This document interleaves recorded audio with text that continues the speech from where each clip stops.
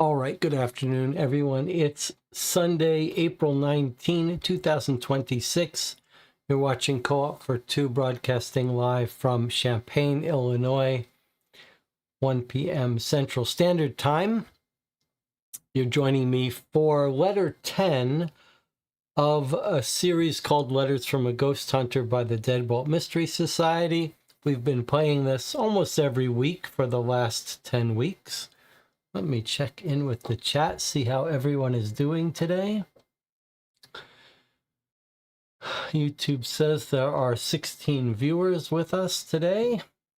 Remember, this won't make any sense unless you've watched the previous 9 episodes. So take that for what it's worth. I've got my Kaiser Cat Cinema shirt from one of the viewers on the channel. A website devoted to an alternate history storytelling thing, which I hope is not a right-wing white nationalist project. I hope it's just a normal alternate history universe story. That could come back to get me at some point. All right. Little bit of bookkeeping before we start today. I have finally started catching up on reviews. I posted one for Unboxed, a board game themed puzzle game that we've been playing over the last, again, 9 or 10 weeks. I finally got a review up of that, and I recorded reviews of Vantage and a couple more games that we've played recently. Those will trickle out over the next weeks. If you are a Patreon supporter, you can watch those early.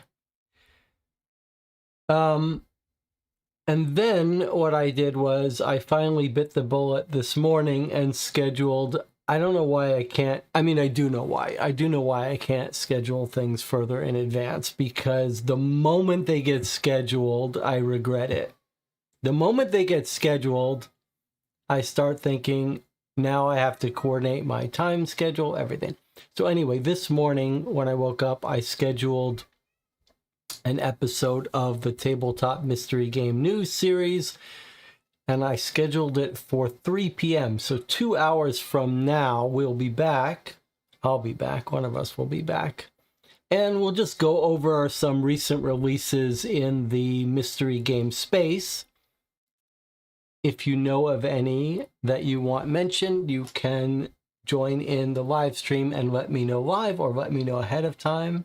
There are a couple of interesting new things that have come out recently that we're going to talk about. Some Kickstarter items and some totally free items. All right, anything else to talk about before we get started here? How are you guys doing? I hope you're all doing well. I hope you're having... Look, life doesn't have to be amazing.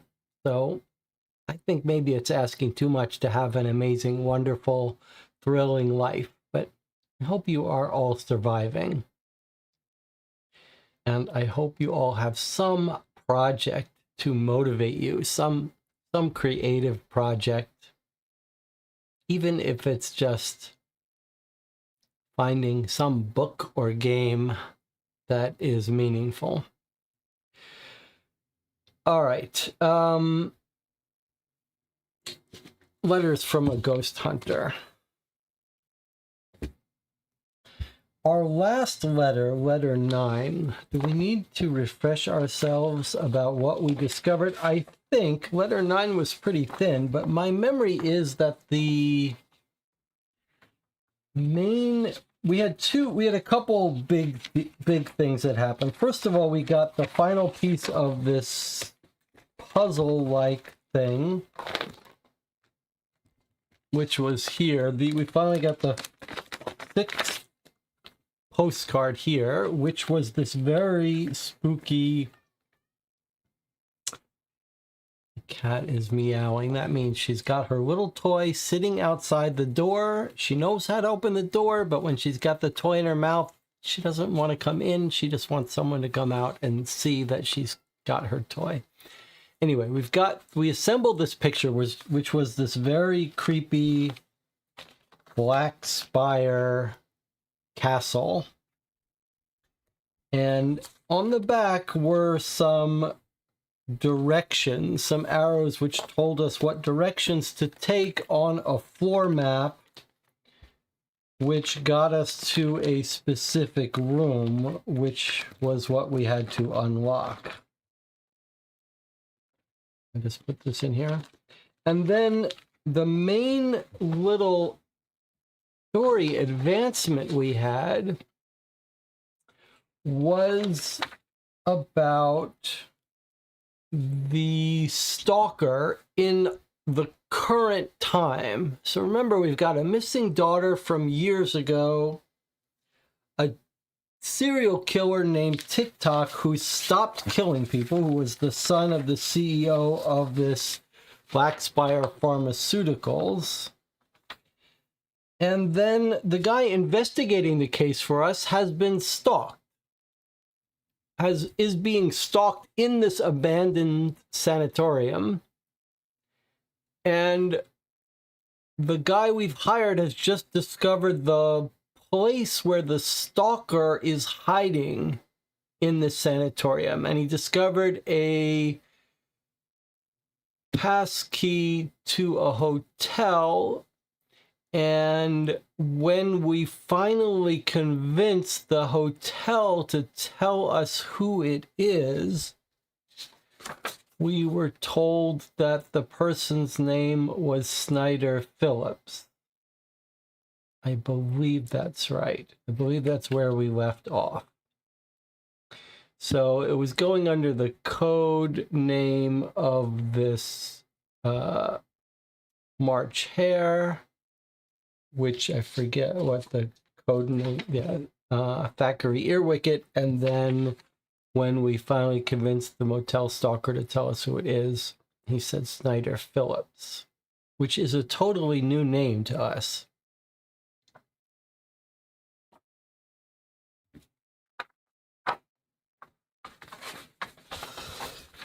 All right, I think that sums up where we left off last week. Let me just scan through last week's letter, make sure I'm not forgetting everything. I mean, we'll do a whole recap eventually of the entire story, but I don't need to do that now.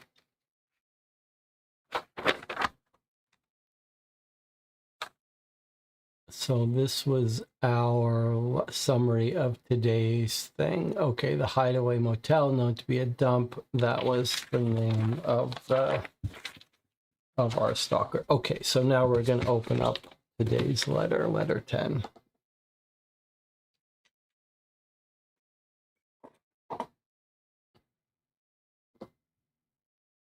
Anna is here. I saw that Anna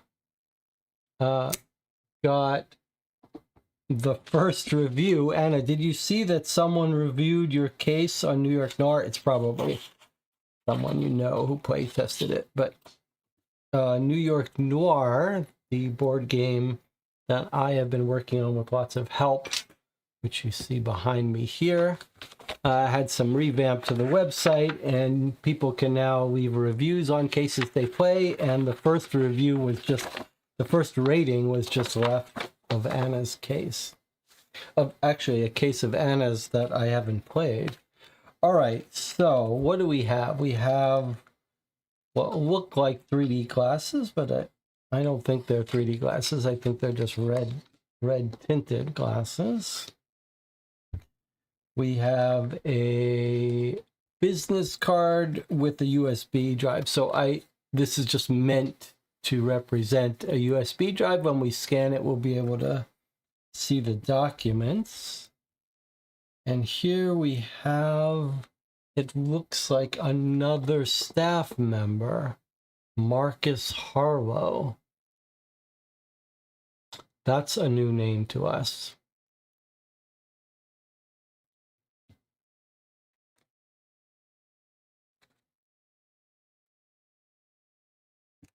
All right. Let's read the introduction letter. Then we've got a couple more sheets.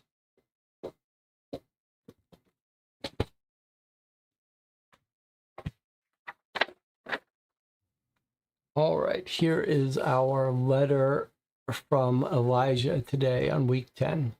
We found the Black Ledger file, and now it's time to see what that bad boy contains. Fingers crossed it contains something important, like the KFC recipe, the formula for original Coca-Cola, the number of licks it takes to get to the Tootsie Roll center of a Tootsie Pop.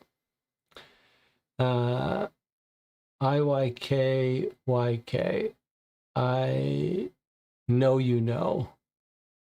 I something know you know. Or maybe the name of TikTok. We've heard about this mythical file for so long now. I was starting to think it was like the urban legend video game Polybius, often discussed and mentioned despite the fact that it never existed in the first place. But we can now confirm the Black Ledger exists. We just need to unlock it now and look it over. I feel a little like Indiana Jones when the Nazis were about to open the Ark of the Covenant in Raiders of the Lost Ark. Should I shield my eyes from whatever is inside this file? Nah, you know I have to see what it contains. The second part of our mission will take us into the basement. That's undoubtedly where Nancy was headed if she keeps her trend of following the path as outlined by the brochure. I don't know where we'll look down there, but I would assume something or someone will tell me. If you know, you know. Then there is the biggest part of our mission this week, setting the trap for my stalker. I know that the stalker is flesh and blood. However, I'm not sure if he or she is in league with something that isn't. I remember what McClinton said in his notes that made it seem like TikTok was possessed by Malachar. So I'm taking precautions to capture both in the event that it requires that. In addition to the notes I found earlier in this investigation, Wilhelm Wick left instructions on how to build a contraption that could work for ghost containment. I think I know a way to construct it in such a way that it could also be used for human entrapment. Here's what I need. Twine to bind the center bundle, salt packets for the boundary line, glass shards from a broken mirror, plated copper wire for the anchor points, ash from the furnace for purification, iron nails taken from old hospital doors, red sealing wax for the ritual marks, chalk for the outer circle, ether oil for the final anointing, and ink for writing the warning sigils. This construes something very specific if done in the right order. Wilhelm was very careful with his methods and his instructions. I'll follow those instructions to the letter. Okay, that sounds like leaning pretty hard on this being some sort of clue. First letter here, TCGPAL. I'm not sure. IECRIAPGST doesn't sound like anything, but look at this. If done in the right order, follow the instructions to the letter. Sure sounds like this might be talking about some code, but okay. It's always suspicious when you've got like an arbitrary list of things. It would be easy for someone to come up with words and letters exactly as they want. I also think I need to try and contact Arlo, our code-breaking ghost, to see if he can help me with the trap. Of all the spirits I've encountered here, he is one that I'm certain is on the side of good. He's a hero, both while alive and now in the afterlife. I'm sure he will lend a hand or a tendril, or whatever it is that ghosts have to lend. Finally, I think it might be time to re-examine all the suspects I've compiled so far and take a closer look at all the facts I've learned about TikTok over the last 9 weeks. We're very close. Okay, so it's hinting to us that we should get our Polaroids out and the rules about narrowing down TikTok and see if we can narrow down one of the suspects that the mother said were trying to kill her, which we assume to be the serial killer, but perhaps not.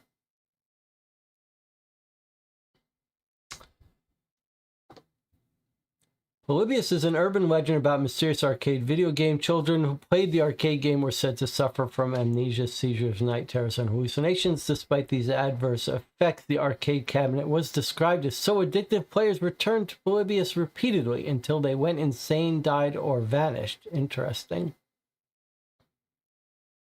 This whole thing about figuring out words from these little abbreviated letters of a sentence reminds me of a story. I don't know if it's in the Atlantic or the New York Times recently about a new bestseller that's supposedly written by someone who can't speak and is using the facilitated writing stuff, which is very controversial and is basically almost certainly the person who's helping the locked-in person or the person who can't speak is basically writing for them, but everyone's just going to pretend that it's the person who's locked in and the person translating for them who's the mother or whatever is actually doing it all. Anyway, it's a very interesting article if you're looking for something sad to read. All right, so remember thoughts about last week, which we should already know, and then this week, which we skip because it's always filled with hints. Okay, thoughts and observations for last week's mailing. Puzzle piece 6. I finally have I have them all on the trout side, black spire on the back. I guess that says front. Boy, this channel is going to be in trouble because my vision is just barely holding up. Questionable even now. So it's only going to be a matter of years before this channel switches to 100% bifocals. So just prepare yourself. Okay. Hansel and Gretel, this was definitely left behind by Nancy. The strange pattern on the back looks like it could be laid over something and traced. Maybe the grid on the back of the veil would note. Again, we've solved all of these. These backs of these letters are always half that we've already done by the time we get to the new letter, and the other half hints that we don't want. So it's kind of like we don't need to read these backs. But okay, crossword again. This has to be a Nancy creation. I'll say this. If I ever find her and she doesn't have a career in private investigation at a professional of professional ghost hunting, I think I'll suggest that she look into game creation and design. She seems to have a knack for that.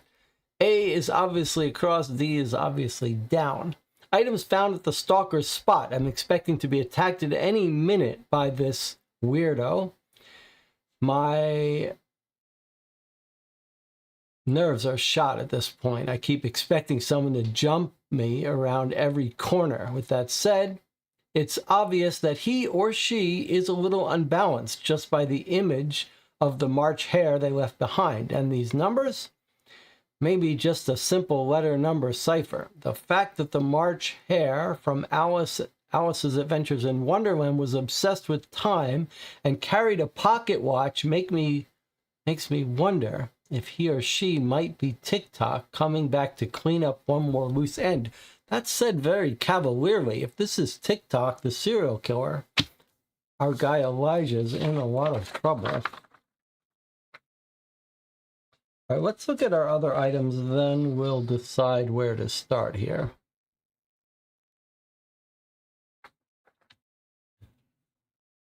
Here's a letter from Valewood Sanatorium. Restoring order to troubled minds since 1898. Care, discipline, and renewal. When you find this safe, here's what you need to get into it. The number of Tick-Tock victims, the year of the mortician's death, the number that represents where the shadow people dwell, numbers corresponding to the car wreck time, Hernandez badge number, number of people mentioned on the Deadpool document, the number patient 164 hid in his report. When you have all of these, add them up and use them to open the safe. Okay, so a little bit of a go through all of the evidence from the previous letters to get these numbers. So a little bit of work it's giving us just to make us go through the other documents. I don't know how I feel about that. Doesn't seem like a great idea, but I guess if you're trying to make a longer experience, maybe it's okay. Okay, another single-sided document. This is a transcript of a new Arlo hunt. That's our spirit he was talking about, the cryptographer spirit box session. Arlo Hunt, are you with me? Here, no other options. Even in the afterlife, you seem to have a sense of humor. Would you be willing to help me again? Yes. Okay, great, thank you. Do you know who's stalking me? Yes. Can you tell me his or her name? They have many.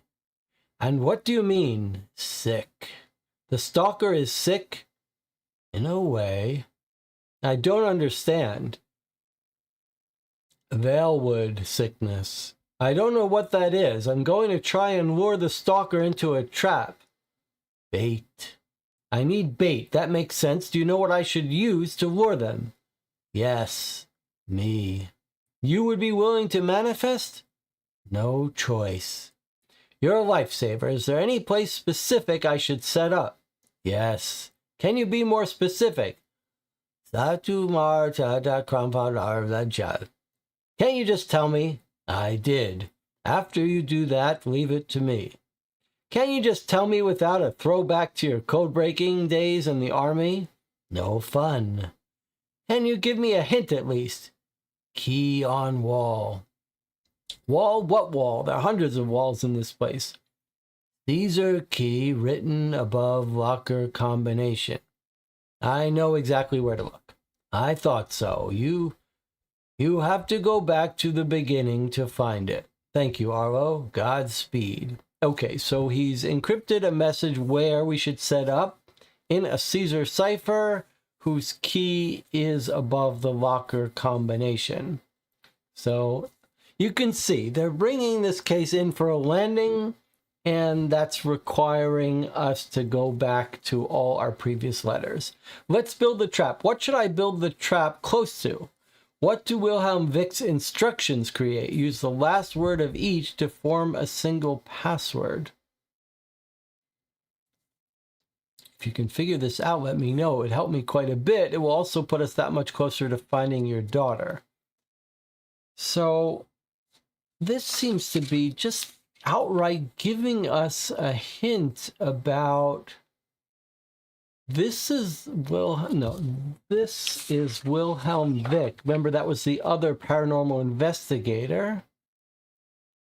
And when we read this, we said this is very suspicious. Done in the right order, instructions to the letter. And then here, this seems to be giving us a big hint about that. What do Wilhelm Wick's instructions create? Use the last word of each to form a single letter. So it seems to be unnecessarily hinting us about this. The last word of each: signals, anointing, circle, marks, doors, purification, points, mirror, line, bundle. SACMD, PPMLB. Doesn't quite seem right enough, so maybe we needed that hint. All right, so we're going to need to go back to the first letter to decipher this and then figure out this to get into that. The USB key to the Black Spire folder, which we've been waiting for a while. We have the password for this written down somewhere in our notes. And then we know how to solve this by digging out this information from past letters. And then we also have this. What is this? Ritual trap sequence. Ritual trap sequence. What is this from? I mean, who is giving us this? Begin where no spirit may step without initiation. What holds the line to this earth follows the thing that denies entry. Only after the current is tamed may this old bits of building be set in place before any warning can be read in. Its wound must be closed and read. The voice of the ritual comes only after the seal is made. Once the words exist, something must gather them to the heart. The heart secured, the wider mouth may be traced around it. What was left by fire must come after the circle, but before the thing that remembers faces. The trap should look into itself only near the very end. Last comes what makes the whole design without making a sound. So a little bit of a riddle, but is this the same thing? This is Wilhelm Wick's instructions on how to build a contraption. I guess these two go together, right? This is his instructions. And this is the stuff he needs for the instructions. Let me just see. 1, 2, 3, 4, 5, 6, 7, 8, 9, 10. 1, 2, 3, 4, 5, 6, 7, 8, 9, 10. Okay, so we see what we've got here, right? We've got a way to get an order of letters. That is the classic little puzzle where we've got 10 items, 10 items. One of them is going to tell us the order of the other. And when we arrange them in an order, we will get a password. So these go together. So it seems like it's saying begin. So this is going to be the first letter. And last, this is going to be the last letter. And then these are going to be more ambiguous ordering information, right? What was left comes after the circle. So we have to figure out the order of these. And begin where no spirit may step without invitation. That's going to be one of these. So probably a boundary line is going to be here. And then we also have to combine that with the clue here about the last word of each. So probably the last words of each of these. We're probably just going to use that letter. So if salt packets for the boundary line is the first entry, maybe we just use the word line and probably just the last letter from that. All right, so we've got one puzzle. We know basically how to attack. A second puzzle, which is a Caesar cipher that requires us to go back through the documents and find this one document. This, which requires us to go back through all of our documents.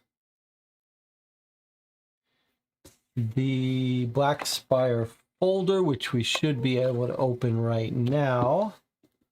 This ID card, which seems to be just telling us about one more person that could be a person of interest. We've got a name, an ID, and an employee number. And then we've got this, which we don't know what to use it for. It would presumably be some item with red picture that's obscuring something. We do have red here, but I don't think it's enough to obscure anything. All right, where do we want to start? I guess we should start with this Black Spire folder, since we have no idea how much information is in here, and because this is a folder we've been trying to get our hands on for quite some time. So let us find our note about opening the Black Spire folder. It's right here. The Black Ledger file was the password, and the number 6 is what we were told. And so elsewhere we wrote the password for the Black Ledger.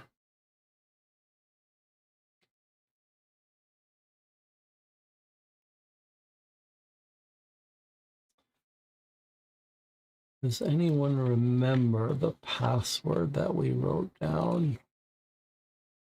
Maybe I should keep these in order.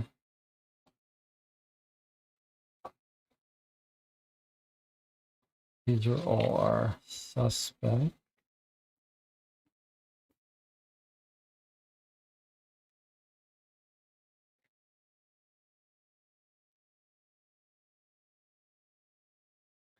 Killer has one name. Some of these documents, some of these notes we really don't need, do we?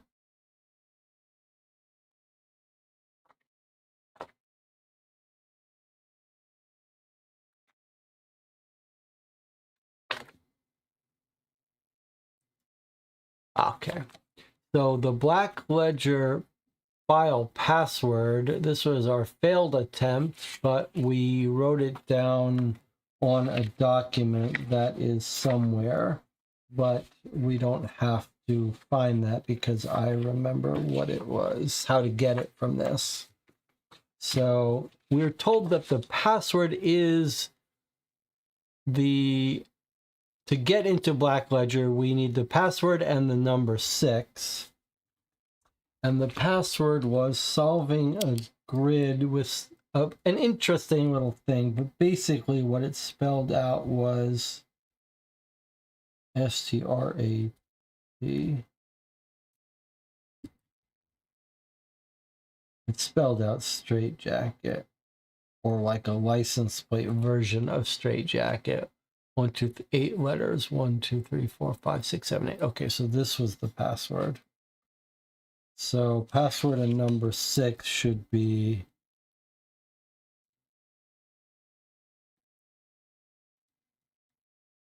like this. All right, let's see if we can't get into our folder.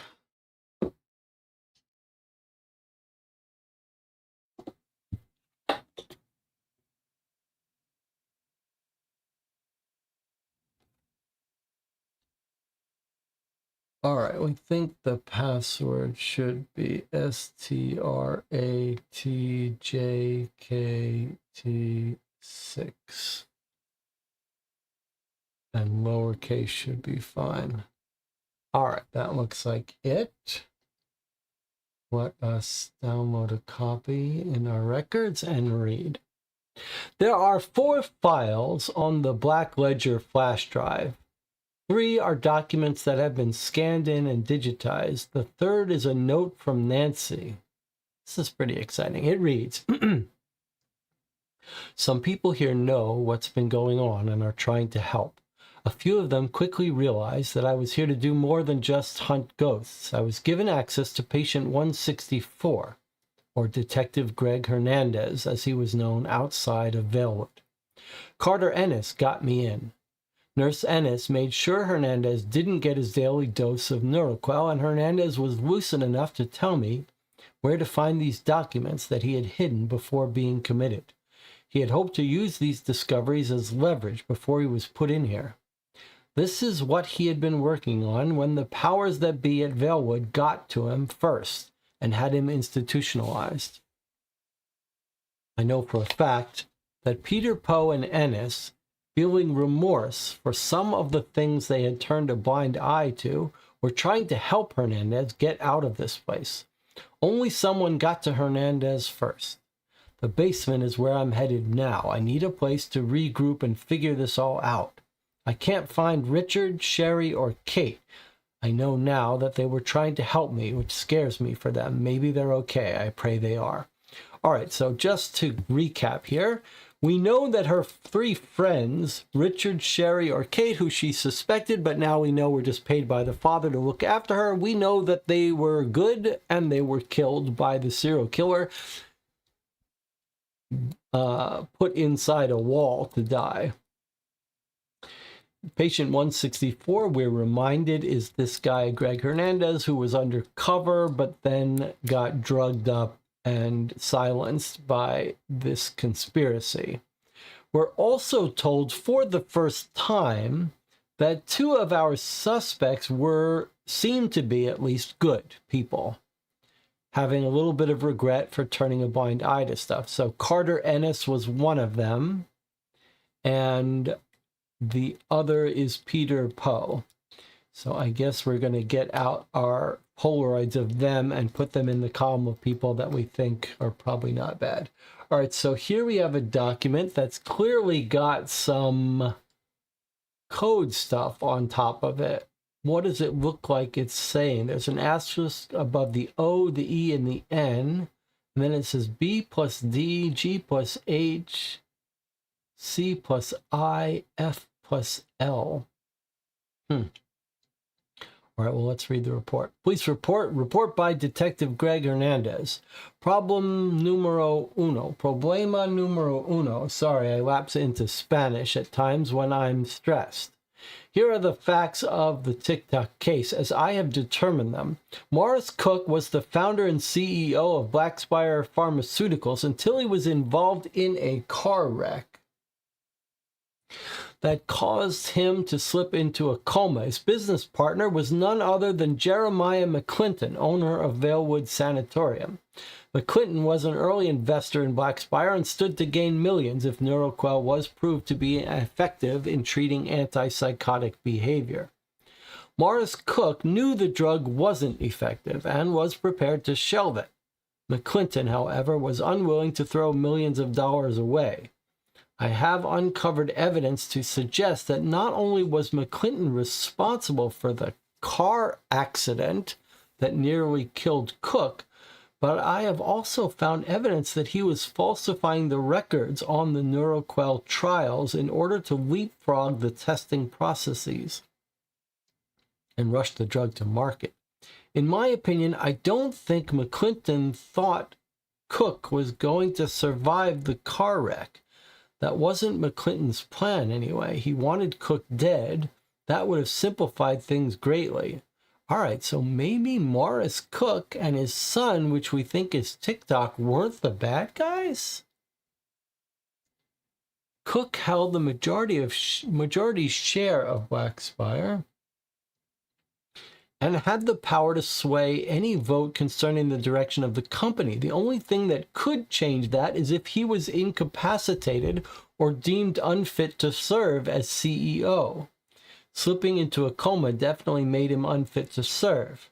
Now, lest it seem like I'm painting Cook to be a victim in all this, he was far from it. Not only were Cook and McClinton business partners and friends, they were also practitioners in the occult who used black magic as the framework for the company they built.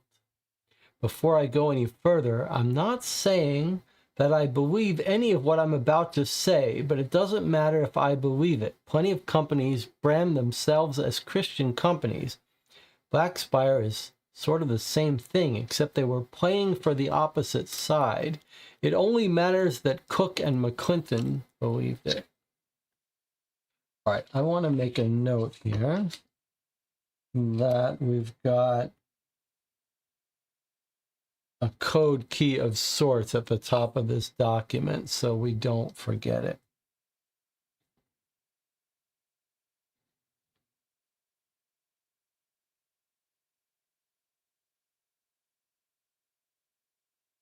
All right, let's see what else we've got.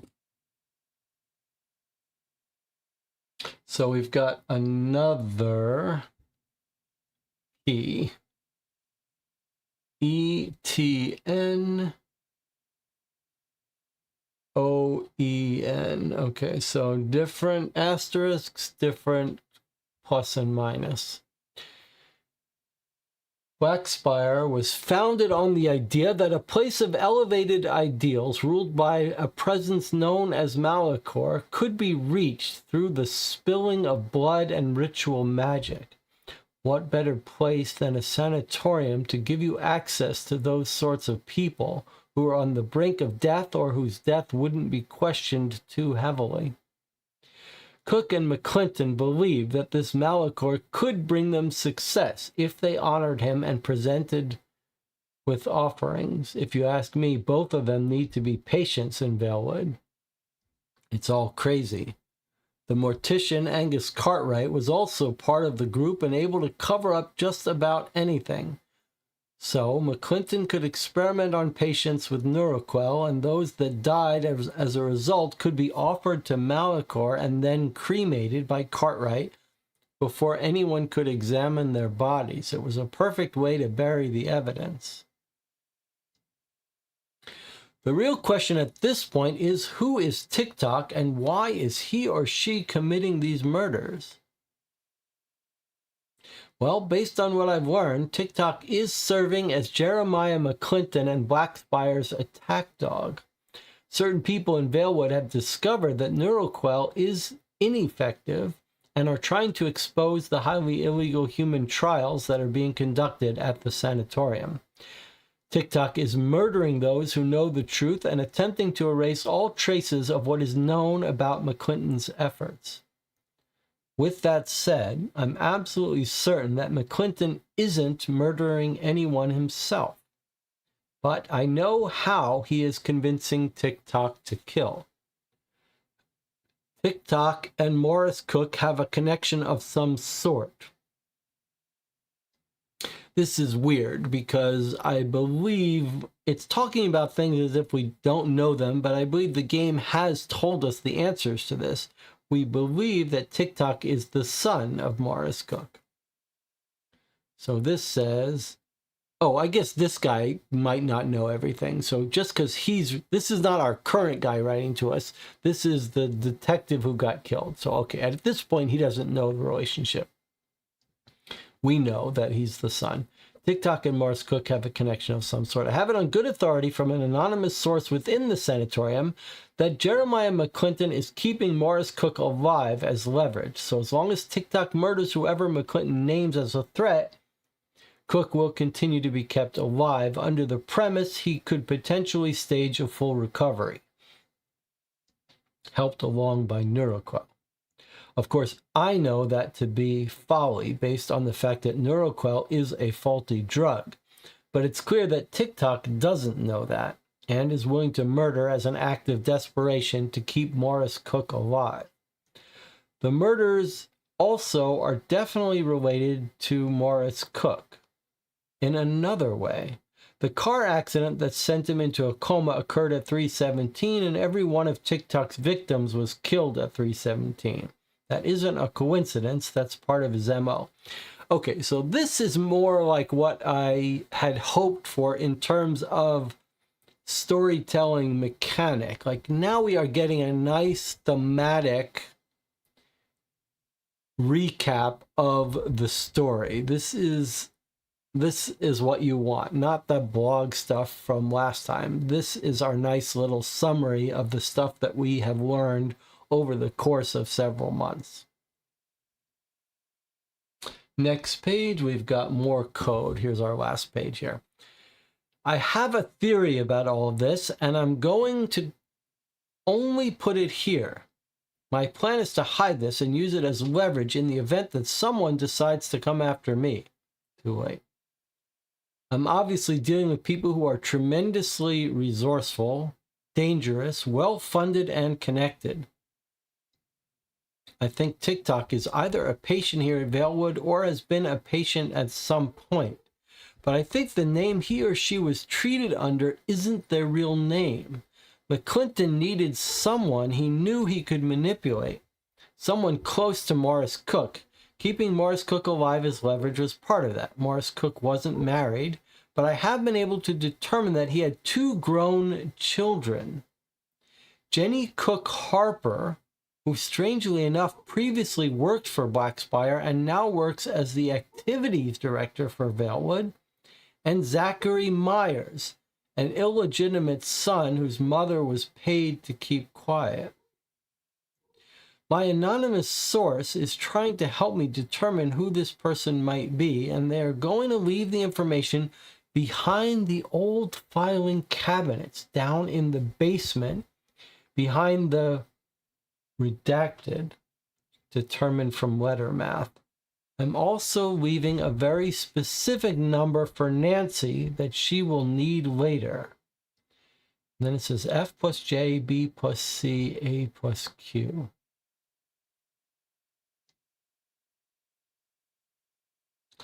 All right, so this, we've got a lot of information in this file. First of all, it seems like he's setting up the story of these other puzzles, right? Because he's saying the letter math, which is, he's talking about this letter, and the location, he's talking about the answer to this puzzle. Where did I, and so on. I'm also leaving a specific number for Nancy that she will need later. That sounds like the code that's in this document. So everything is all related to building the trap in the basement behind some object. So I guess he's talking about, let's say, what should I build the trap close to? What does his password create? When you find the safe. So the safe is hidden behind something.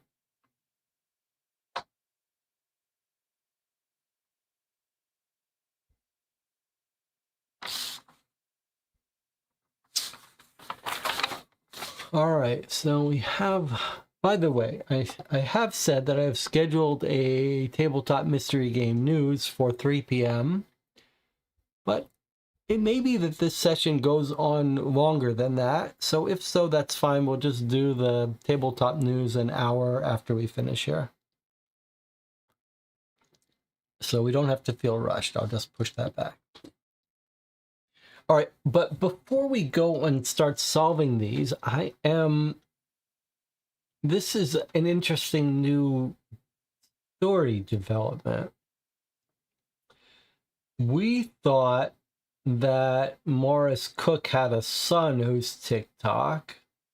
I mean, in the real world of serial killers in real life, it's going to be a man. But here, statistically, but here it looks like it's telling us we have two possible children. That maybe it wasn't a son, but Morris Cook is the father. It could be a son or a daughter. And he says two grown children, Jenny Cook Harper or Zachary Myers. Is there any chance that it's our mother? Remember, Nancy's mother was a patient here. And she said, someone is trying to kill me. And we've been thinking that that's TikTok. But is it possible that the mother is TikTok and she's talking about someone else trying to kill her? That would be interesting. All right, well, while we're here, let's look at this code for a second. Let's brainstorm this, not try to solve it. Remember, let's just brainstorm. So we've got 3 tranches of information that probably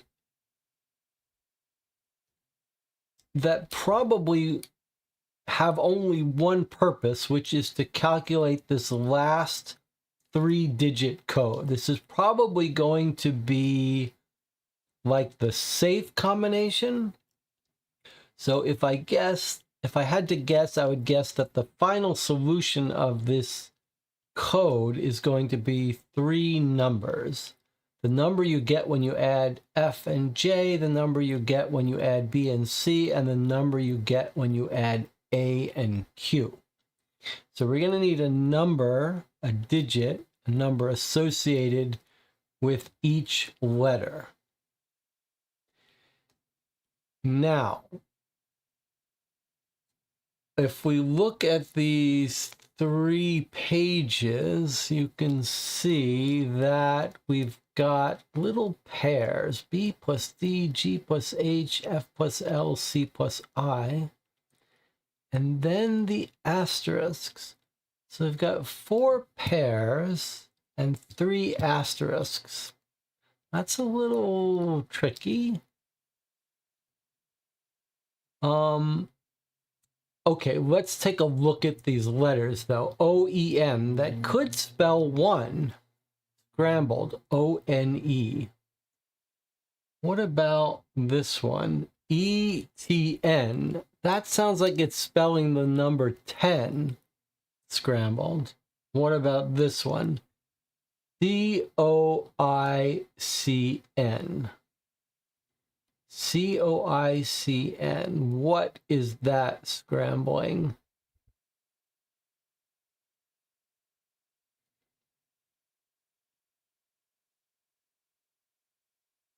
It could also be Spanish, but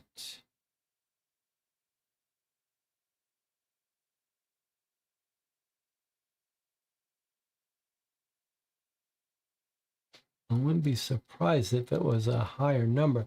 That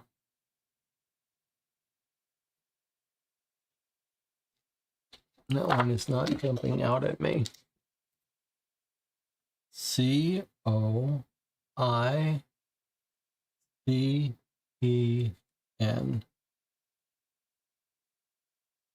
Surely it is going to be a number.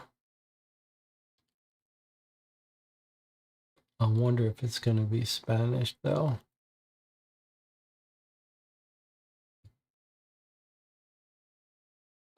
It's not cinco, since we have an E. 1, 2, 3, 4, 5, 6, 7, 9, 8, 9, dice. That's a D.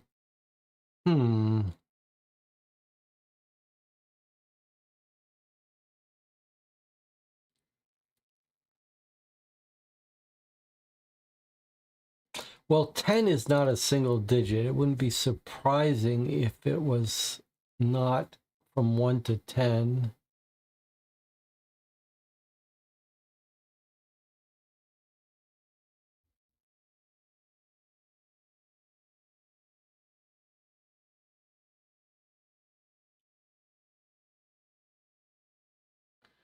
We might have to search for Spanish.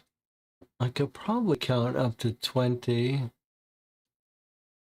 It's not jumping out though. The E isn't marked, is that right? Do I have it wrong? Okay, so the E isn't marked. DOIC, no E.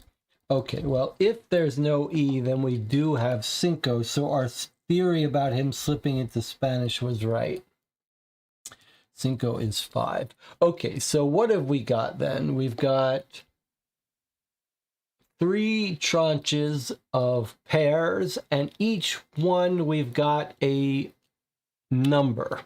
So I think what we've got here is a little algebra problem, and it's basically saying that B plus D equals 1, and C plus I equals 1, and G plus H equals 1, and F plus L equals 1. And then our second tranche is going to be R equals 10. So I think we've got V minus U equals 10. K plus L. Well, maybe I should do these in the same order. Down and then up. B plus H equals 10. K plus L equals 10. U minus P equals 10. And then our next set are our 5s. So E plus G equals 5. B plus J equals 5. G plus I equals 5. And S minus R equals 5. All right. Now, is that enough to solve this?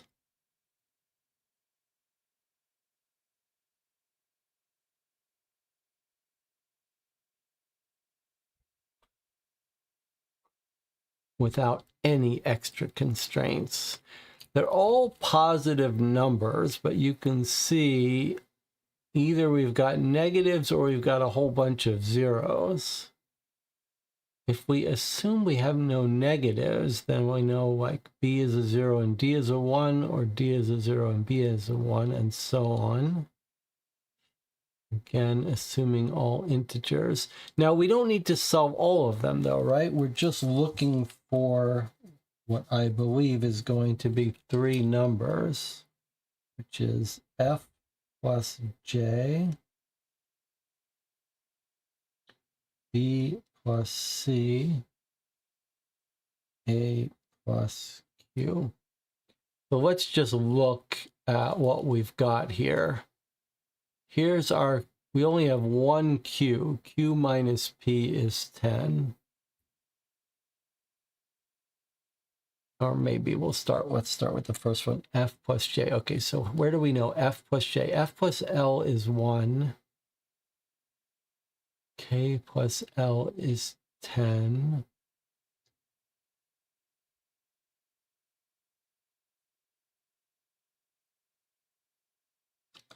B plus J. Where is our others? So we've got one mention of F and that's it. Well, you know how to do algebra, right? It's been a while since I did it, but what we can do is we could start rewriting this. Like, let's just experiment a little bit. F plus J, that's what we want to figure out. What is it? We can write F as 1 minus L. And what about J? Where is our J information? Plus, J can be written as 5 minus B.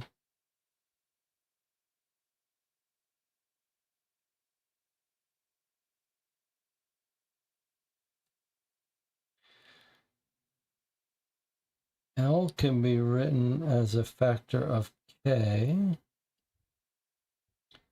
B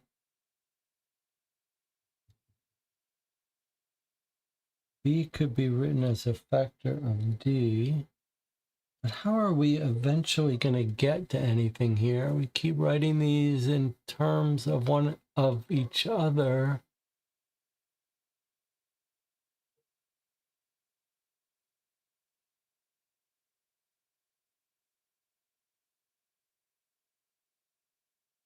I'm not sure how that helps us.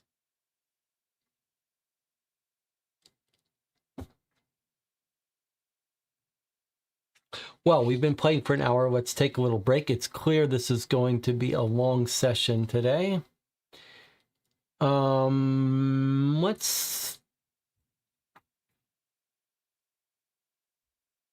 So before we take a break, let's just sit and think for a second. So we've got a fairly standard looking algebra set of simultaneous equations, but what we don't, I don't believe this is enough information just on the face of it to get us unique numbers here. But we may be able to bring in some other constraints. First of all, we could use this to ask, is there a pattern to the numbering? For example, is it like A is -5, B is -4, and so on? Can we assume constraints like these are all integers and all 0 or higher? That would help us out quite a bit. That might give us a unique thing. If we said every letter is 0 or higher and an integer, that would help us out. It would also, another constraint might be saying that every letter is unique. If we said every letter is unique, then we've got a problem here. Then we have to have negatives. So it's either that we've got duplicates, or somewhere else we've got another clue about like one of these. It might even be that if someone gave us like 1 or 2 letters, like if they said A is 10, that might be enough to rewrite most things in terms of A. Like you could see, you could write G in terms of H and then H in terms of D. Well, then you're stuck. A D in terms of B, B in terms of J. So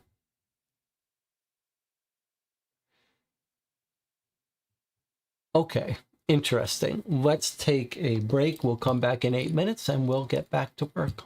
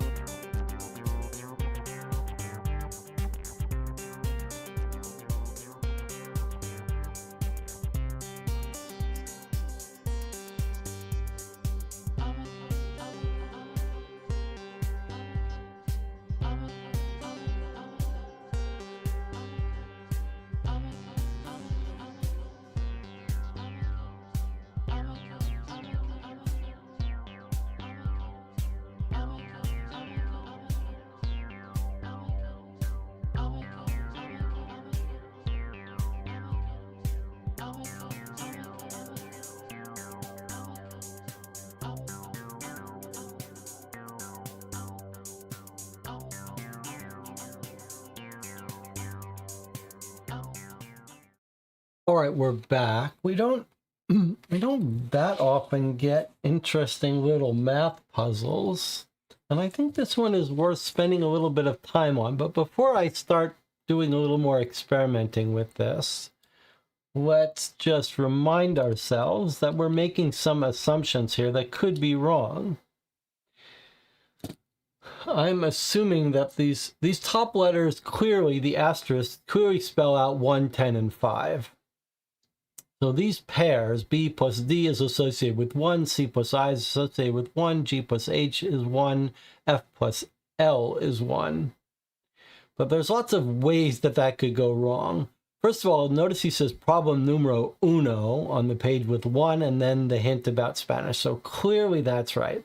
But that 1 might not be the number 1. That could be like the first of the numbers spelled out elsewhere. And then even if we assume that that's a 1, so here's our 4 pairs that add up, that we think add up to 1, 4 pairs that we think add up to 10, 4 pairs that we think might add up to 5. And then there's lots of possibilities for fractions and negative numbers, but the easiest way to, and then there may be other information on other clues or embedded in the text, which gives us a value of something. Like, it wouldn't be surprising if rereading this, he said something like, you know, the M was a 13, the M was a 3, and the O was a 13, for example. And that would unlock everything. But I'm going to experiment with a different constraint. We should look through this again for looking for another number. But there is something odd about this 1-10-5 thing. And I think it might be worthwhile looking at the constraints that everything is a positive integer. So just as an example, if we said that either B is a 0 and D is a 1, or B is a 1 and D is a 0, and then we said, like, there's our C and our I, G, H. Not really what I want to do here. Here's what I want to do. I want to say, like, these are fairly tough constraints. And so if I just look at the B and the D for a second, and then I ask myself, if B is a 0, D is a 1, and if that's true, then H has to be a 9 because D plus H is 10. Whereas if it's this way, the H has to be a 10. So we can constrain H very tightly if these are the only two values of D. The same thing can be done for this J over here. The J, B plus J is 5. So if B is 0, then the J has to be a 5. And if B is 1, then the J has to be a 4, if these are constrained to positive integers. Is that all we can do? There's just one use of the D and one use of the B. But now we have pair. Every number can only be one of two things. All right, so let's put this aside for a second and now look at our CI. Same thing. It's either, if they're positive integers, they're like this. And now what do we know about this? Nothing. C and I have no use here. But we do have an I constraint here on the G, assuming that I've gotten that right. G plus I is 5. Yeah, okay. So if we're right about these being constrained to 0s and 1s, and G plus I is 5, then this either, G is either a 5 or a 4.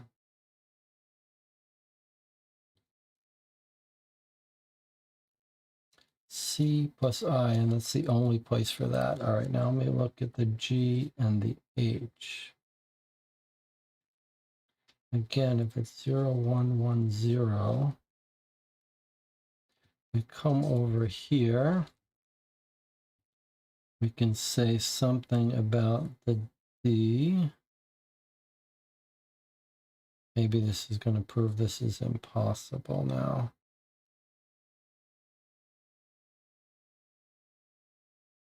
So D plus H is 10. So if H is 1, then the D is 9. H is 0, then the D is 10, unless I've transcribed any of these wrong. And now we've got a clear contradiction, right? Because here we said D is 1 or 0, and here we said D is 9 or 10. So we've got a problem already. All right, so if nothing else, unless I've transcribed these letters wrong, then there's a flaw in the assumption that these are zeros or 1. Let me just make sure I've got these right. Then we can see that. So I've got G and H, G plus H, those are the right letters there in the first tranche. And then our contradiction comes with our 10s, D and H.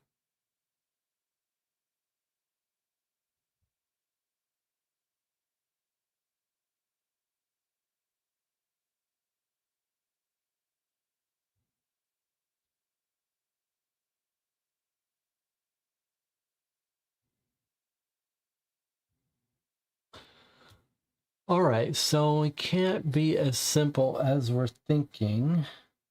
However, is it possible that...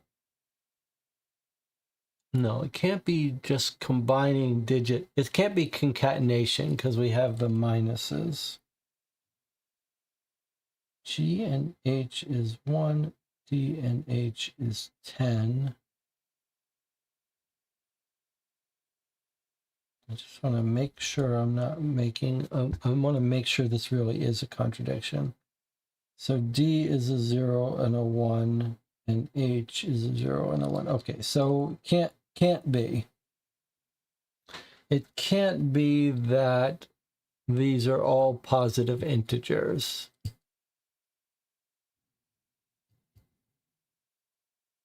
And once we allow them to be negative, we've got a much wider range of possibilities. But do we have enough here to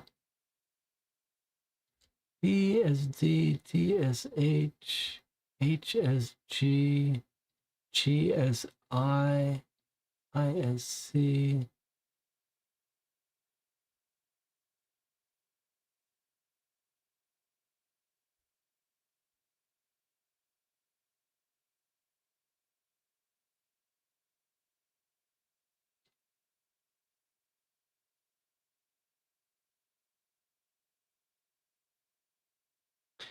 We do have enough to just solve this. Let's just pick one letter that's in our final. Okay, let me just see something.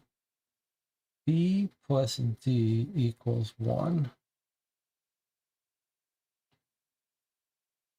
So B equals 1 minus D. And then we're going to rewrite the D. B equals 1 minus 10 minus H. That's our D. And then we can rewrite the H as B equals 1 minus 10 minus 1 minus G. B equals 1 minus 10 minus 1 minus, and then we rewrite the G in terms of I. This would be kind of unusual for this game to be... Hold on a second. What do I have? B plus G. We do have some unusual repeats, don't we?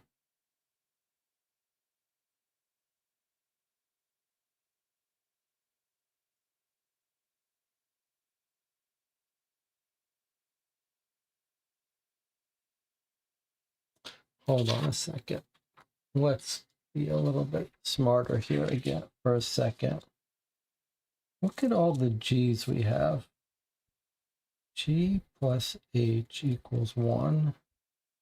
Then we have an E plus G equals 5. And then G plus I equals 5.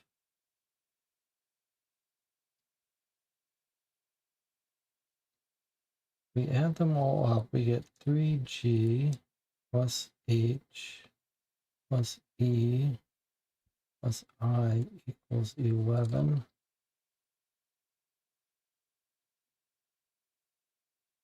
But if they can be negative numbers, that doesn't feel enough.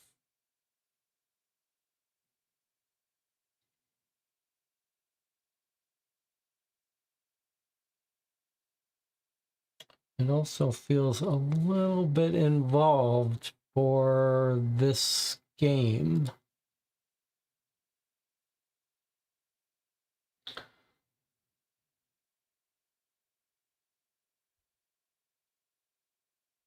Okay, let's try a different way to go then. Let's look for... You could see how if we were given one letter, the rest could unpack. So let's see if we can't find a letter.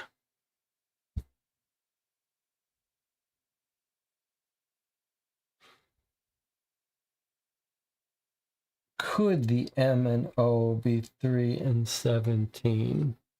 Let's read through this again. We're looking for some assignment here, one or more assignments of numbers to letters. Lapse into Spanish, TikTok case.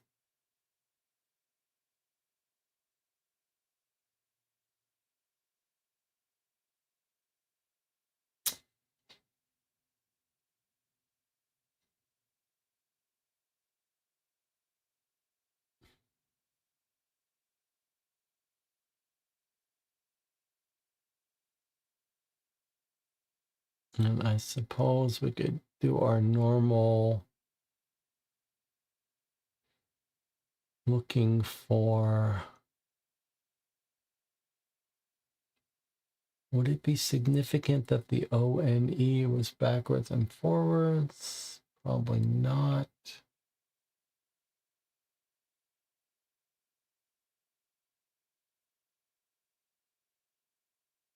I wonder if that's 317MO. Would that make any sense? The problem is we're not given any M's or O's, so that's not really going to help us.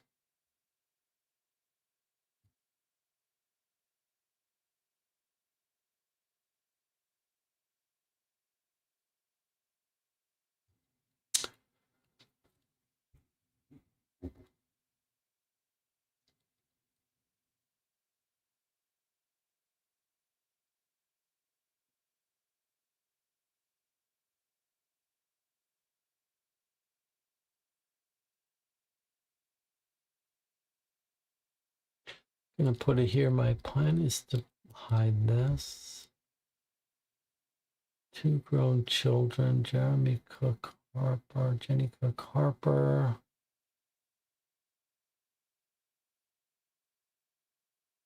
Also leaving a specific number for Nancy. She will need a letter.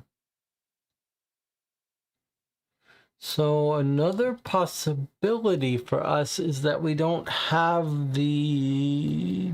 some detail that we need for later. Like don't have a letter yet. Almost feels like we should be able to solve this now, but I wonder if we shouldn't use our normal approach of being not working on something when it's not clear if we have everything.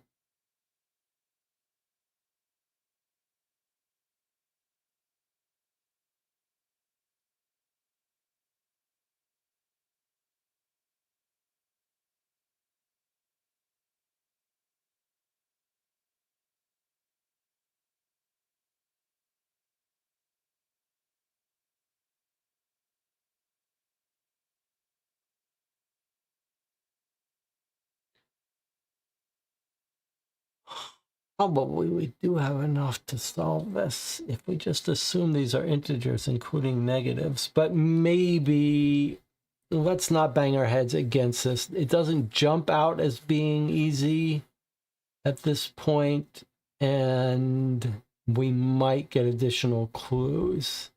All right, so we're going to put this aside for now.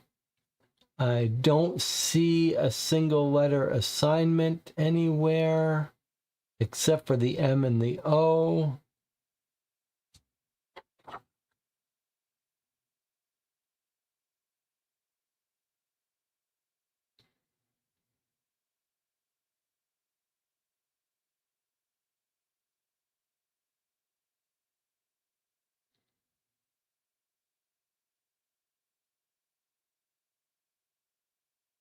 All right, let's put that aside. Let's work on something else until that comes to, so we can figure that out. And what do you think this is all about?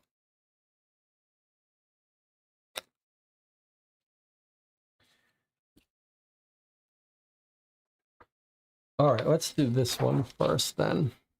No help from the chat.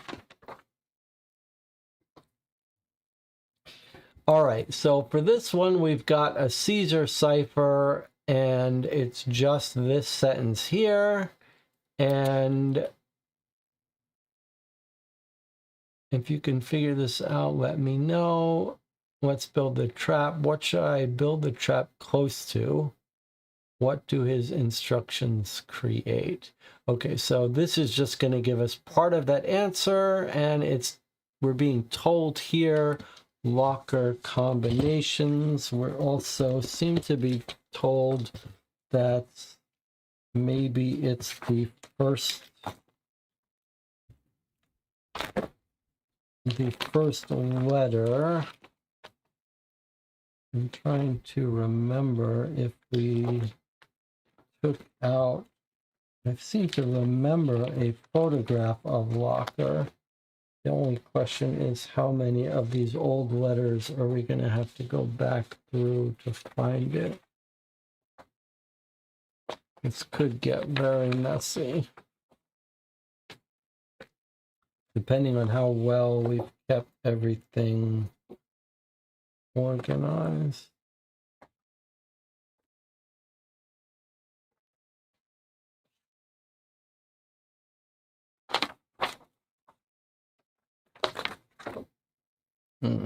That's unfortunate.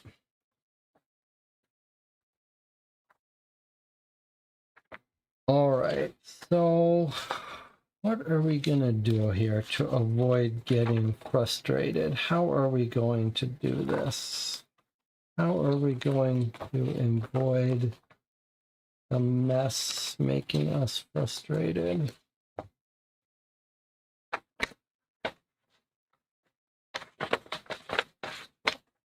We're going to do it this way. We're going to have to be more careful about keeping organized space. I would love some help from the chat, but it doesn't look like I'm going to get much. So the other way to avoid getting frustrated by spending an hour looking for stuff is to not worry about spending an hour. So we may be here for 6 more hours. Today's session may take us 6 hours. We may not get to the tabletop news. And that's the only way to avoid getting angry. All right, so what are we looking for? We are looking for the Caesar key written above the locker combination. And it says go back to the beginning. It seems to me we should probably be looking for a photo. If I could remember back months ago to seeing a locker combination on a photo. Going back to the beginning, but it could be written out in a letter because I don't really remember. And it could also be extracted into one of our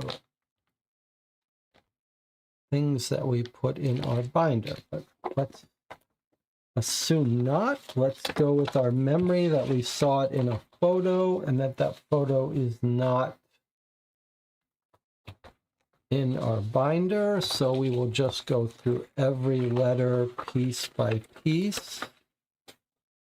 I suppose we're also going to need to do the exact same process looking for these things. So while we're looking for that,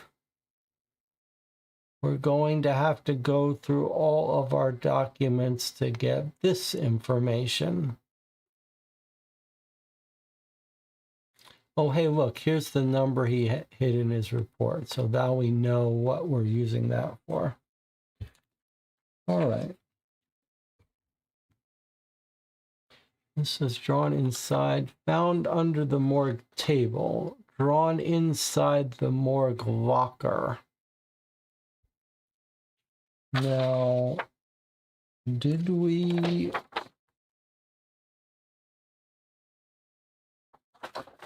I have a good idea. Was this a Caesar cipher that we already solved, but we obviously would not have kept the Caesar cipher code we used for that? I think maybe one way to avoid spending 6 hours and being super frustrated is to read the hints here. All right, Peter Poe told us how to obtain the password. All right, we already know that. Ritual trap. These are instructions on how to create a trap. I'm going to use it to catch my stalker. The name badge. I don't really want the clue to that. Red glass lenses. When I was looking through the other things that he left behind, I found these in his notes. He said that they were quite useful in seeing ethereal writings of ghosts, if only you knew where to look. Nancy note. I feel like I followed the same path as Nancy throughout this ordeal, but what happened to her based on a thorough investigation in the basement, I don't think the safe she mentions is down here, so I may not be able to use this just yet. He knows what to do to lure the stalker. Okay. Doesn't help at all.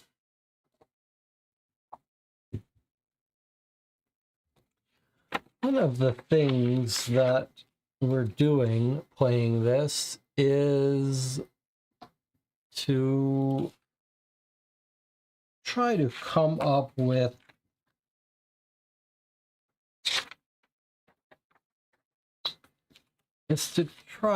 talk about what works and doesn't work after the end of 12 weeks. And I think we are seeing some of the things that don't work. But boy, you could see this really depends on your approach to this. Maybe the idea of spending 6 hours going through these documents from the past, I could see how this would be fun. Like you could get your kitchen table, you would spread these out, multiple of you would go searching for these.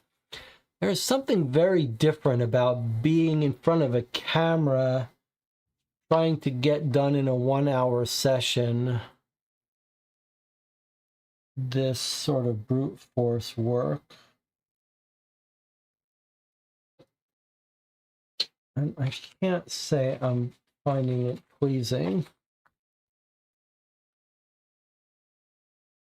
Number of people mentioned on the Deadpool document. So I guess we're meant to add up these numbers.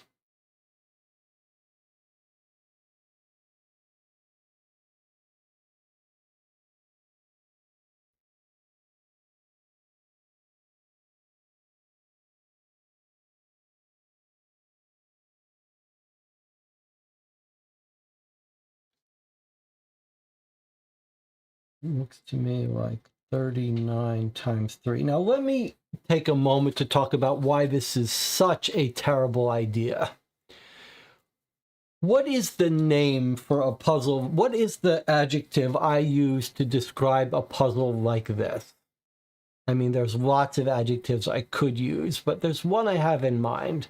So here's what it's saying to do. Calculate these numbers, add them up, and put them into as a password to the PDF. Now, why is this a horrible idea?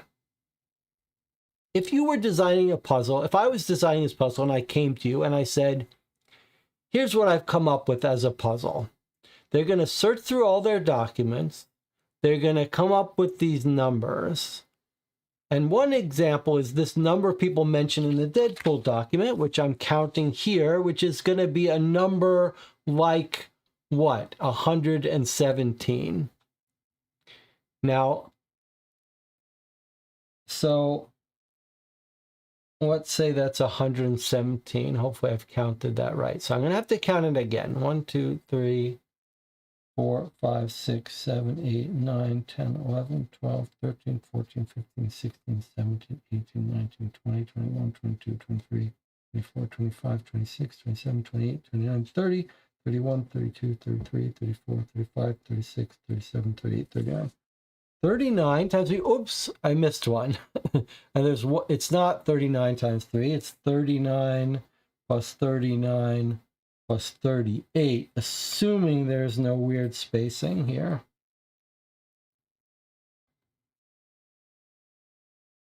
So 116, not 1179. Now why? Okay, so now what adjective would I use? Why would I send the person who came up with this puzzle back to the drawing board? What adjective would I use? Okay, Groot says it's busy work. Well, it is busy work, but that's not a fatal flaw. But what is a fatal flaw? What is the one thing I harp on over and over and over about designing puzzles? The word is fragile. You do not make up. That's right. Sarah Clark says, it's annoying because if you get one number wrong, it will take you ages to figure out what it is. This is exactly what you do not do. You do not make a puzzle that requires someone to count 8 different numbers where if they get a single digit of a single number wrong, all you say is wrong. You have no idea where the mistake is. And then you have to go back and do it all over again. And God forbid you make a counting error with one of these numbers, or you do the wrong thing with one of these numbers, and then all of a sudden it breaks and you have no idea what has broken. You have no idea where you have gone wrong. That is just a terrible, terrible design for a puzzle. Now, there are ways to get around it,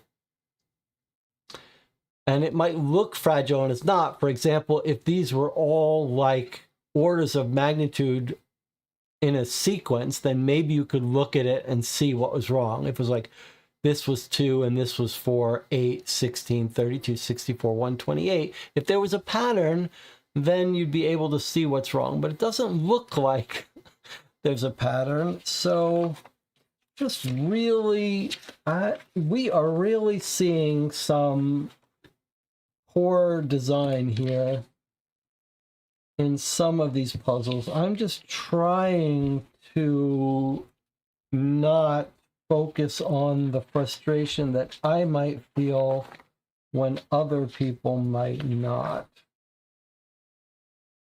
And the 1 hour versus 6 hour, I can see some people might not. Okay, so this is talking about a Locker and a Caesar cipher. The problem is, surely, we are not going to be required to refigure out how we solve this.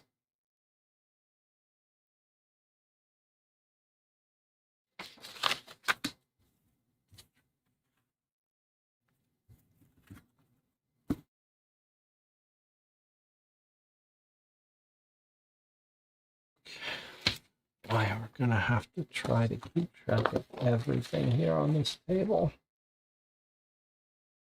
That was letter 3. This is from letter 2.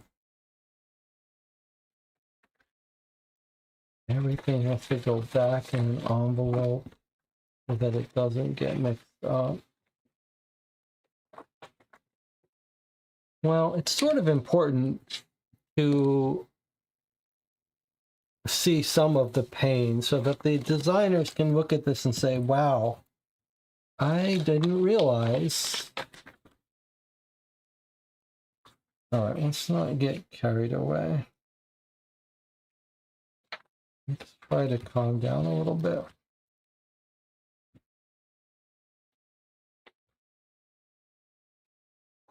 Suppose we could write these out so that we know which ones we still have to find.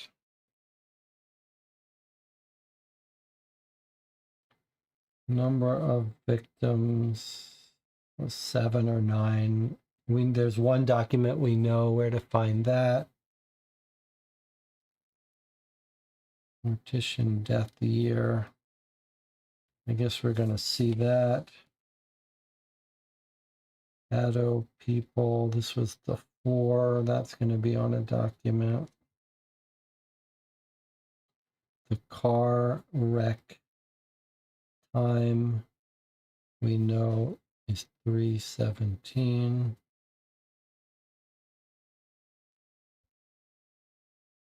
Hernandez badge. I guess we're going to be reminded of that with a document. Our dead pool count we said was 116. And then the patient 164, which is Hernandez. Last letter. That's letter number 10. So because of the likelihood that something fragile is going to break, it might make sense to write down as you find it what letter it came in. All right, I'm going to try desperately not to mix up what was in each letter. This was letter 4.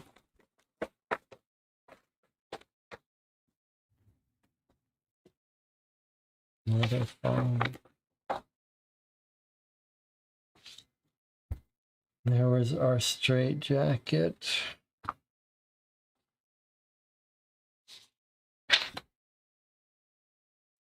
Peter Poe was our cook.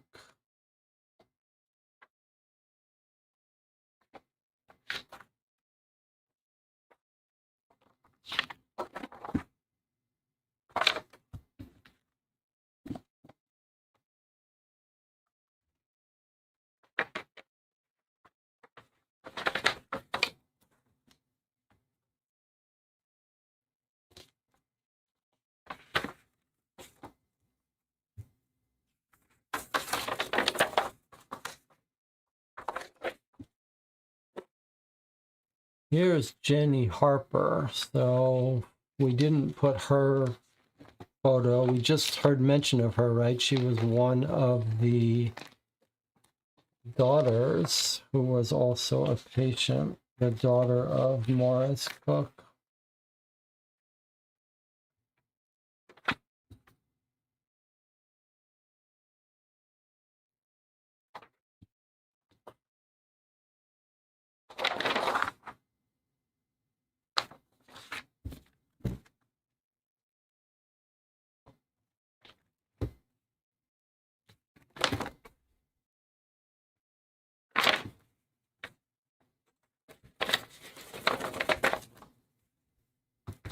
I can feel it's all gonna explode.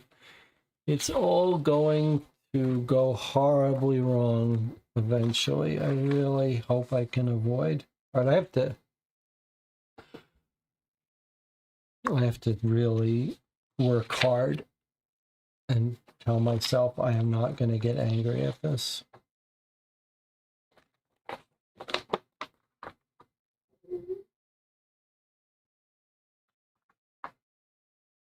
Okay, the shadow figures are on the eighth floor. I believe that's 8, which is from letter number 7.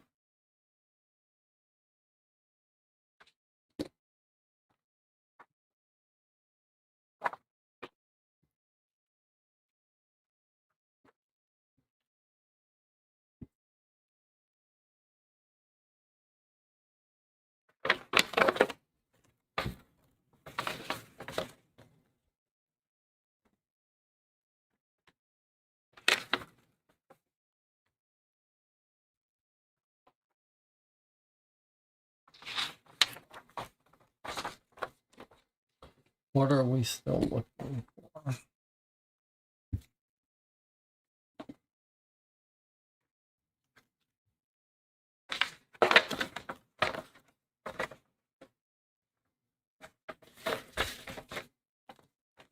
Letter 8.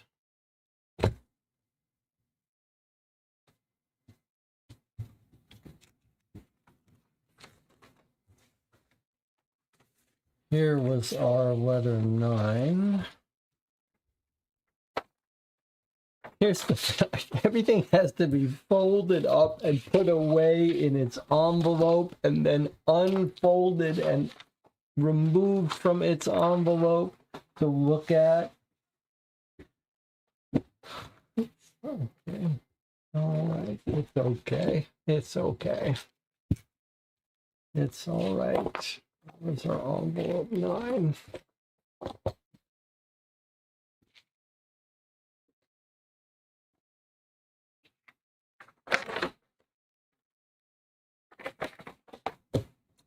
All the anger just gets saved up and then gets to come out in the review.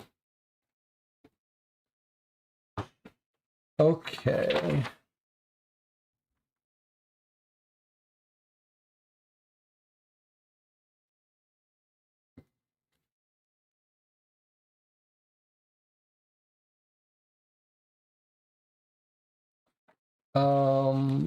Was it a Caesar cipher? I see now he mentions.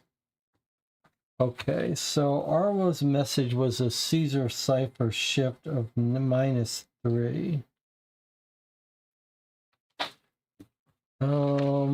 That is not, well, it might be on a locker, but I don't see any locker photo, but maybe it's the same shift as before. Let's see.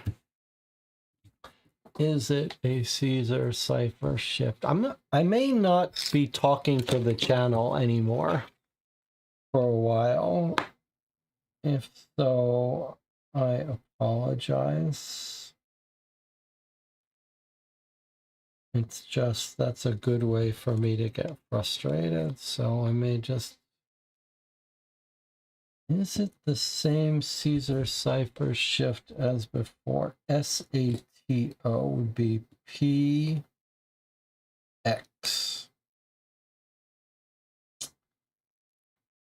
Oh, maybe like that. -3.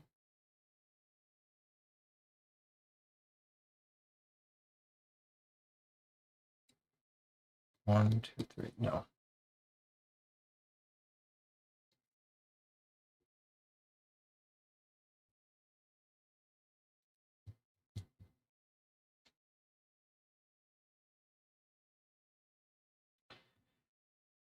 Well, we could figure this out without having to find it in the...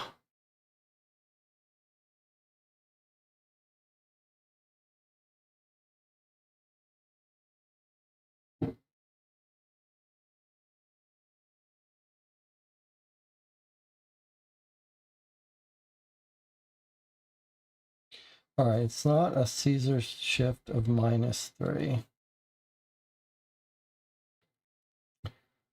The Caesar key written above the locker combination.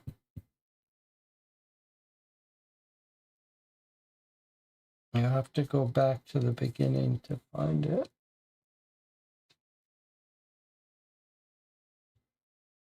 I mean, we could just try to solve it by thinking through what the Caesar cipher would be.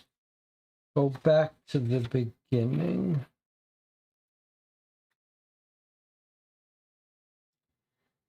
Gave us a message. We figured out that it was a Caesar cipher shift of 3, but it wasn't due to a key written on a locker combination.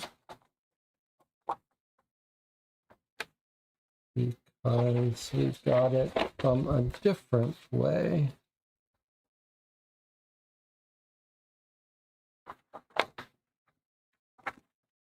And it's not a 3.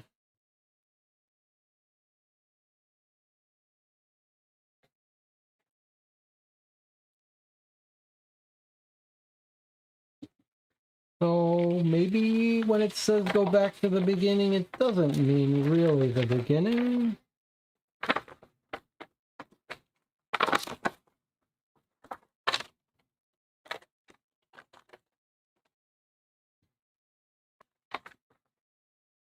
Maybe it means almost the beginning.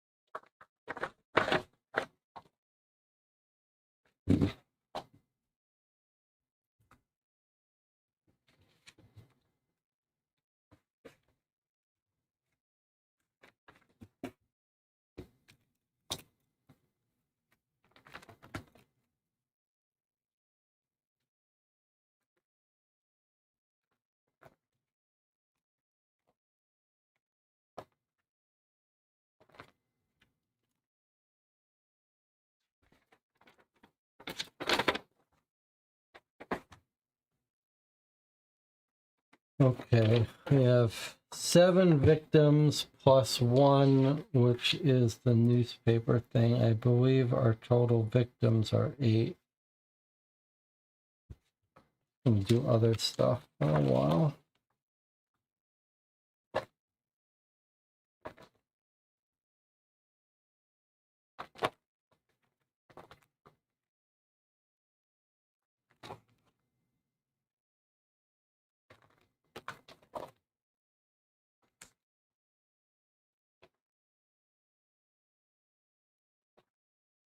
That's it, huh?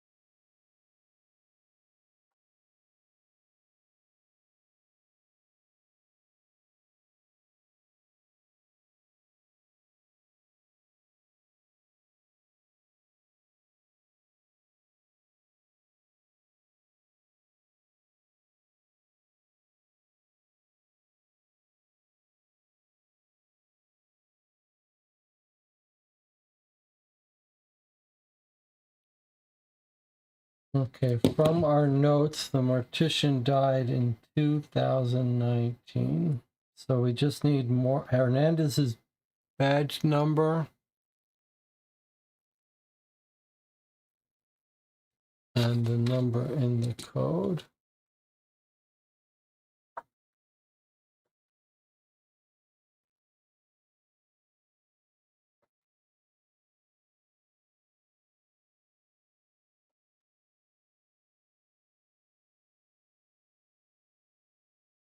Looking through our note here.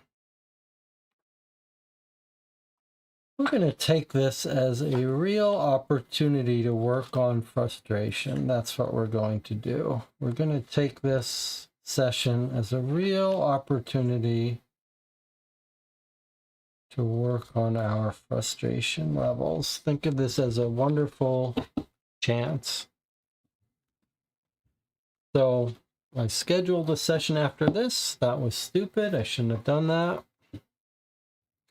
So that's just all going to go to hell, but that's all right. Okay, I'll just put this somewhere off to the side.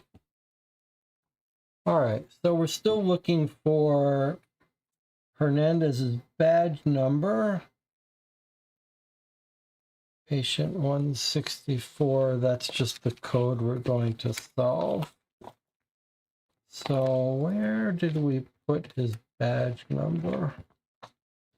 Where did we learn about his badge number? Not in any of these, but we gotta go through these again.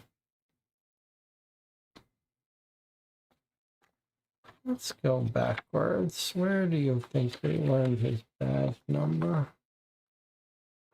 The other wonderful thing about this is it could be the answer to the badge number could be on one of the online pages, right?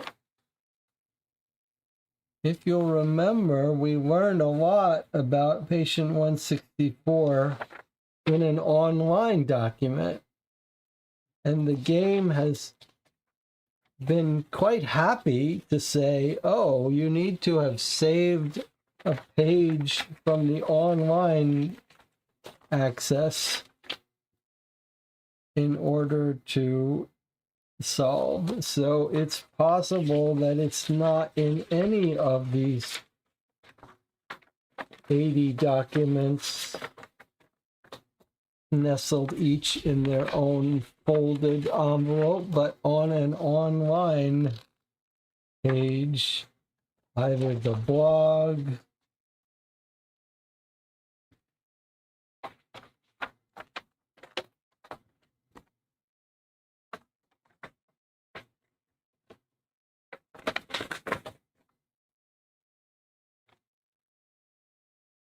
it's okay. This is like a test or like a lab rat.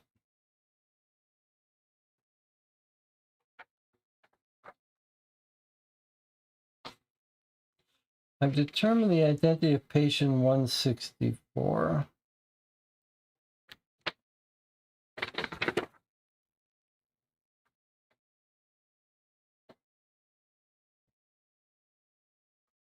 It sounds like patient 164 was in the letter before this one.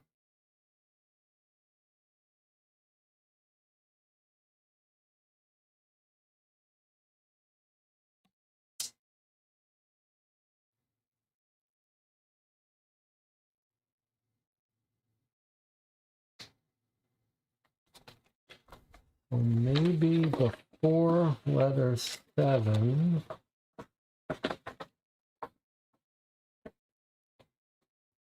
is the letter all about Hernandez.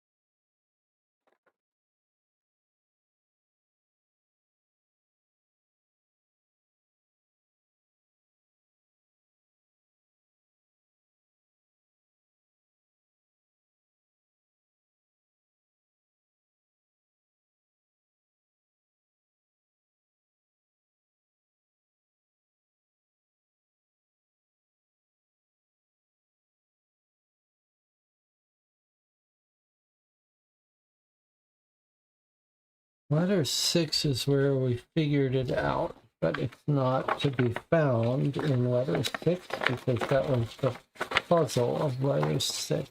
Let's go back to letter 7.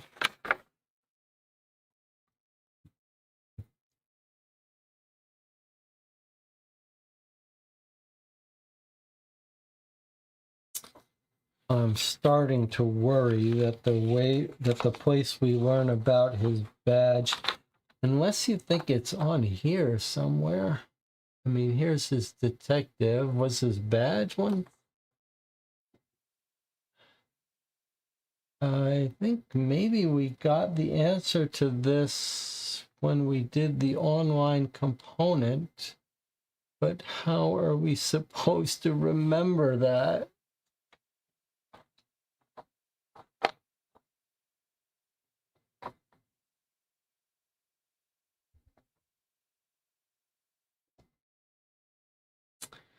How on earth are we supposed to remember that?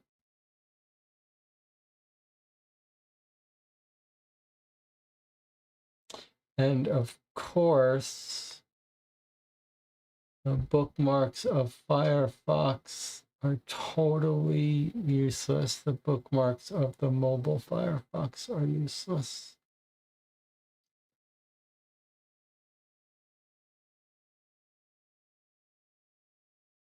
I don't understand the logic of this. I really don't understand the logic.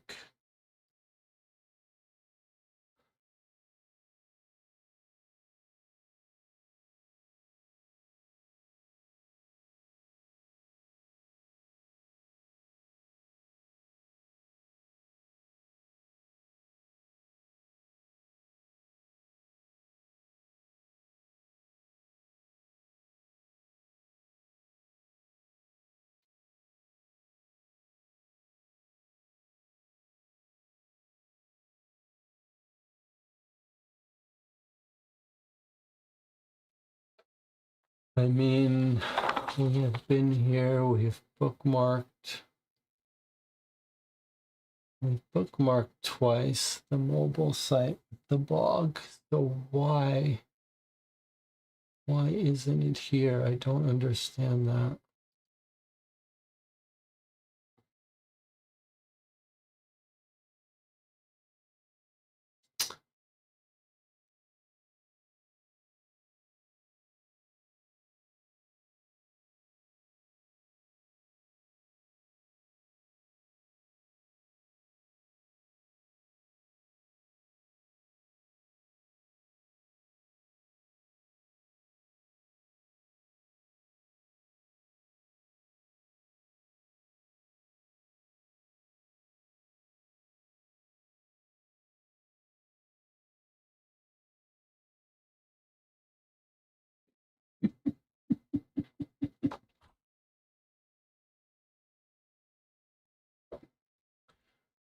All right, we're going to take a break.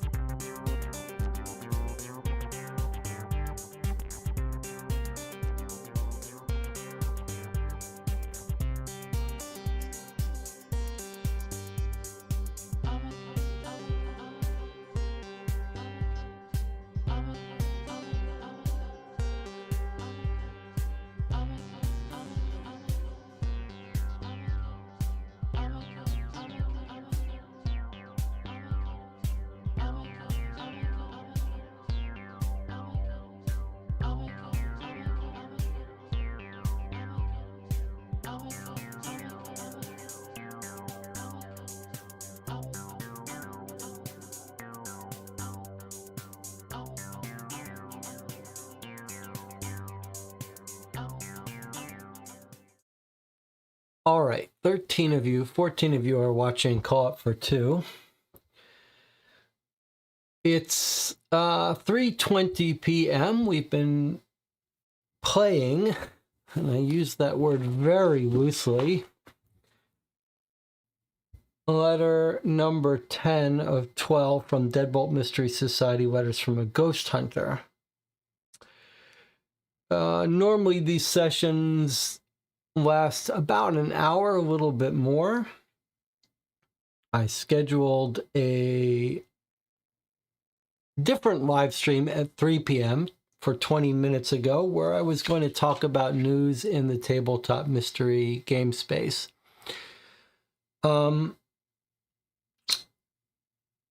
What's happened is we are in a state now where, well, I'm going to try to not lose it, is what's going to happen. And I've certainly gone off the rails for lesser things. And I can feel it. Like, you can feel it when you're about to break something. Like, you can sort of feel when your frustration is getting so high that the drawer gets pulled out of the cabinet and thrown on the ground, or something gets smashed, or you punch a wall. And you can almost feel like at a certain point you cross a threshold and you're like, you could feel your brain wants it to keep getting worse, because you want that sort of explosion of anger to finally get released. And that's not going to happen today. It's not going to happen. Instead, we're going to suffer. And that's the only way to explain what's going to happen now. The channel has nicely offered to give me the answer to this from looking it up in the hints. But part of what happens here is I'm trying not to shortcut the process of suffering through a badly designed puzzle. I feel like there's something about doing that unbalances the universe.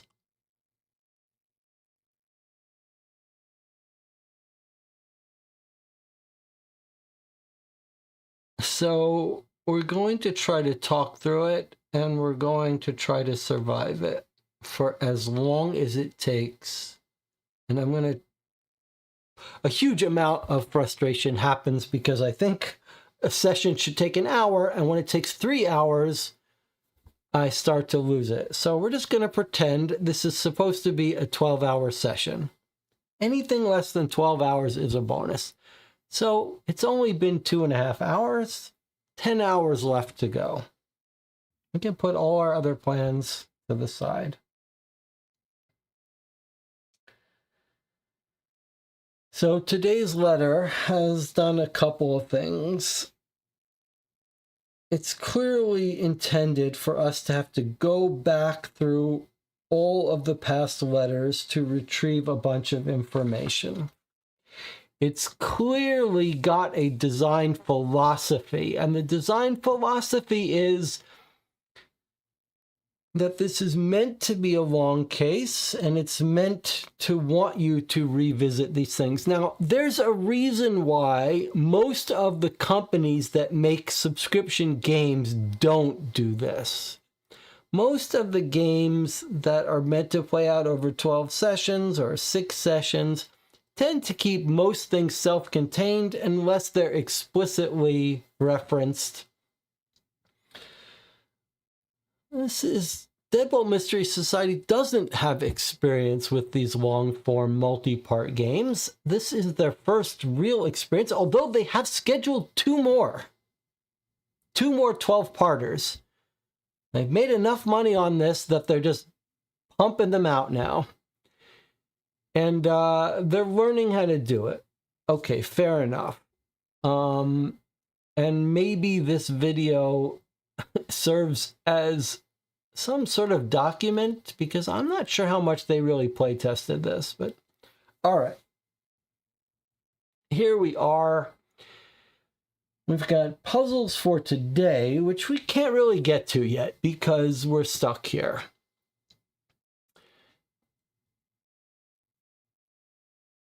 We're trying to solve these. We're also have an additional puzzle from today that also wants us to go back, which is this one. So in addition to going back and getting these numbers, we have to go back and find the key written above the locker combination. All right, so we've got 10 letters of folded up documents in envelopes, but we've also got a whole bunch of online content. That online content is all password protected. Every envelope has 2 or 3 QR codes that need to get scanned and put in a password in order to get access to them. And the game has shown us that they're not above making us try to remember how to get into an online page to get information. So we're praying to God that none of these require us to get to an online page. On the other hand, I've already been through every envelope twice. That means getting the envelope, unfolding everything, looking through it, trying to avoid spending an hour reading the entire text. We've got most of these, we think. Of course, if we have one digit wrong on any of these, the number is not going to work. And that's going to be if you're betting, if you're playing the prediction market odds, what is going to cause me to lose it today? I feel pretty confident that I'm going to be able to keep myself from totally losing it. But when we add up all these numbers and put this single sum into this code, if that says wrong, then you might see me lose it. You might see me lose it. All right, so from this, though, there are 2 numbers that we think we're missing. The final one here is a new puzzle that we haven't quite done yet. So we don't expect that one, but we have seen his badge number. Now here's the problem. We've got 10 envelopes here. My memory, which remember, we're trying to remember back over 3 or 4 months. My memory is that we got access to an online telephone call that we made, and we talked to someone over the phone on an encrypted web page, and that may have his badge number. Now, most of the pages we access, I bookmark, but let me show you how Firefox bookmarks work.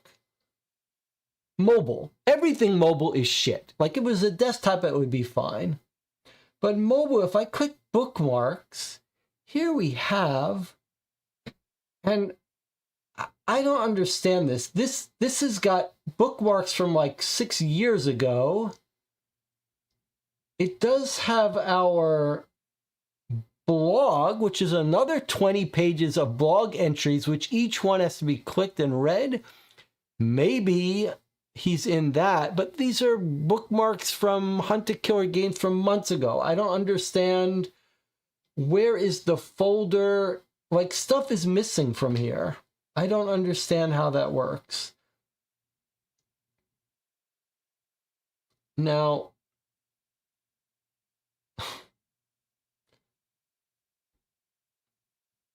Is it hidden in the blog somewhere? Well, let me show you what we'd have to do if we wondered if it was hidden in the blog. We'd have to go to the blog. Okay. And here are all the posts from the blog. All right. Now, each one, is it week 7? We click on it. And then we've got to go and search for, is it something in here?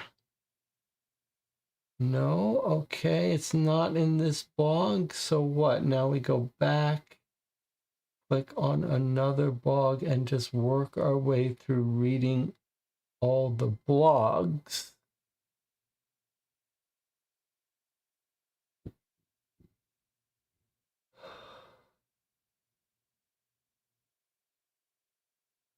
And then we're told that some of the text on this page is spoilered, so we have to kind of select it.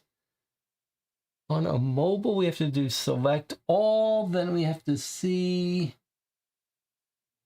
Okay, so this is a memory of what the password was for the web page that we think somewhere there is a QR code for. This was the phone call we made. Maybe we'll be lucky enough to be able to find that QR code from week 6. Let's see if we can do that.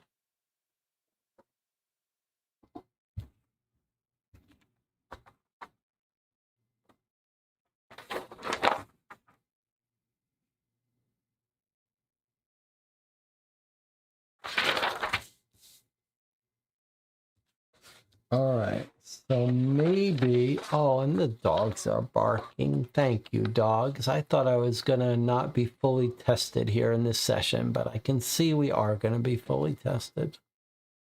Let the dogs bark. Okay, call her and tell her the number. Okay, so we're gonna try now to recreate the online encrypted puzzle page from a month and a half ago. And maybe we can enter it here, and maybe it has the badge number. 1304, we think. All right, well, luckily enough, that worked. Now, let's see. Let's see if we're going to get the badge number. Now, I've said to download it. For whatever reason, it's so hard to do. Okay, so this is the person where we found out about patient 164. Let's see if we're going to get a badge number here. I have a patient, does 1304. Okay, how do you find that number? So I'm thinking 1304 was the badge number. Okay, the number you just mentioned was the badge number. Okay. So we got that with the combination of... at some point, we probably solved that 1304, but who knows where that solution is. It may not be in any letter, but it was mentioned in the blog as part of a password. Using the password to open the website to the right page that we remembered confirmed that that number is, in fact, his badge number. All right, so I think we now know all of these numbers, assuming nothing else has gone wrong there.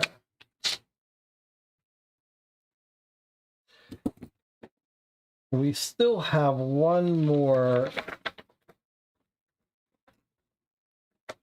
code to figure out, and that is this one. I mean, this is not even getting into the puzzles for this week. This is looking up previous information. Okay. It's a Caesar cipher, and we're told where we can find the key. It's the Caesar key written above the locker combination. Our guy says, I know where to look. And Arlo says, I thought you would. You have to go back to the beginning to find it. All right. Now, I have already gone back to the beginning 3 or 4 times. We think it's on a locker combination. I thought I remembered seeing a picture. We can't find any picture. So we're going to read letter 2 for the 4th time. But I guess this time I'm going to have to actually read it.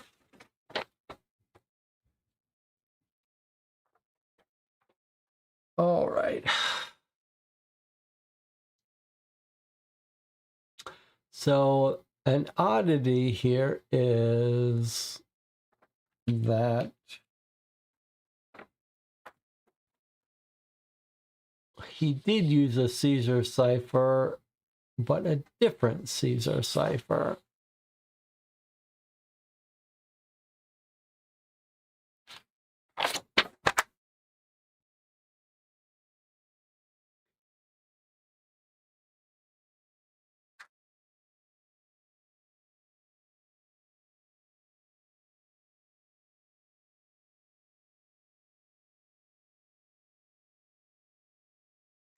What are the chances that the Caesar cipher was on a locker image that was on an online component?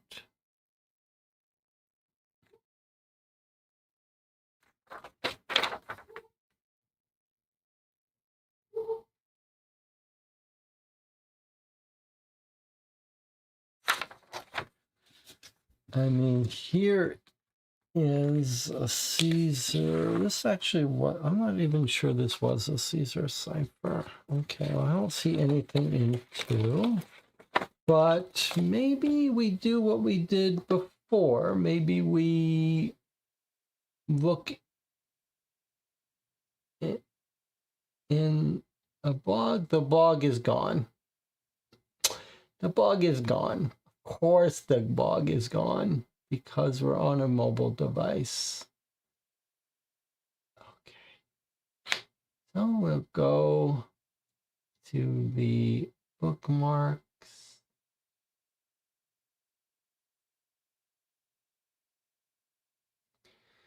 Go back to the beginning, huh? All right, let's try the blog entries. It's just 20 or 30 clicks. Let's see if a reminder somewhere here is going to remind us about lockers.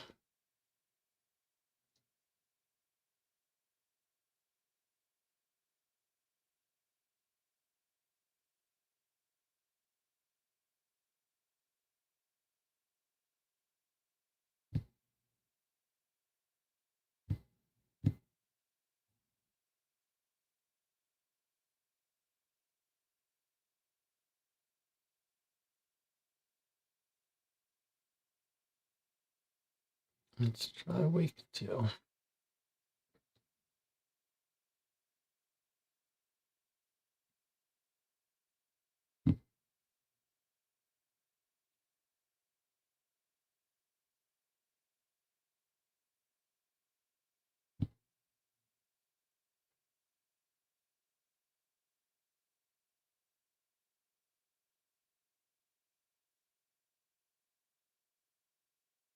The clown cipher was a Caesar cipher 13.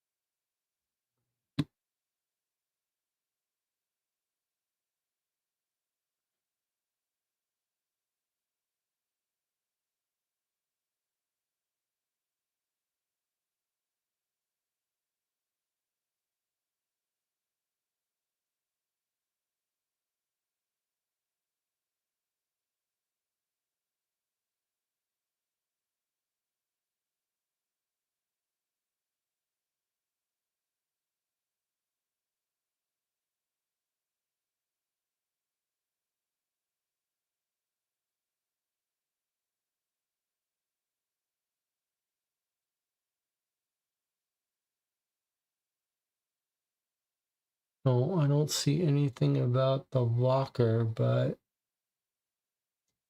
is it possible that this was the same key as this?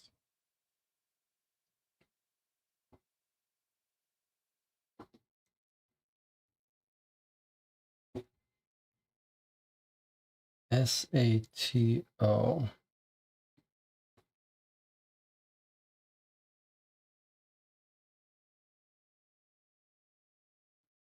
No. All right. Well, what if we give up looking for the locker? We supposedly know exactly where to look. Go back to the beginning. Locker combination. The Caesar key written above the locker combination. It would be great if we could search for locker combination. All right, we're going to skip that. We could put this directly into an online tool to solve Caesar cipher shifts, but we're not going to do that either. We are going to work on this ourselves. All right, what have we got? The shortest word here is TDA. We know it can't be the. We know it's a Caesar shift. Could be AND. Could be an and. TD would be AKH. No. What would it be saying? Can you be, where should I set up? Something, something. It's not the.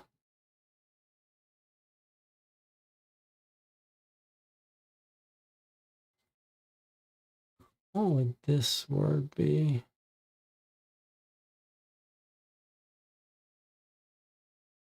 Can you, is there anything? BASEMENT? No, too many words.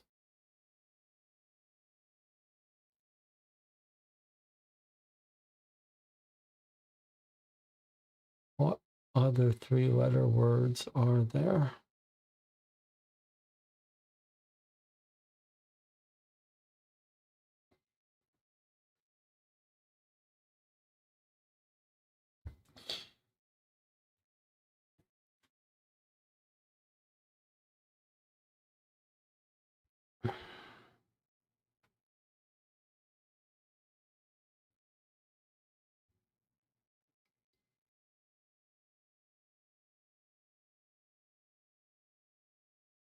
What if it was saying under? S going to U.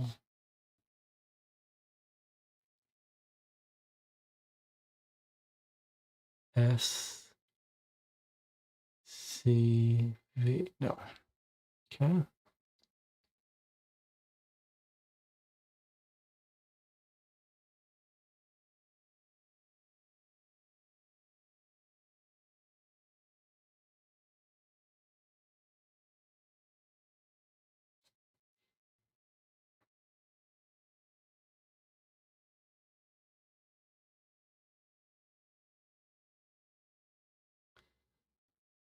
Okay.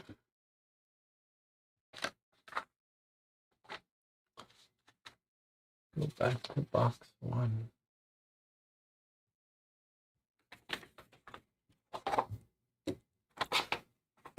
The key above the locker, go back to the beginning. Okay. Key above the locker, go back to the beginning.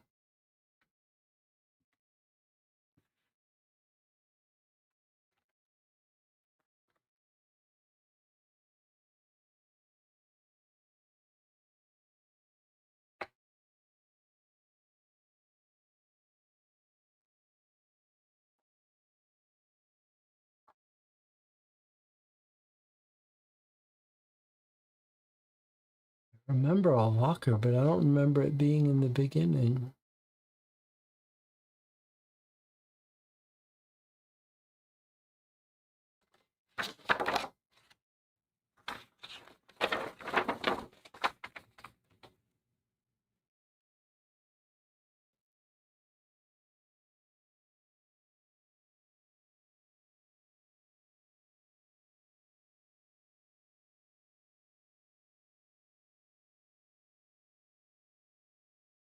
You'll have to excuse me for not checking in with the chat, but there is something about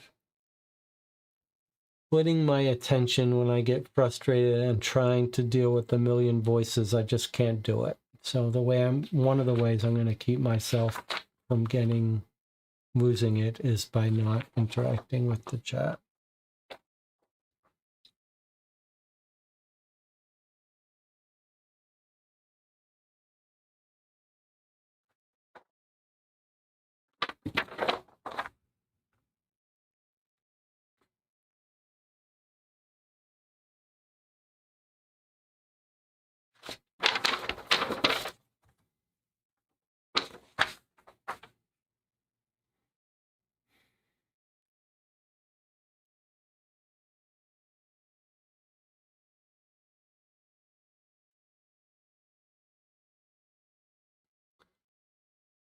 That was the Caesar cipher -3, but we already decided it's not that, right?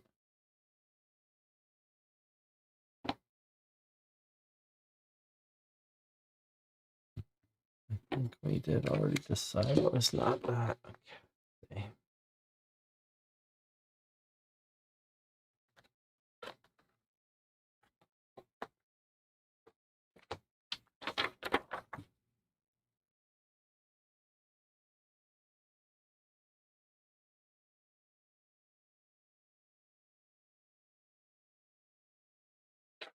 This is how we figured out it was a Caesar cipher 3, and then Nancy has her own cipher.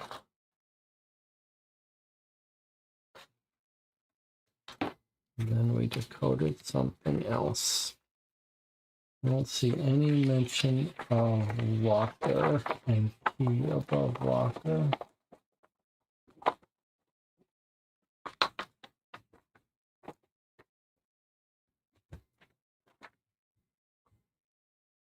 Key on wall. Caesar key written above locker combination. I know exactly where to look. I thought so. You have to go back to the beginning. All right. Well, maybe it doesn't literally mean beginning. We already opened letter 2 only 5 or 6 times. So I'll probably have to open it again in a second. But maybe back to the beginning really means letter 3.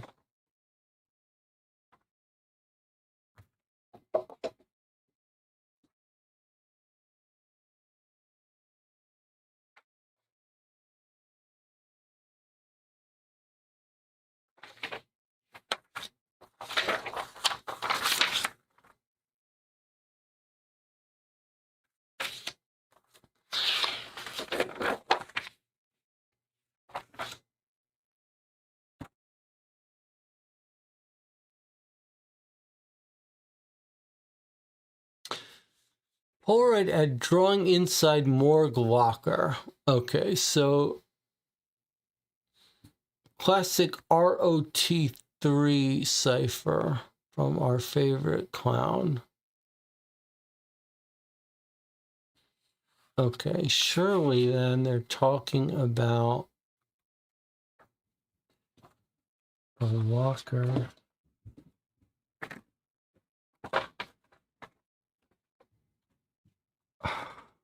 On number 2, which we've looked at over and over again. All right, let's try again. This is drawn inside the morgue locker. This is under the table. But what are we looking for? We're looking for the key written above the locker combination.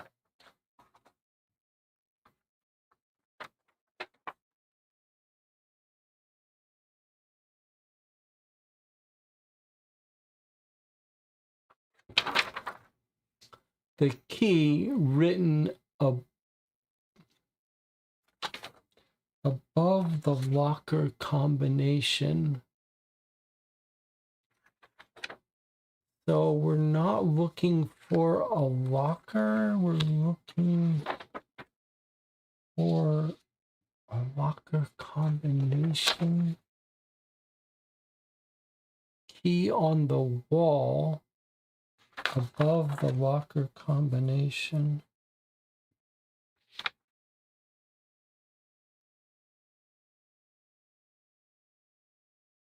So don't we need a photo?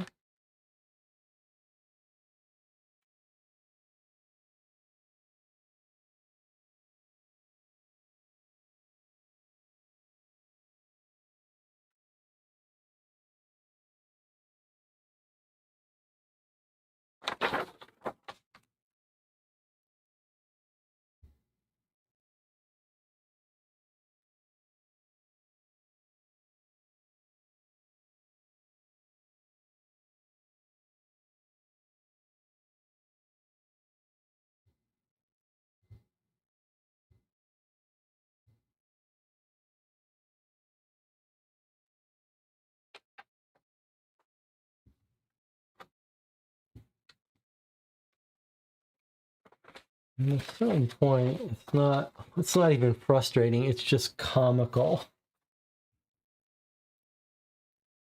All right, we're going to alternate back to this now because I cannot find what they're talking about, even though, hey, I know exactly where to look. That's like our guy is saying, I know where to look. You have to go back to the beginning.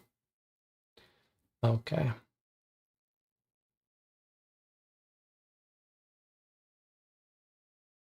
All right. Let's,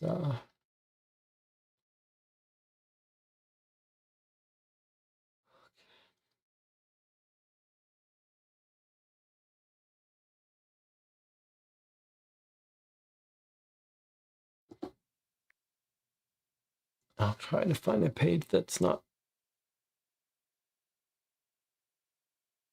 What's happening here?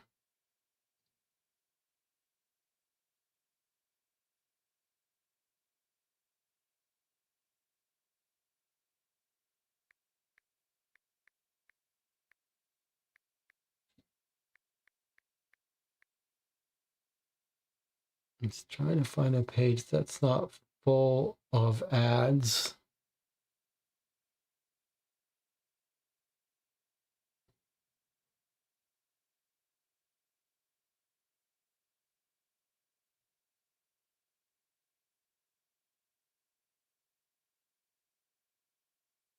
At least not ads that are.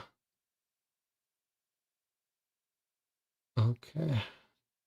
Keyboard is too out of the way, so we're just going to type this in.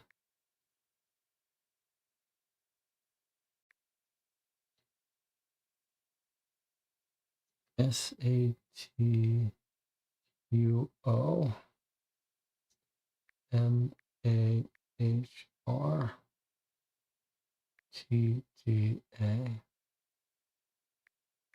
At least it's not like 100 words. MPPHTDAR.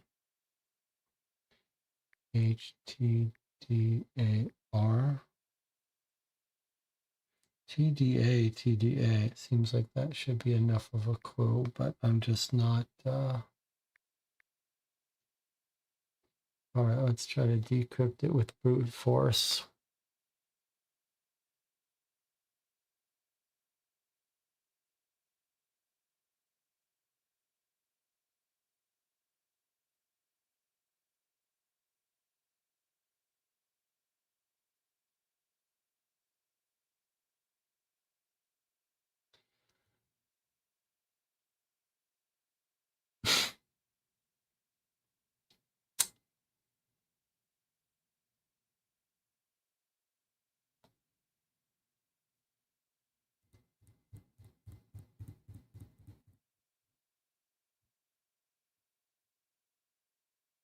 Okay, what's happening?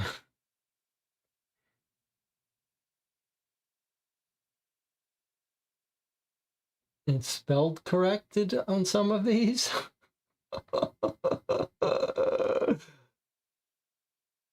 It's spell corrected. Okay.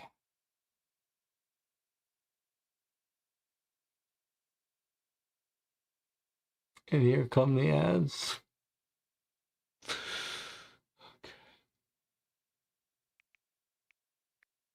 It's spell corrected in the encryption input.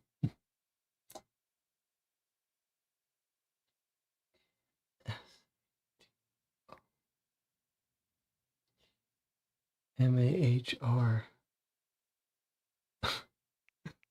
DDA, don't spell correct. CRHMP PHGADRLG NLI. Decrypt brute force.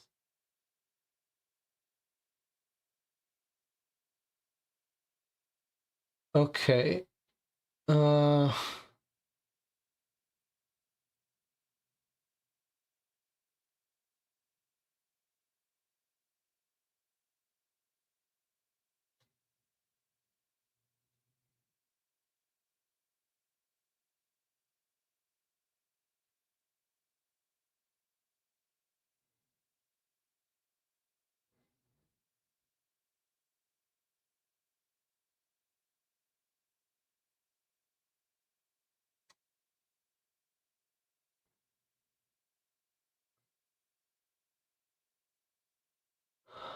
So the brute force is failing to find anything.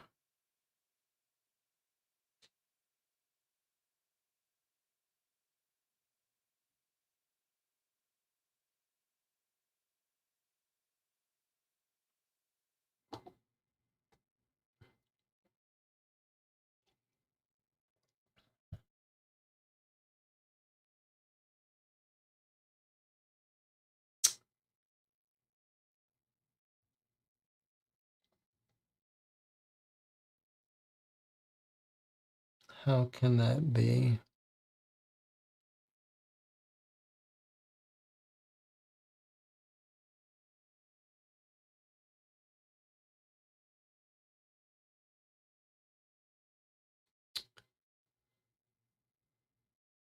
It's tried every shift value. All right, let's look at this for a second. Let's pretend this is fun. It's tried every shift value.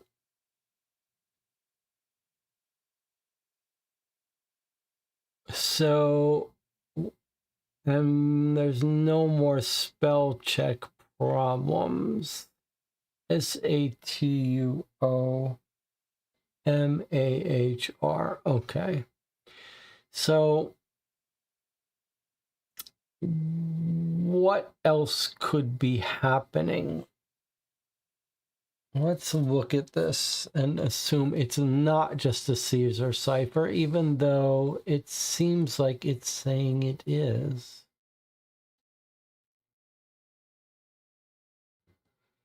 You have to go back to the beginning. Is it trying to say this is a Caesar cipher and something else? Or have I just lost it?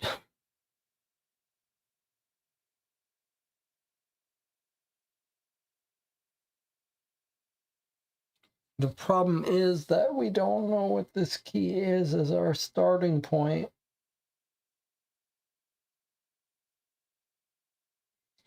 If I knew that what the Caesar cipher key should be, then at least we'd know which one of these to look at to make more sense out of.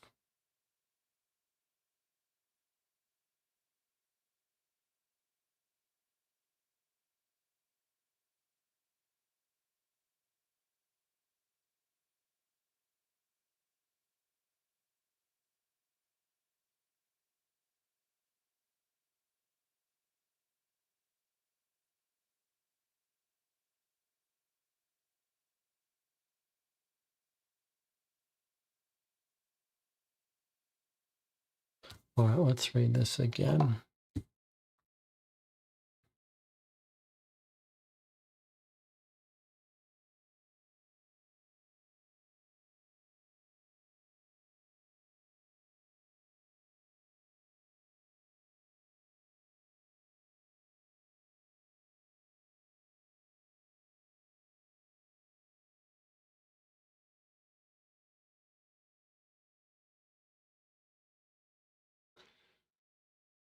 Is there any place I should set up? Yes. Can you be more specific? And then he says something in code.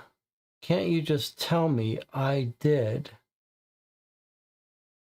Can't you just tell me without a throwback to your code breaking days? And he says, no fun. Can you give me a hint? He says, key on wall. Wall, what wall? Caesar key written above locker combination.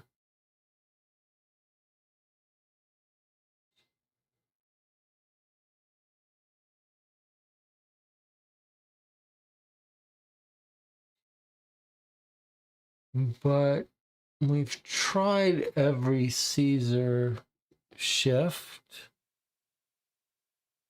They don't solve it. So it seems to me, and they don't solve it backwards or forwards.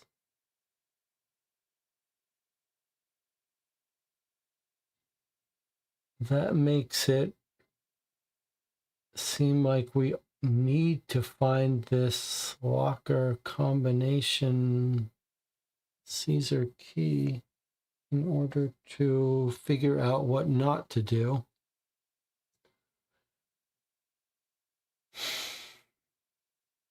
Is this really showing us every shift forwards and backwards? It is, right? Because that's a +1 would be A to B. Should be the same as 25 backwards.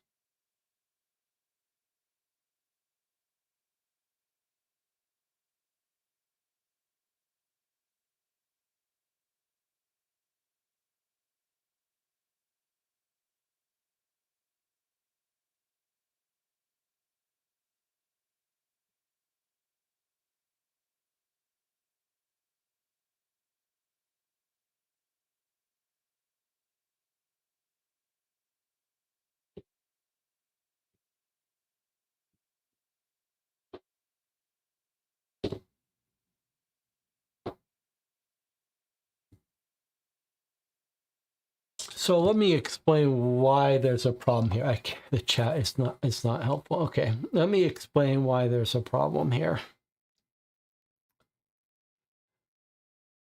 It's a message that looks like it's using a Caesar cipher, which is a shift here. And then it says, here's where you should be looking at the Caesar key written above the locker combination. That sounds like we're to find the Caesar key written above the locker combination, which would tell us how to shift. Absent that, we're trying to guess the Caesar shift. We tried to guess some 3-letter words to try to figure out what word might it be saying here. None of that worked. So then we resorted to brute force. And here we have every shift.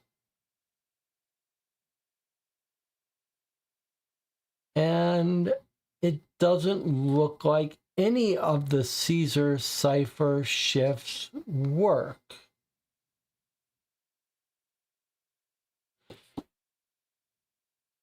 Which suggests that it's not a simple Caesar cipher shift. Could it be backwards? Could it be something else? The problem is that it seems like maybe then it's a multi-step thing where first we have to know this key, and then it's not gonna be a simple Caesar cipher.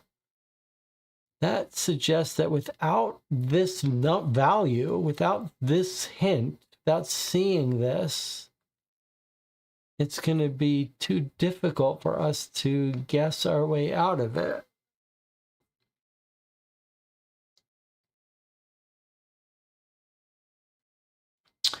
The question is this is this key above a locker combination? Is this talking about an online page that we got after we put in some encrypted password that we'll never in a million years stumble across? Is it something we could find in this blog? It says go back to the beginning, but what does that really mean?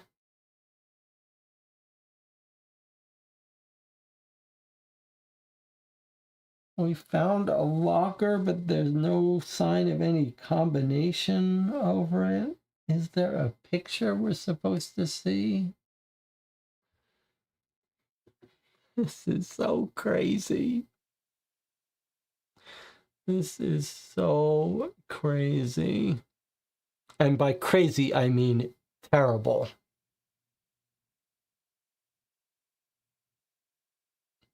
I mean unforgivably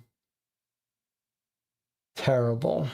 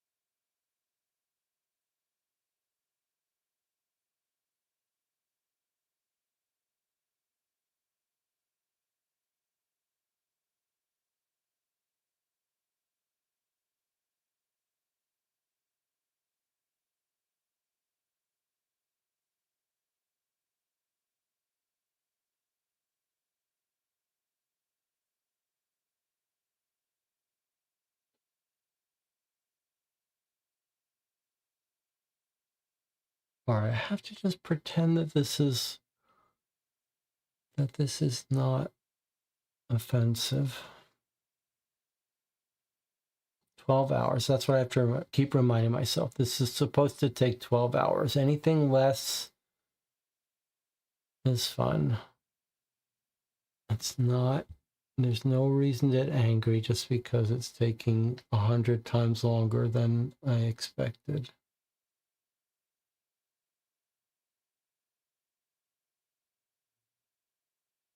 Why are these in such weird order? Week 7, week 3, week 4. Why are these not in order?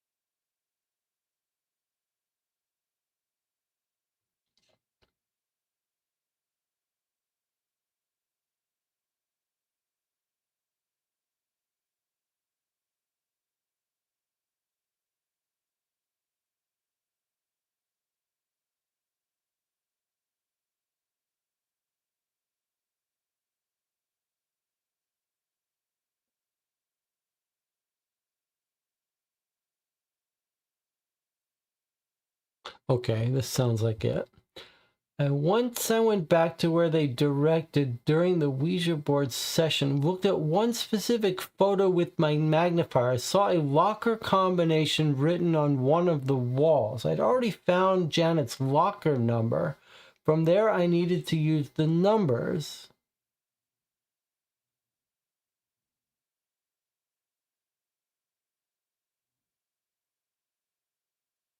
Week 5. Go back to the beginning, but really go back to week 5. All right, let's try week 5.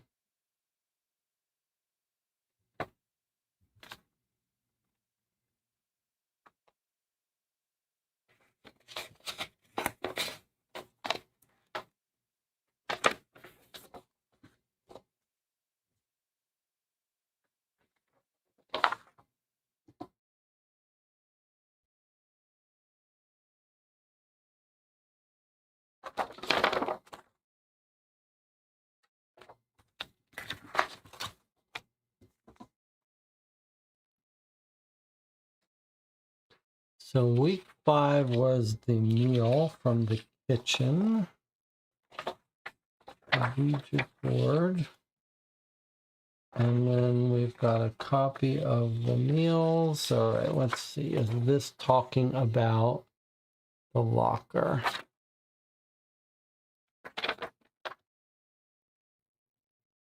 The one fortunate to follow the trail. Vending machine. My name is Nancy.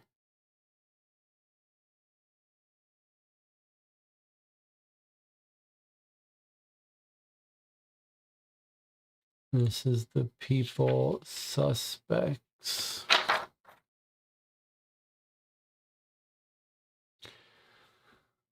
Janet Watkins, the nurse that got killed. I've been trying to find a way to get into her work locker. I know the locker number.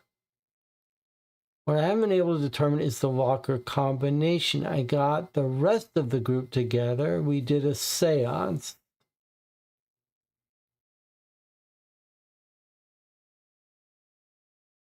So it's telling us how to figure out how to move the planchette to get a key. I looked closely at some of the photos and there it was plain as day.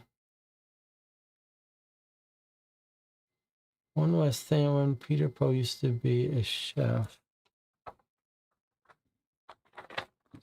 So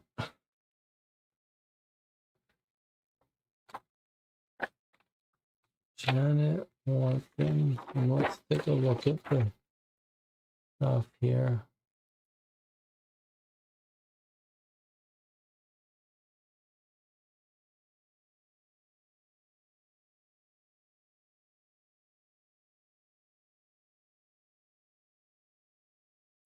I'll upload a photo of what's inside Janet Watkins' locker. I'll need the locker number. Okay, so we've got 2 possibilities here. It's either all online or Janet Watkins.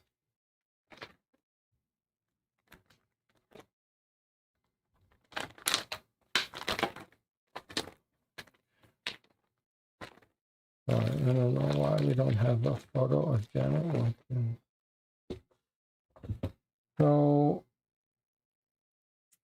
it seems like this would have come only through solving an online thing. So let's see if we can't go back to the blog and have it select bodies of Nancy's 3 friends buried. Okay.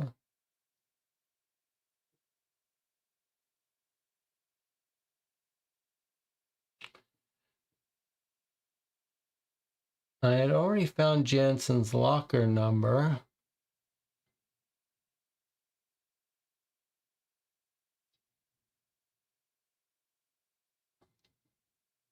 I'll need the locker number and combination. Oh, it feels like we're going to have to re-answer this to get to a web page that we're looking for. 212 361 319. 212 361 319. And what is this?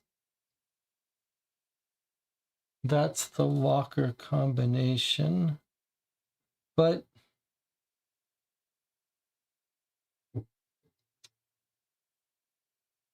I had already found the locker number from the admin records.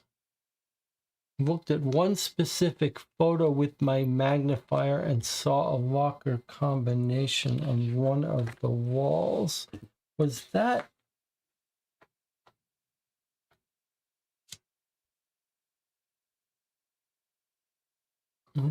in the brochure? On letter 1? Is that the photo we're talking about?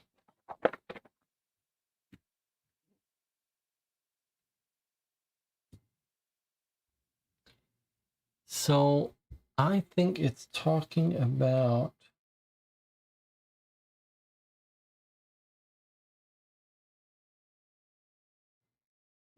the locker combination in the photo, but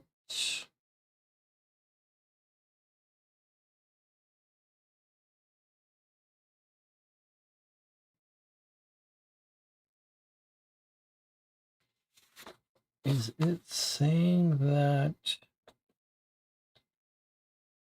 it expects us to re-answer this puzzle from a month ago? And it wants us to put in the locker combination number 36, 13, 19.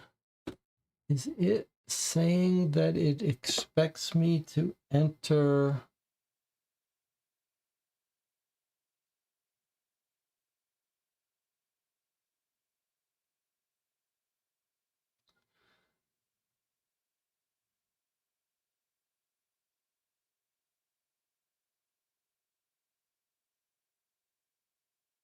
this? I guess this is all together. 2, 1, 2, 3, 6, 1, 3, 1, 9. Thank God for that. Okay, this looks like the photo.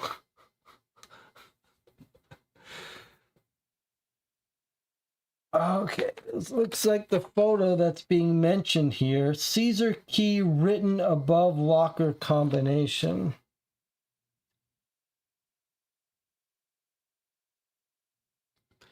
But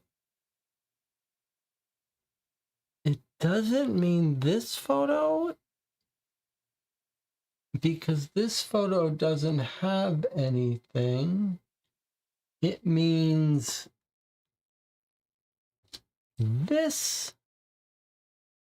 Caesar key written above locker combination. Okay, I think this is the locker combination. So what is it talking about Caesar key written above it? Is it talking about this, and does it not mean a Caesar key? Does it mean like a Vigenère? Is it wanting us to shift the first letter by an H and then an E and then an L and a P? Is that what's happening? Do we have a keyword shift cipher?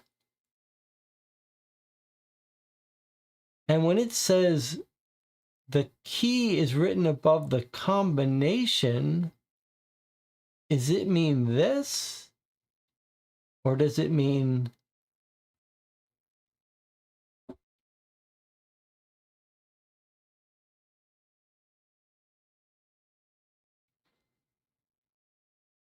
surely it doesn't mean the word help?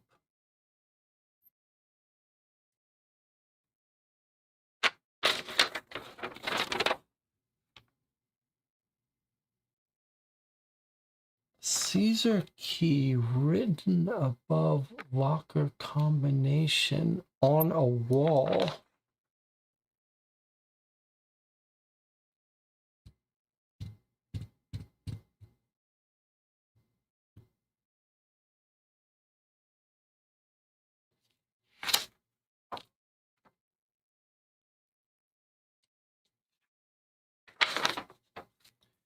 It says Caesar key, but maybe it doesn't really mean a Caesar key. Maybe it really means it wants us to shift this by the word help.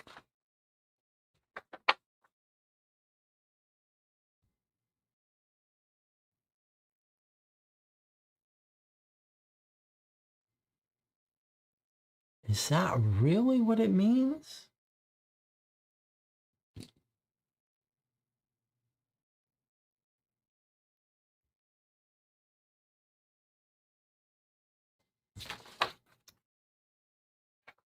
You think there's some other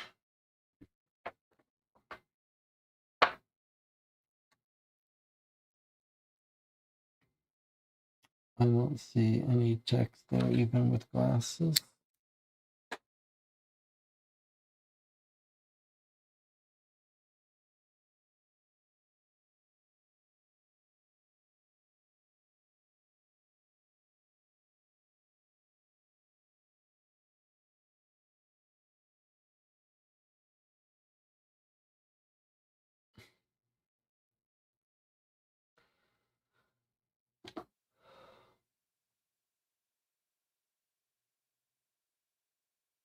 Let's see if we get lucky. HELP. And if we change it, SATU. No, guys, that's not right. That's not right. Okay, go away then.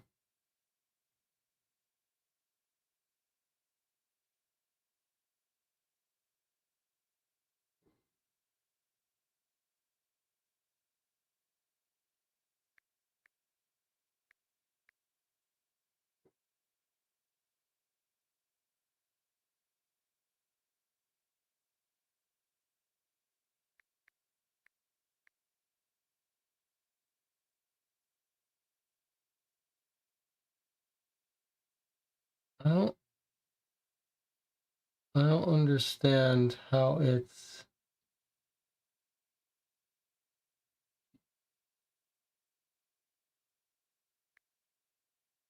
But this looks like it might be it, but I don't understand how.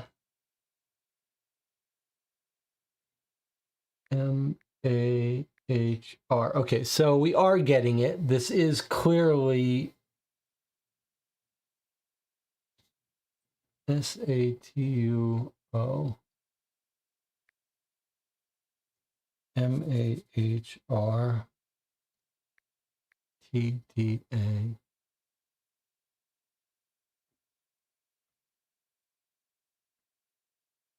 CRHM PB HTDAR LJNLI.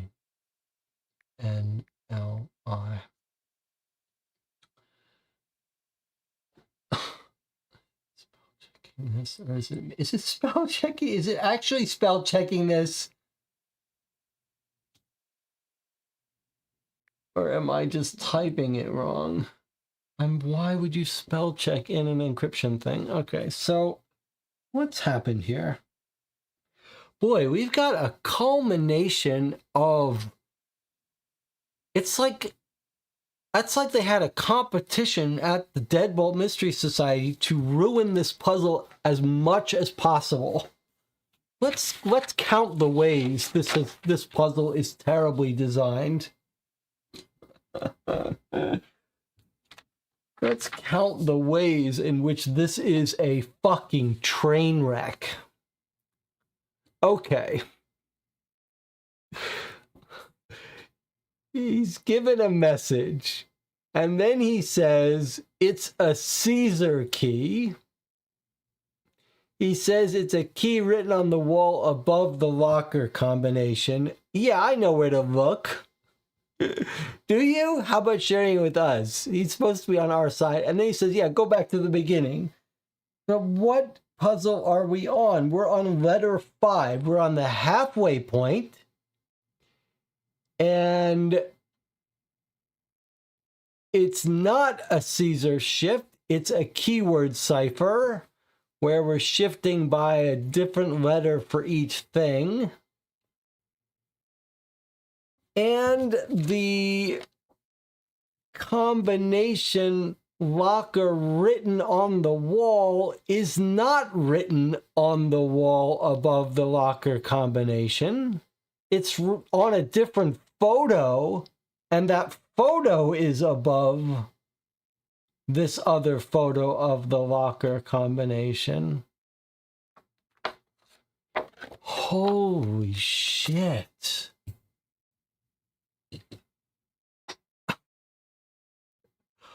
Oh my God, how does this happen?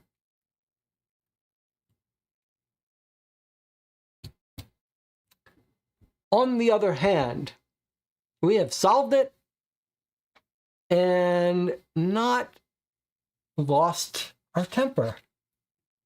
What is the secret? Is the liquor? Is the little glass of whiskey the secret? Okay. So the instructions are set up near the grandfather clock. All right, now we can take a breath and check in with the chat. Stressful, terrible. They looked at all the poor designs for puzzles, set themselves a challenge to use as many of them as possible. Which beginning? How far back to the beginning? This is probably some sort of record. All right. Well, I'm sure not everyone suffered and struggled this much, but wow. All right. Well, another hour has passed. We've been playing for 3.5 hours. It's time for another break. Reminder, we haven't really solved anything in today's puzzles. We've just looked up the numbers. Well, I suppose that one was a little bit. All right, we're going to put everything away. The brochure was from, I suppose in fairness, back to the beginning, this was in box 1. It's just the locker combination was that this is from letter 5. But in all fairness, I suppose this is in letter number 1. It's just no mention of locker combination in this letter. That's for letter 5. And it's not a Caesar shift, but a keyword cipher. All right. We're going to take another 8-minute break. We'll come back and we'll work on the next one. I'll see you in 8 minutes.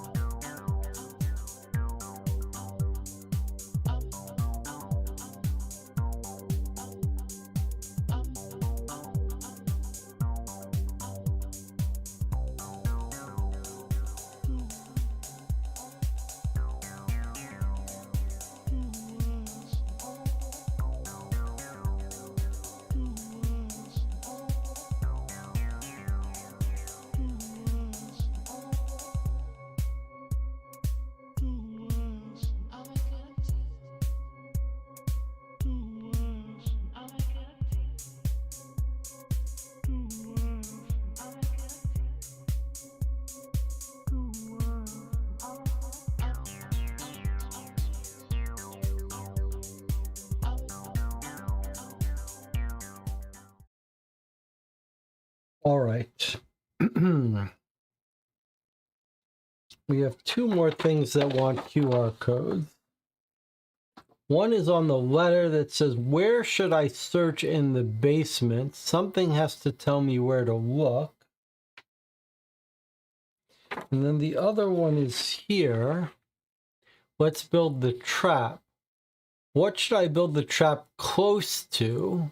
And what do these instructions create?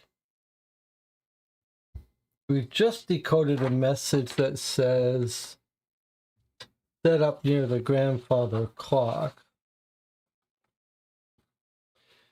So it feels like probably we have to solve this. Build the trap close to the grandfather clock, and these instructions will tell us what to do. And then we expect to find a safe maybe with this number, which must be what this is about.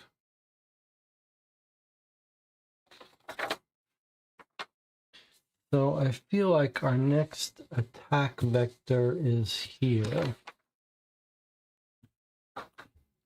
Let's build the trap. What should I build the trap close to? Probably the grandfather clock.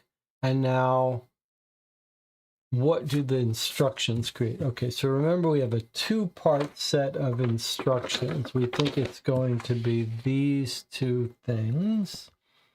And this is going to give us an order of these, and then we're going to use the letters of the last words.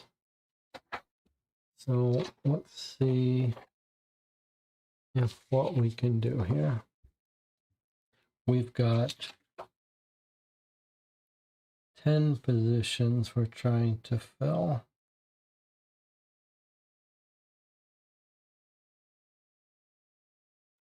All right. Twine, salt, glass shards, ash, iron nails, red sealing wax, chalk for the outer circle, ether oil for the final anointing, ink for writing the warning sigils. And I believe this is going to be a little constraint satisfaction order. Okay, so let's just scan through this quickly. We've got a begin and a last. So let's see. Begin where no spirit may step without invitation. So I think probably where no spirit may step without invitation, that is probably salt packets for the boundary line. Or chalk for the outer circle. Circle and then boundary line. So if I had to guess, I would guess this was salt packets line.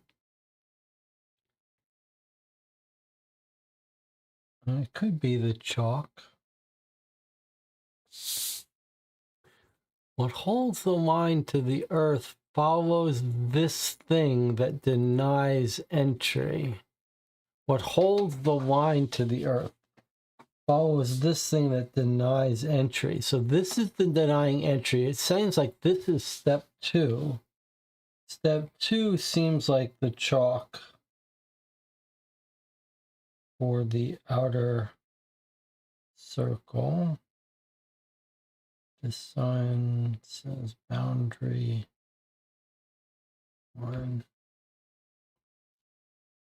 line circle. Okay. And then only after the current is tamed. After the current is tamed, that sounds like it's probably after the copper wire.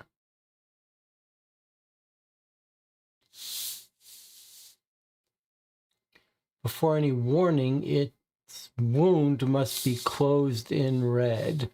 So 1, 2, 3, 4. The fourth line sounds like it's the red sealing wax.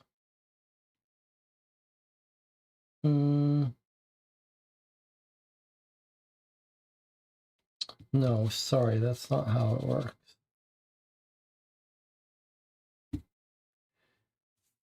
I mean, this one, before any warning can be read, it must be put in sealing wax. We just don't know that that's position 4 because this is not the right order.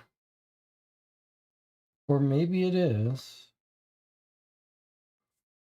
But the line that says before any warning is the red sealing wax, which could be position 4. The voice of the ritual comes only after the seal is made. Okay, so that's the seal. So then this is the voice of the ritual. So maybe it is position 4 is the red sealing. After the seal, we have the voice. What is the voice?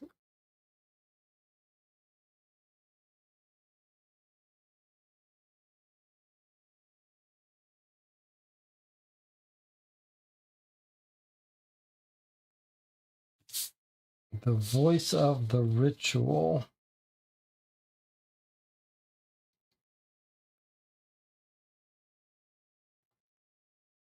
Maybe that's the warning sigils?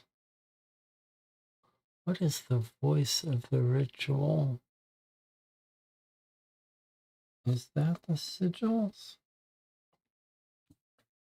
Once the words exist, something must gather them to the heart. Okay, bind the center bundle. So that's next is the twine. The heart secured, the wider mouth may be traced around it. That is surely the outer circle. The wider mouth may be traced around it. Chalk for the outer circle. Surely that's got to be...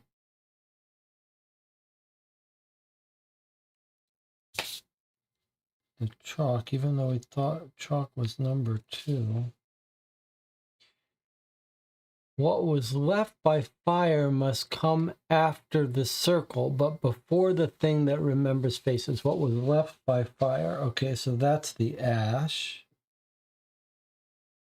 Ash from the furnace. The trap should look into itself only near the very end. That's going to be the mirror. These are the glass shards. And then lastly, last comes what wakes the whole design without making a sound.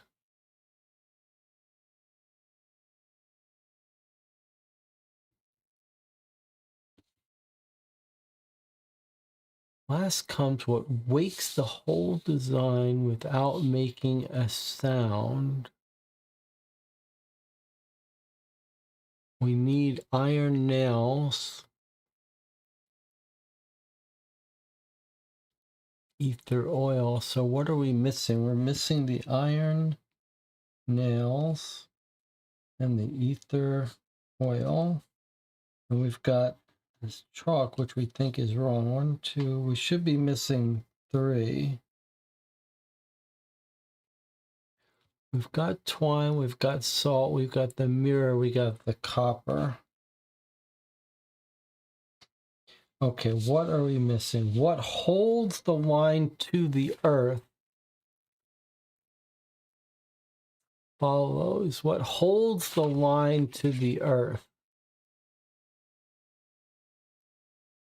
Where are our missing items? We've got iron nails from a hospital doors, the ether oil for anointing, and the plated copper wire for anchor points. What holds the line to the earth? That's surely the copper anchor.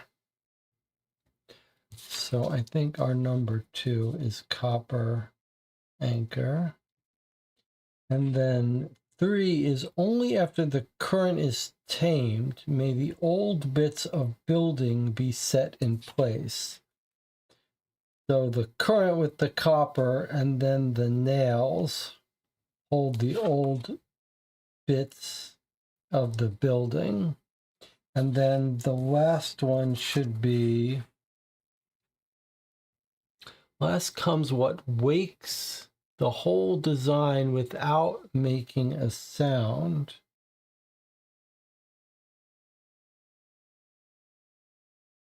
Is the ether oil?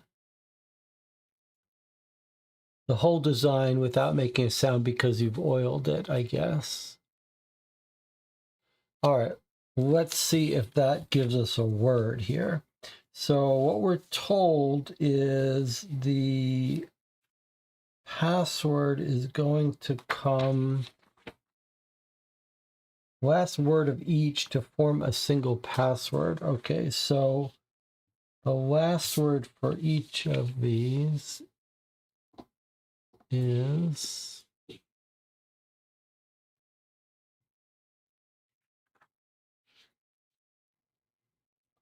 the salt packet is wine.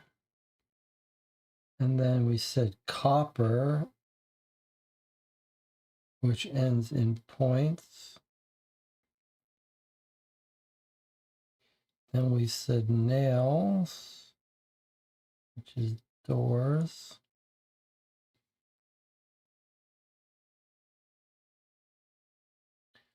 Then we said the red seal, which is marks. Then we said the sigils.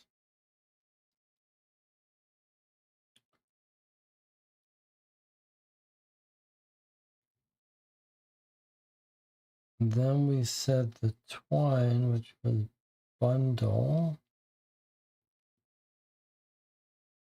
Then we said the chalk, which is circle. Then we said it was the ash, which was purification.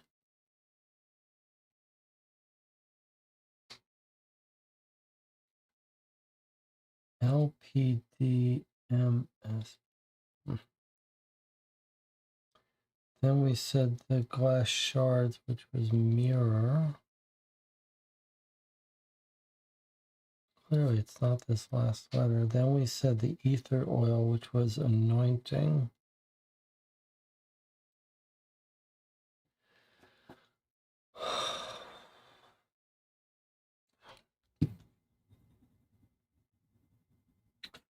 So we've got the something very specific is done in the right order. Follow the instructions to the letter.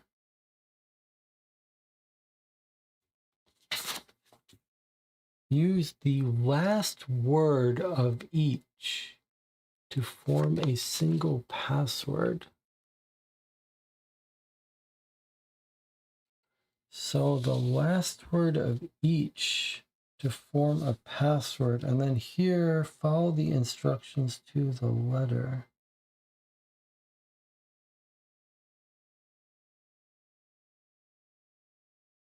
The last word of each.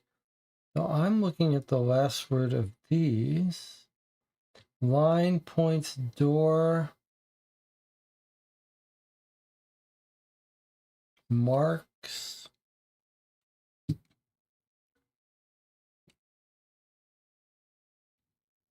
sigils, bundle, circle, purification, mirror, anointing, LPDMSBC.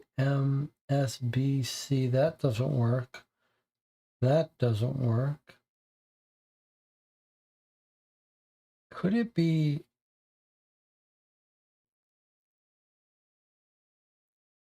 It says the last words of each. Could it be talking about the last words of these? Should we try and assemble these in the order of these?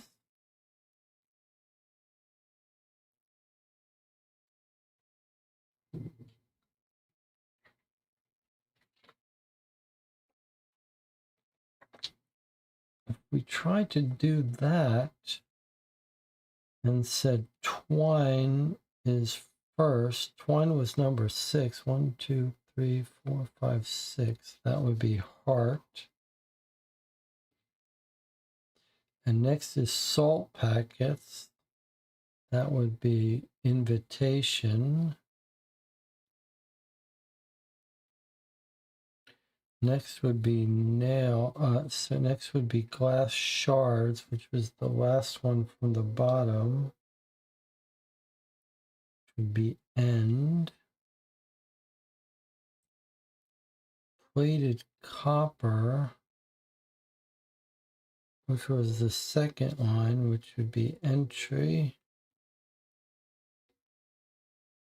What's happening? What's happening?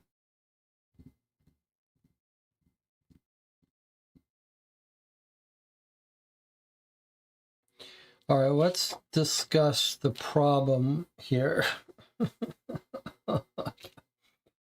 Okay. We've got 3 pieces to this puzzle. We've got the list of items and the hint here that they have to be done in the right order. I will follow those instructions to the letter.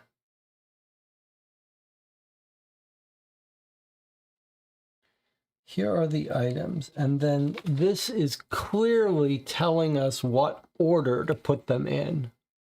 And we have created that order, which is good enough. It's good enough order that makes sense, that we've got it mostly right. If we've got one thing wrong, it should fall out. So we've got the order of these items that match here. Now, what do we do? Well, it says, what do his instructions create? Use the last word of each to form a single password. So you can see already there's a bit of a confusion here. Use the last word to form a password. It seems logical that we should be rearranging the order of these and using the last words of each to get a password. But when you say the last words of each, that doesn't make much sense. If we rearrange these in order and look at the last words, the last word of each, we get line, points, doors, marks, sigils, bundles, circle, purification, mirror, and anointing.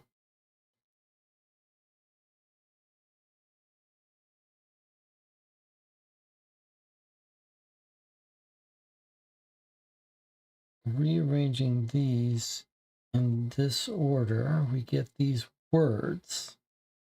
So you could say, how do we turn these words into a password?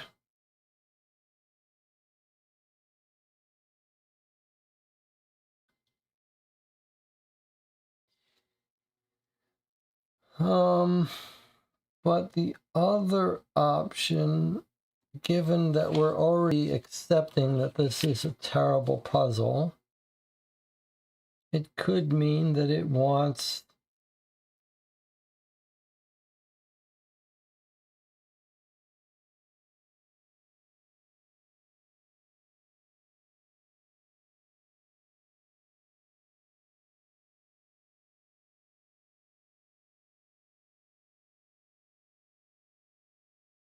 the last words of this.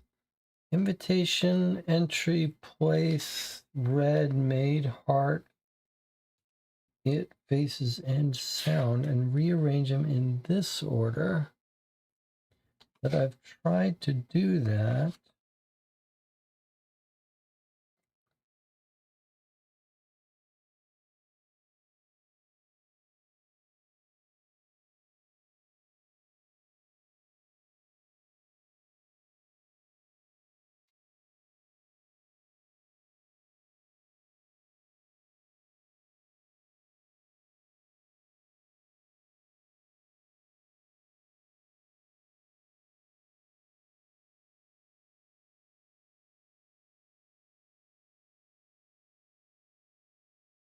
Five with sigils.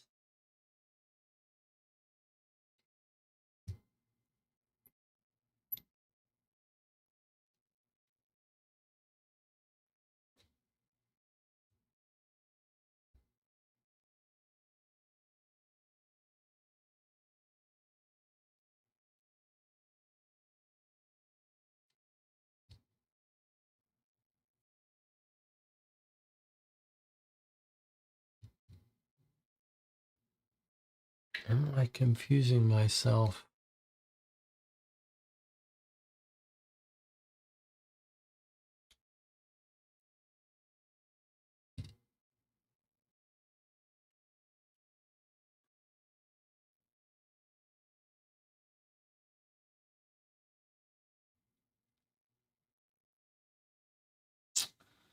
Rob says maybe it just means the last word of the, not of the line, but of the name. Those salt packets, you'd think this would be packets. And then the copper is just copper.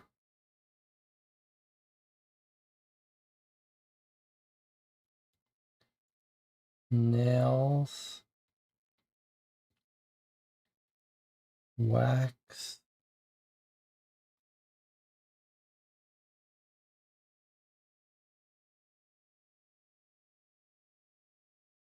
ink,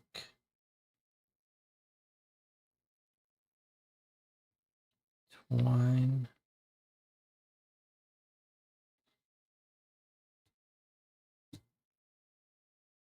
chalk. I mean, last word.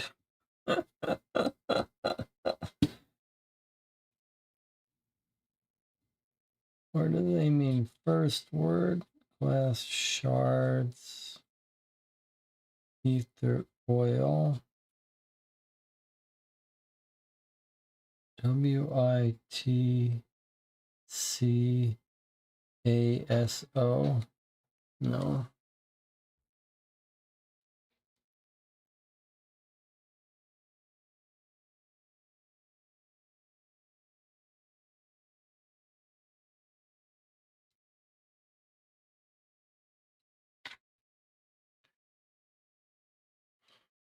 Done in the right order.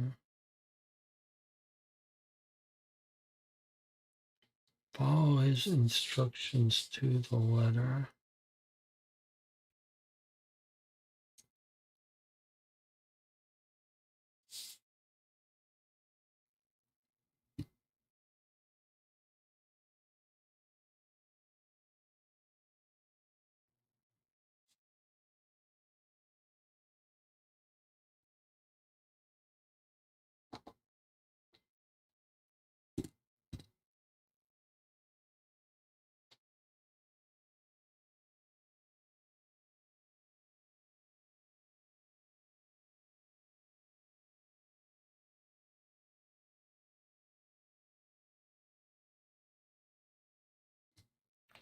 So I wrote down the last lines of these because these get rearranged and these are in order.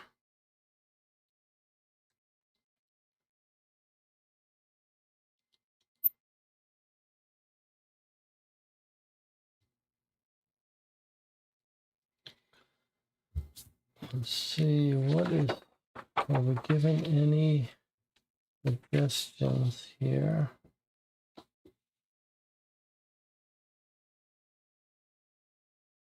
These are instructions from Wilhelm Beck, how to create a trap. When you use it, catch my stalker. No help.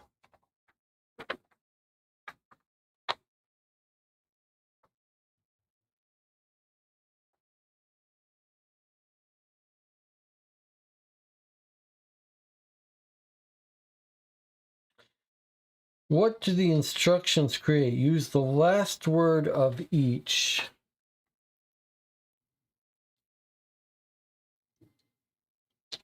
All right, well, let's...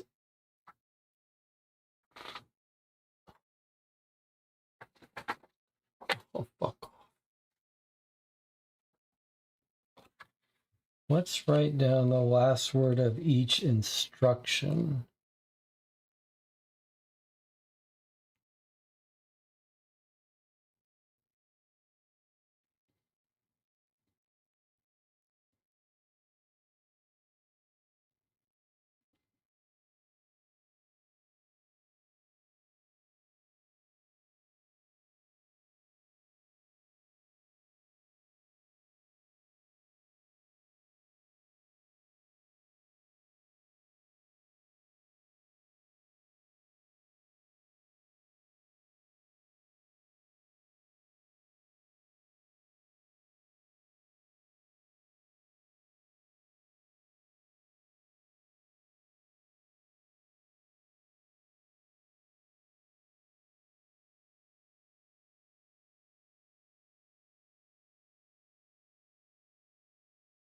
Well, those are the last words of each instruction. Form a single password. If we were to rewrite this, If we were to rewrite this in this order, which seems totally bizarre to do, what would we get? The twine is number 6, 7, 9, 10. So this would be where invitation would go. Is that right? No. It would mean twine is number 1, which matches heart. So heart would go up here. Salt packets for invitation. The glass shards for the 9th one, which was end.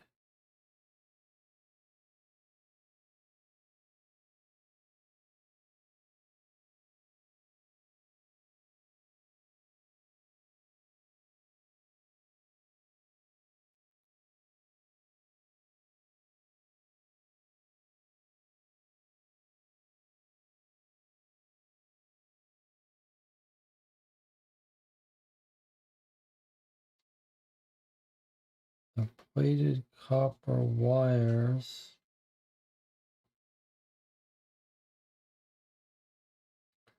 for the 2nd one in order.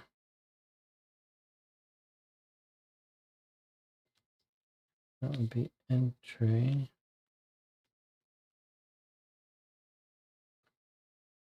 The ash was the 8th one, places.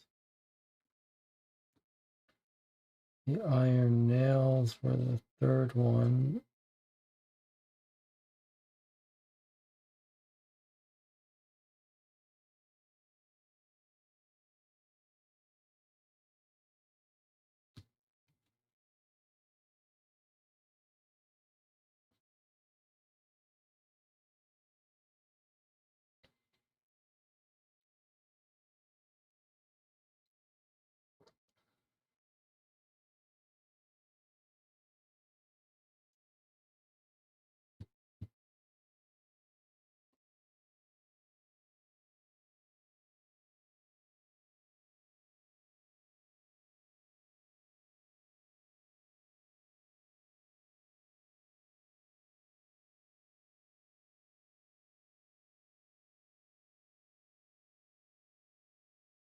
All right, let's be more logical. Maybe we ignore this instruction. We've clearly putting these in that order. Surely this is what we're using.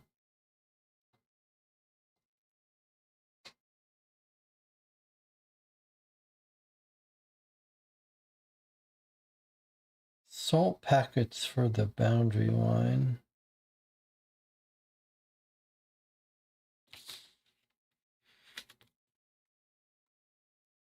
I'm gonna have to write this out.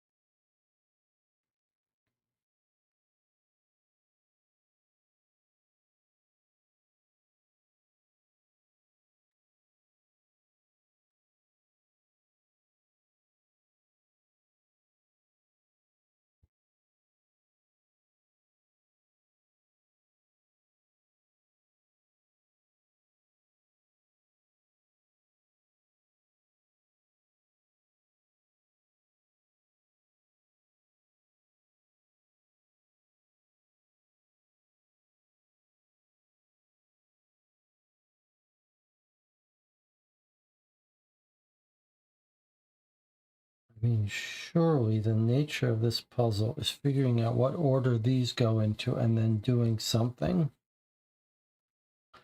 So we had the plated copper, then we had iron. I'm having to write all this out because we're lost. So I need these written in the right order. I need them fully written out. because without writing them out, I can't get it to work. So maybe writing it out will let us look at this page.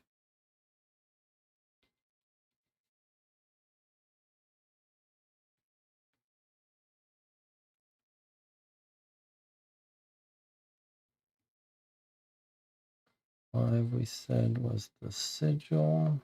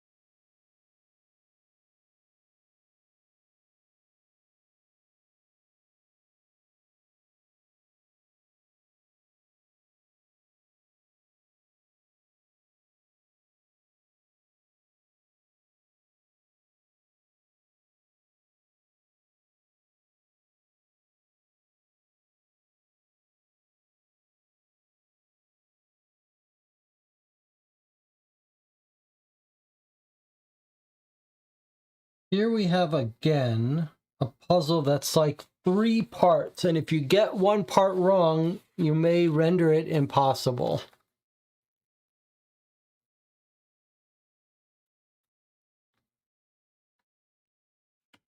Okay, now we've rewritten them, and look what we see. You can see right away what's happened here. Having rewritten these, you can see, as the channel chat points out, that the first letter of the first words in these rearranged ingredients spells spirit cage.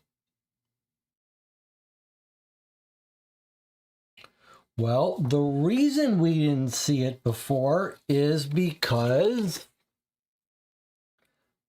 the clue says the last word of each to form a single password. So we wrote out the last word of each. When that failed, and then we tried a few other things, then we had to resort to writing out every line word for word in the order that it matches here, because that seemed like it would be a natural thing to do. And then we now see the first letter of the first word spell something.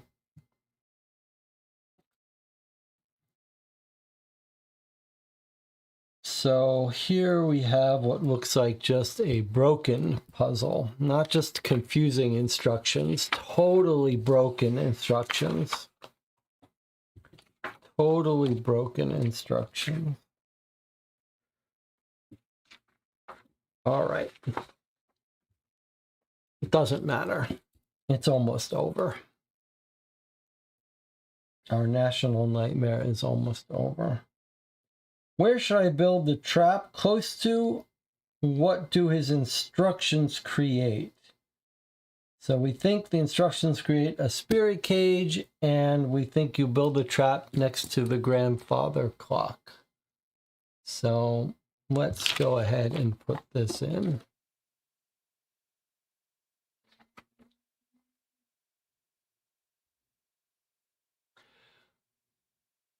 Two words, no caps, no spaces. So I guess we think in terms of two words, we think they mean clock, not grandfather clock. And then spirit cage is going to be one word, even though it sure seems like two words to me, but all right. Clock and spirit cage, no. Okay. Then do you mean grandfather clock is one word and spirit cage is one word?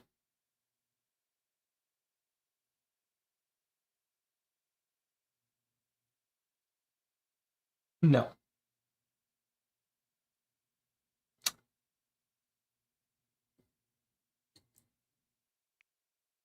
Then do you mean clock and cage?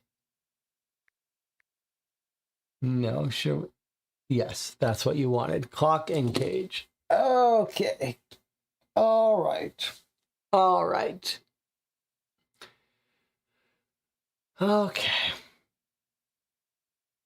Okay. Something has gone really wrong at Deadbolt Mystery Society. Something has gone terribly wrong. We just don't know what it is. All right.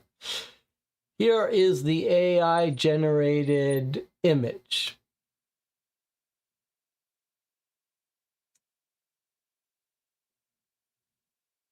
After following Vic's instructions to the letter and taking Arlo's advice to set the spirit cage up near the old grandfather clock, I set an alarm on my phone in the center of the trap for 3:17. If this really was TikTok stalking me, I knew that particular time would be the trigger that might jumpstart this thing. Now all I needed to do was wait.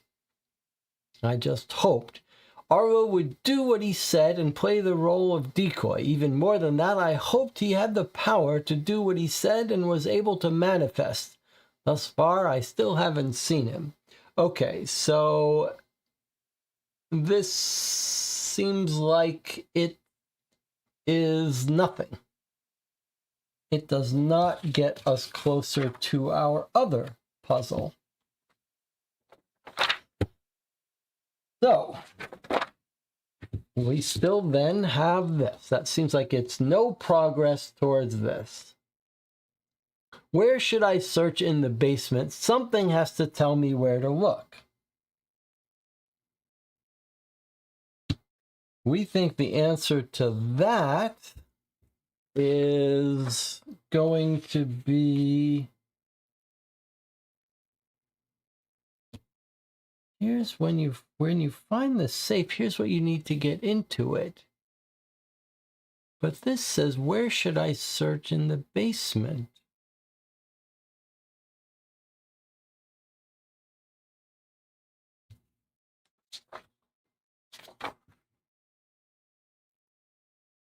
So I'm a little confused here.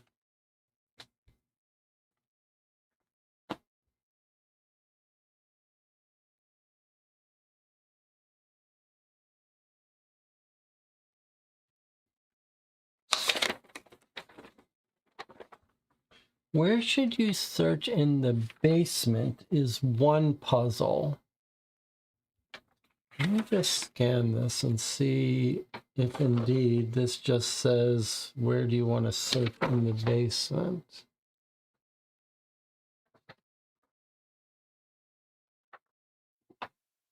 Where should I search in the basement?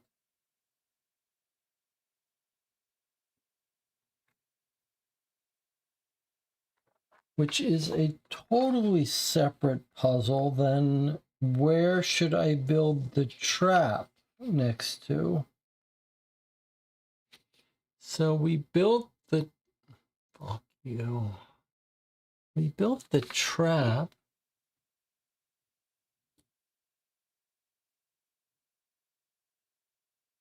Set the spirit cage up next to the grandfather clock, but we still haven't seen him. So that takes care of that.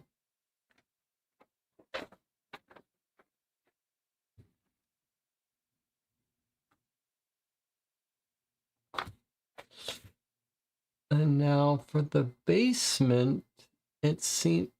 Oh.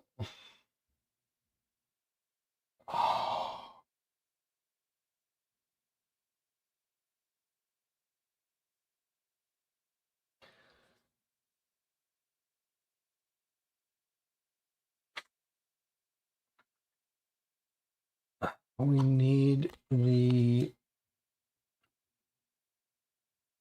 Black Spire folder, which is of course gone from our history, but thankfully we downloaded it. Wow, so much pain caused by so many different things.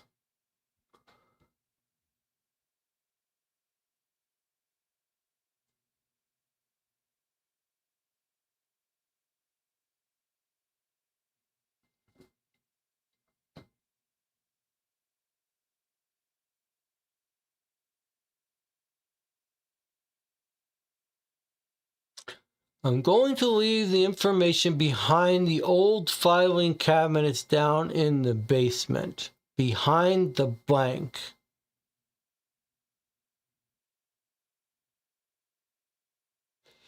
Okay, so filing cabinets, I guess, is what it wants us to put in for the for this.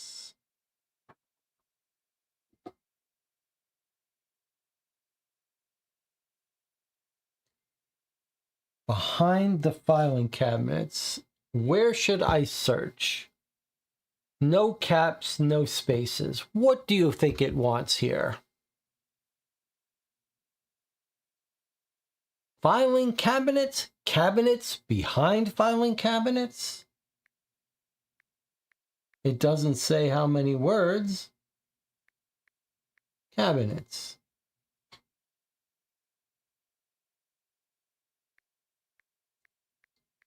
Filing cabinets. And of course now when you click, nothing happens. Behind filing cabinets? Behind the filing cabinets?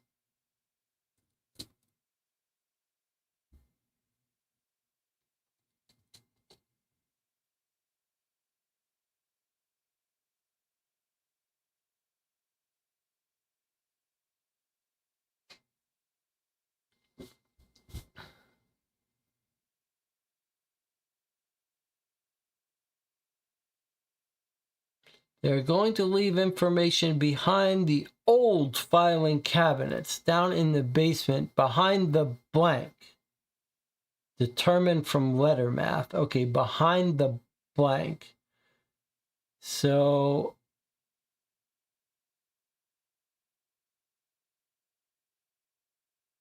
this says determined from letter math.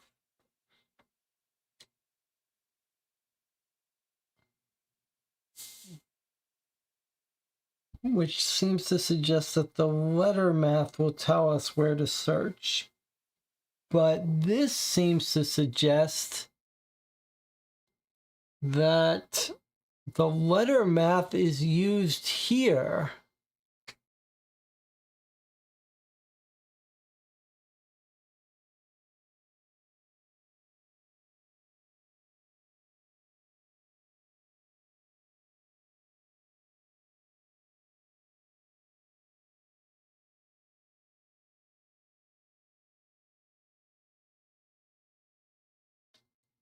Where should I search in the basement?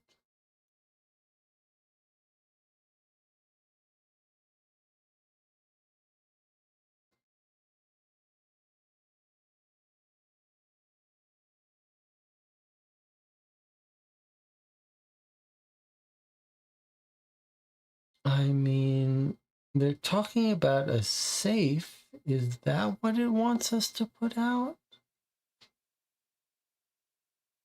Or does it want behind safe?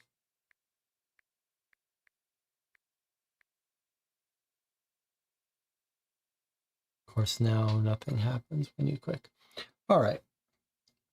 Well, we're not done. This is still a great experience because I am now absolutely infuriated with this. I am really souring on this set of 12 letters. I am coming to the conclusion that this was not ready to be released.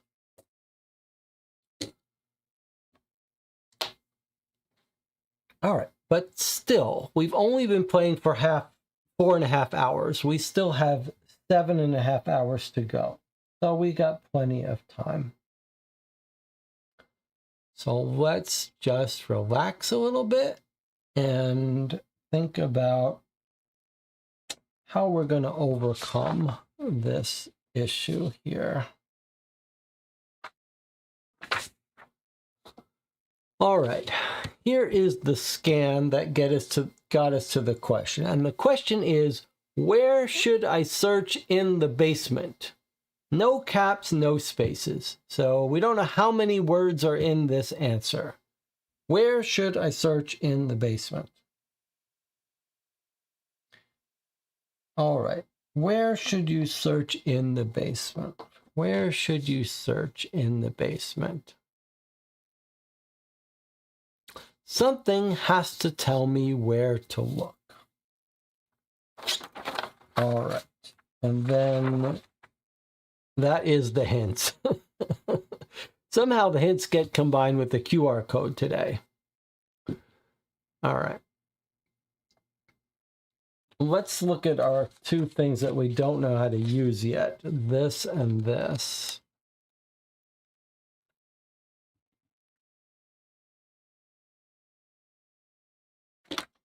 All right.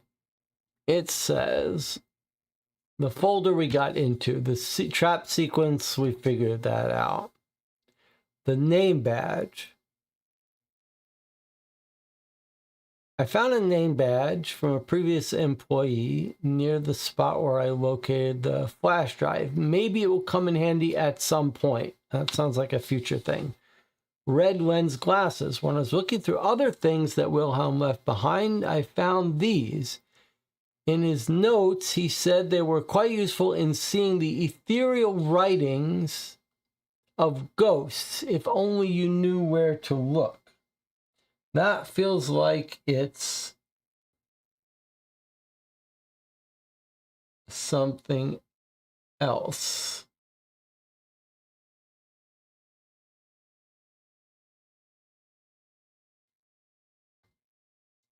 Surely not this.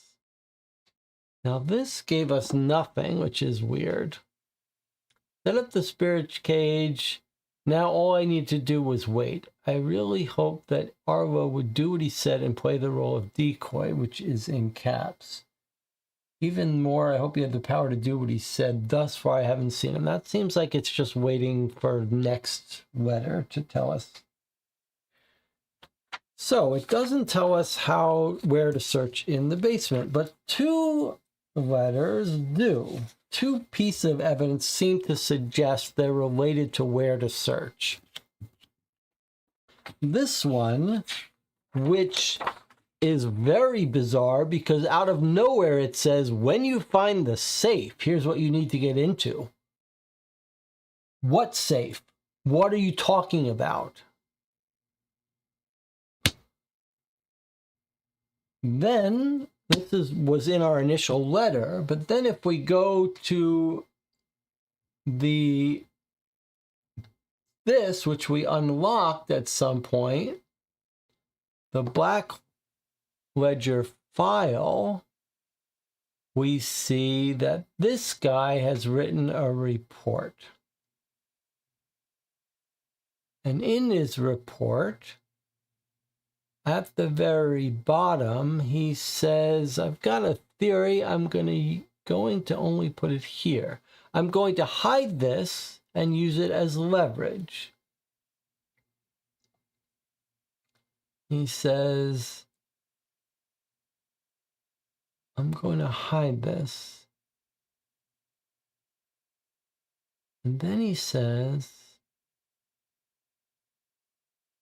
My anonymous source is trying to help me determine who this person might be.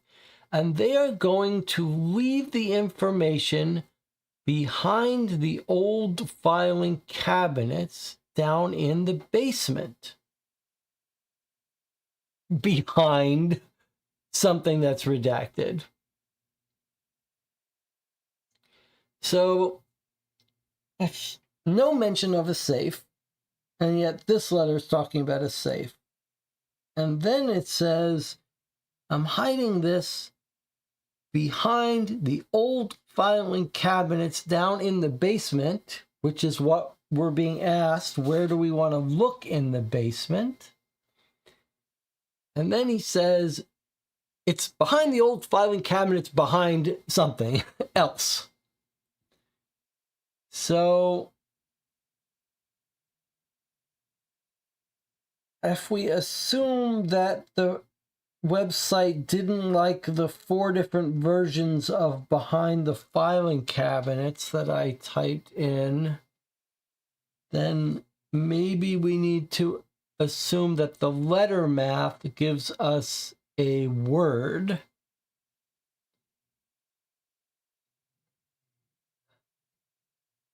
that is a specific place.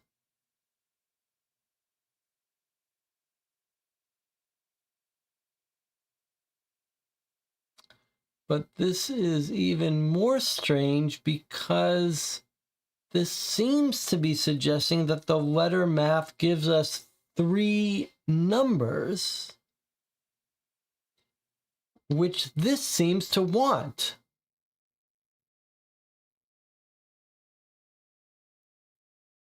This seems to suggest we're looking for a 3-digit number that we get from this.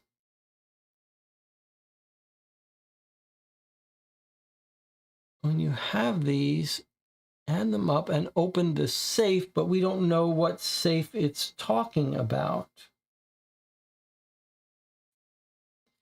So is it possible these letter math is used for 2 things? One is to get this number, and the other one is to get this redacted word,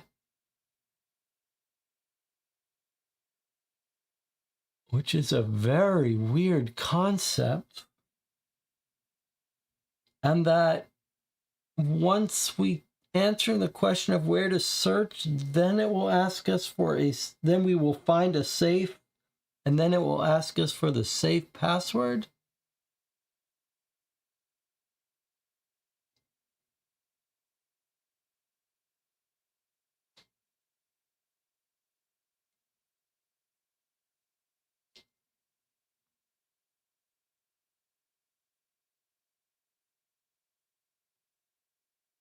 I think Susanna is making a joke here, but it's not really a joke because it's so ambiguous. You could very well imagine that the answer to the question is we should be searching in safe behind old file cabinets. But I assume that that's an actual joke, but there's every reason to think that that would be a reasonable answer. Okay, but let's be logical for a second. It says down in the basement behind the blank. So it feels like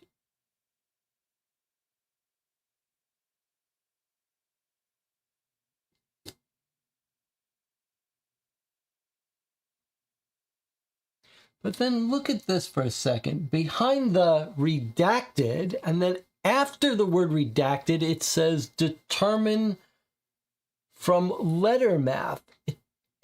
So it's not really saying that the redacted word is determined from letter math.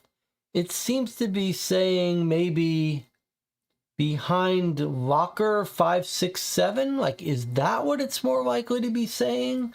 That what we've got is lockers. And this is a locker number. And we should be finding a 3-digit code. Okay, I think no matter how you look at it, I think that we are going to get a number, and that we're going to need a number from this letter code. It's clear we're going to need a number. The number hid in his report. Okay, so let's not, I think this is saying, I don't think the word redacted is determined by the letter math. I think it's saying down in the basement behind locker 123, and we have to figure out the number.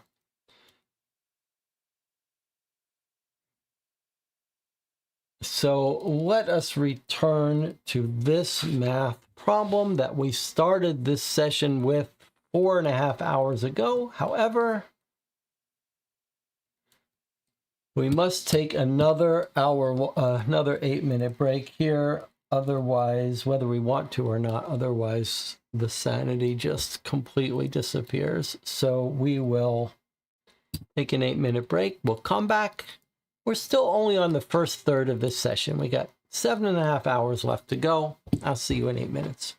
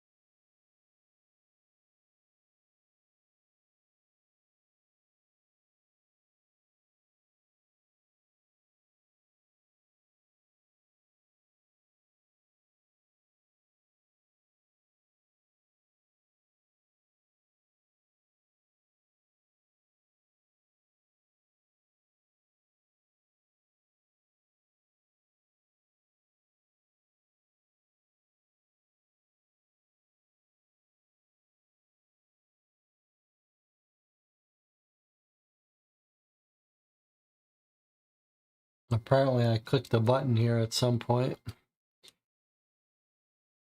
Okay. I'm not sure if we should still be on break. It's all fucked. This whole session is fucked. All right, let's point out a couple more problems to our plan here. I said that this has got to be a number, so probably this is saying behind the redacted, and then separate from that is something that's determined from letter math. So I predicted something like behind locker 561, whatever. One problem with that theory is that it doesn't say behind redacted number, it says behind the. So that really wouldn't make grammatical sense to say behind the locker 465. Another problem here is that the end of this report has these 3 numbers, digits, separated by commas, which is a weird thing to do. However, we know that this report has to be hiding a number. But is it possible that this number is actually the 1510 number?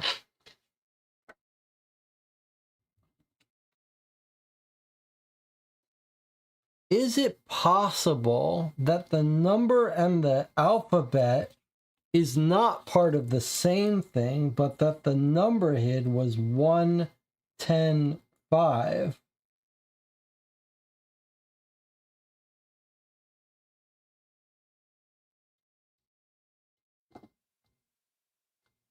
This was O-N-E, this was T-E-N, and this was Cinco for 5.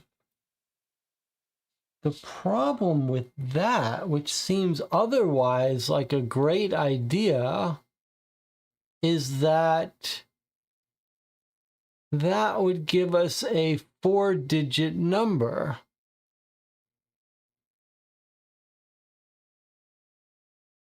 And it's fairly clear for just reasons of general sanity, and this, that the final answer should be a 3-digit number.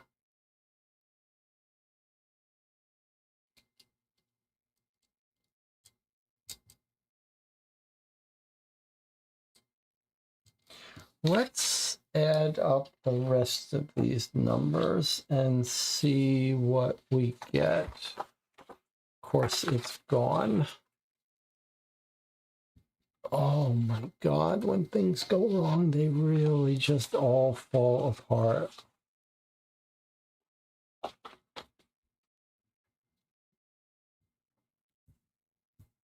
Let's do the rest of this. Number of TikTok victims, 8. Mortician's death is 2019. The shadow people are on the 8th floor. Wait a minute. If the year of the mortician's death was 2019, then it's not a 4-digit number.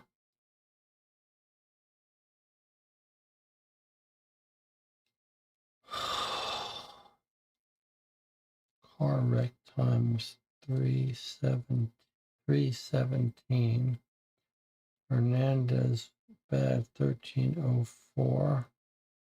People mentioned in the dead pool, we calculate at 116. And then the number of the hidden in the report, I said could be 110.5. Let's do this first.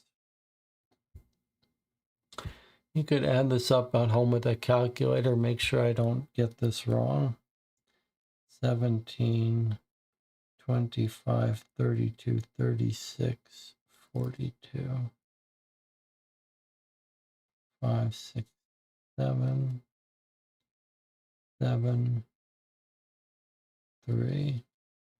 I get 3772 plus possibly 110.5. 7784.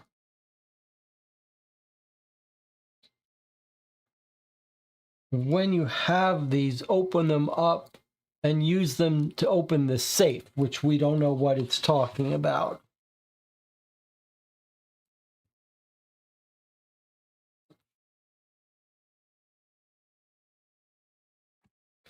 But if it's true that the number hidden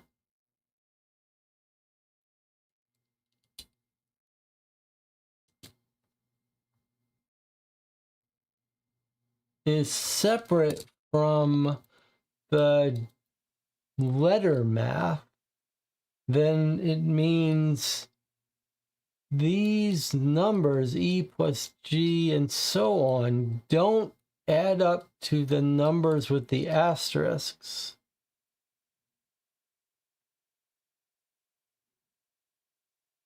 There's also the fact that the redacted and determined is asterisked, which is what's on these numbers up above.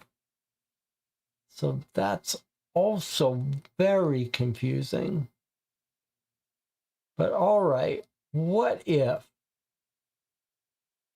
Okay, don't understand. Now, what if I told you to trust me that the 110.5s have nothing to do with the letter sums, which is a very confusing idea. Seems totally wrong.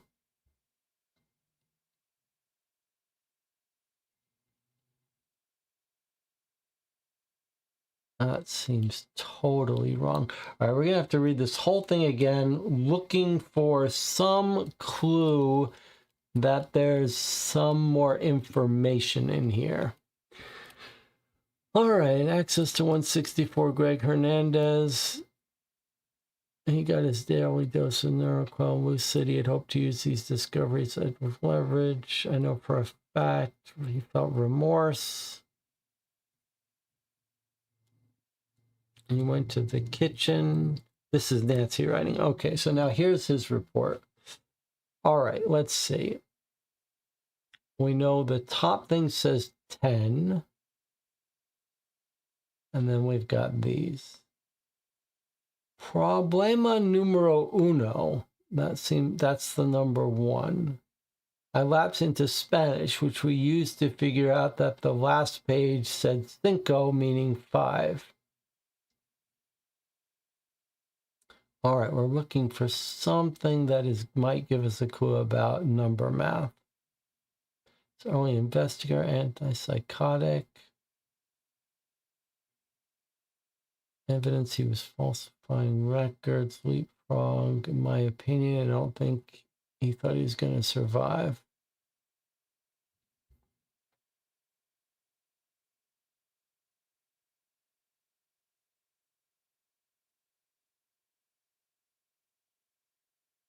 We've lost all trust in this game, so we don't know what kind of nonsense could be going on here.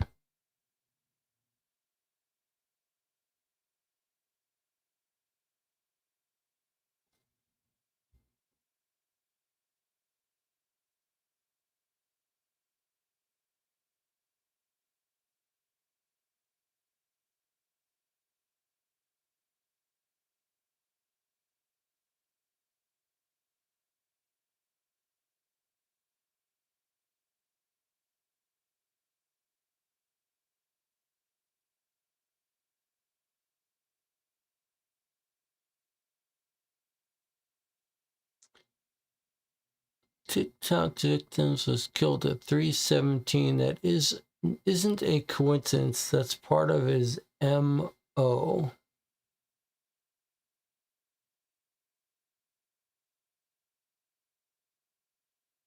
$3:17. Oh, it doesn't seem like.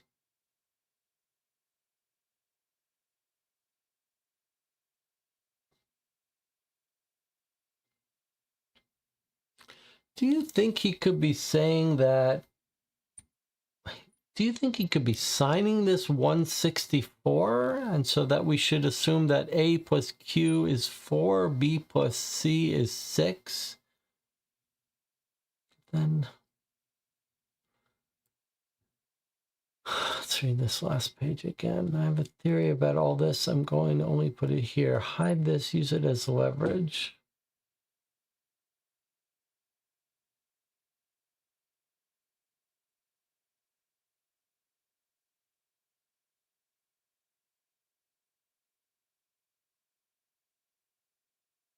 My anonymous source is trying to help me determine who this person might be. They're going to leave the information behind the old filing cabinet down in the basement behind the redacted and then separate word with asterisks determined from letter math. So are we dealing with 2 words? Or should this really say redacted parentheses or footnote determined from letter math? I'm also leaving a very specific number for Nancy that she will need later. So look at what it's saying. It's saying, I'm leaving this behind something which is redacted, determined from letter math. And then it says, I'm also leaving a number that she will need. This leads me more and more to think that the numbers 1, 10, 5 are totally separate from the letter math.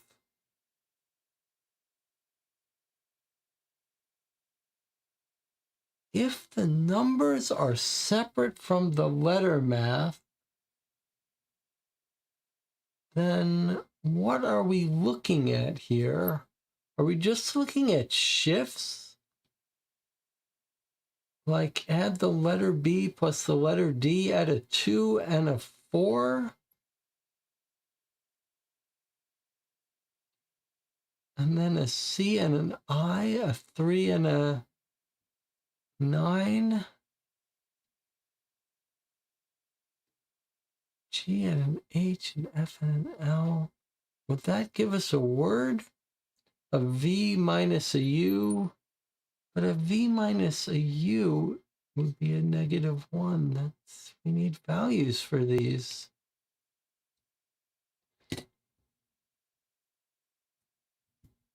All right, this whole session has brought us up to pain, so maybe we're not.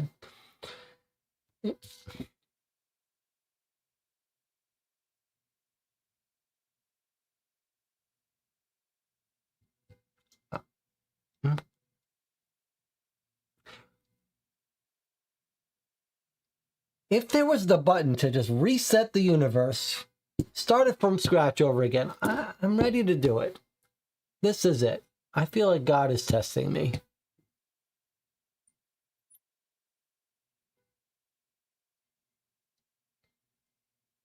All right. Looks like Rob is saying he figured it out.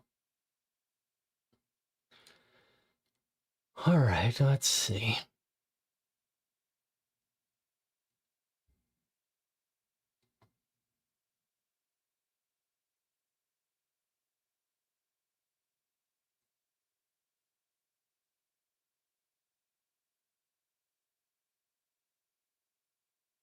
Let's assume that we figured out that the numbers and the letters are separate.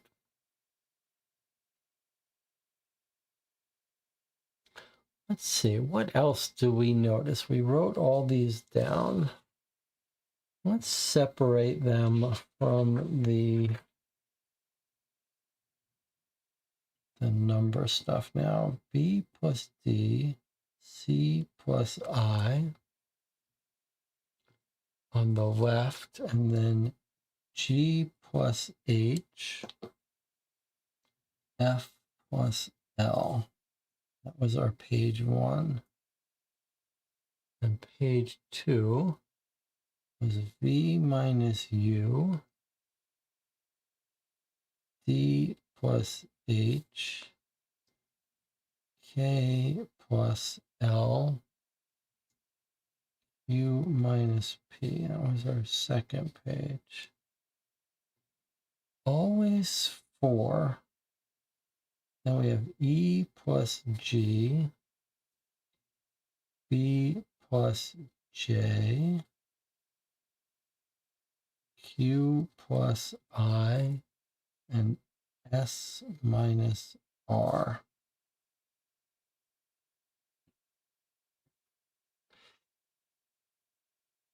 Does letter math.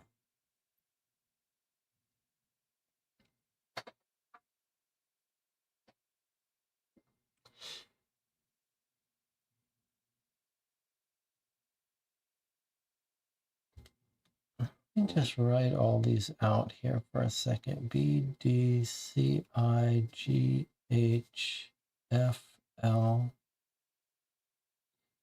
B, U, D, H, K, L, Q, P, E, G, B, J, Q, I, S, R.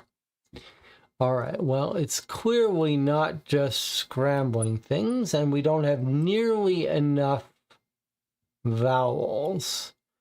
So we're clearly not just rearranging letters.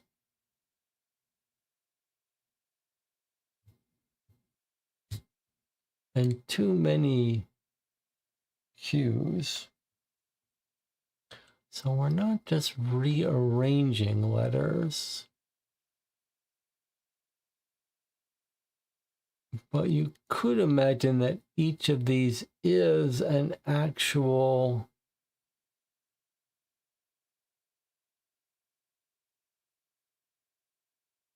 shift. That would be a very weird thing to do, though.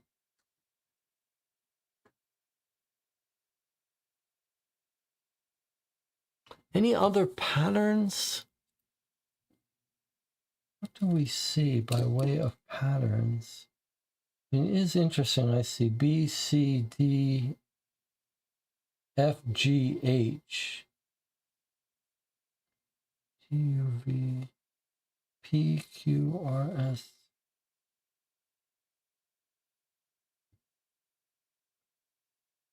Letter 2 plus letter 4 gives you letter 6. Would be an F.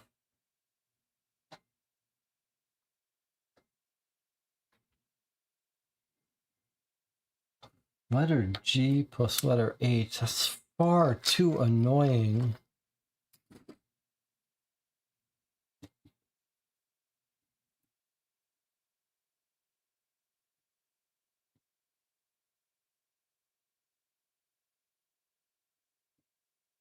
would be an O. C plus an I would be an L. F plus an L. Oh, this is so annoying.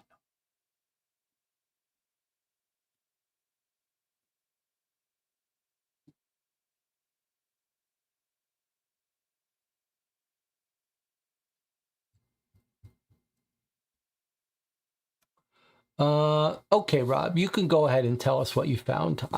I'm ready to tap out of this.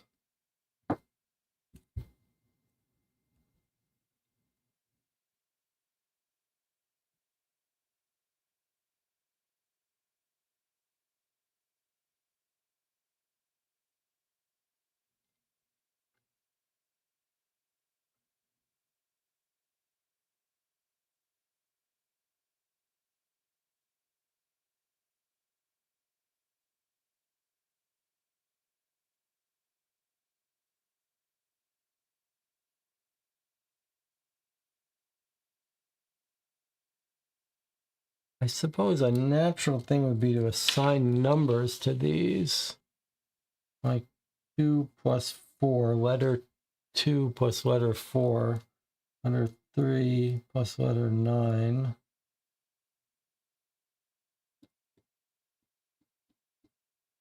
Letter 7 plus letter 8.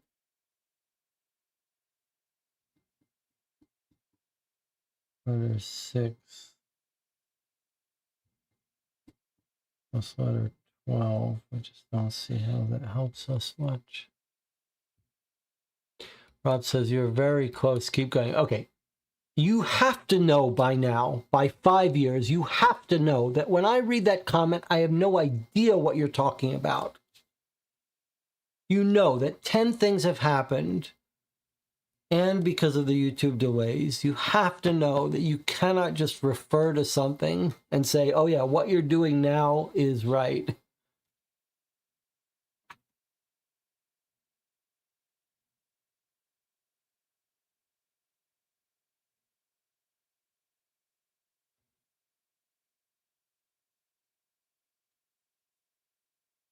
Whenever anyone ever writes a comment, you cannot refer to things happening now to you. By the time the YouTube delay happens and by the time I notice it in the YouTube chat channel, you could be referring to anything within a 10-minute span.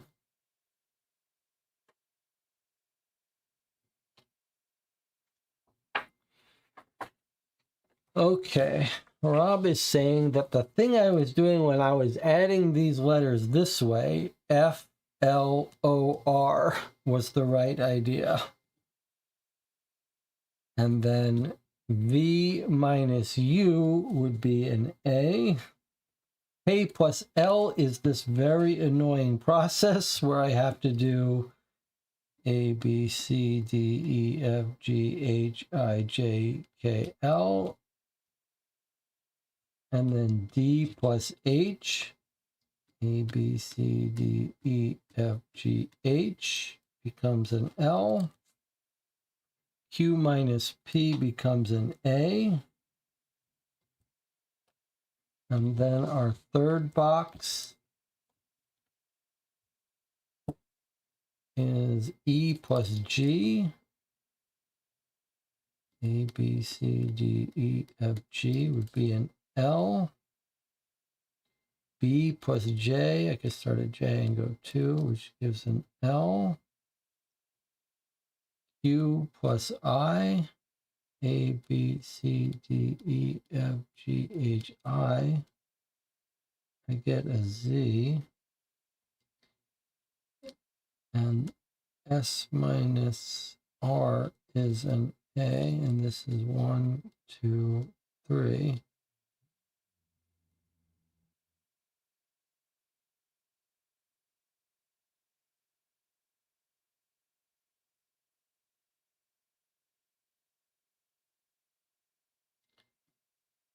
FLORALWALL.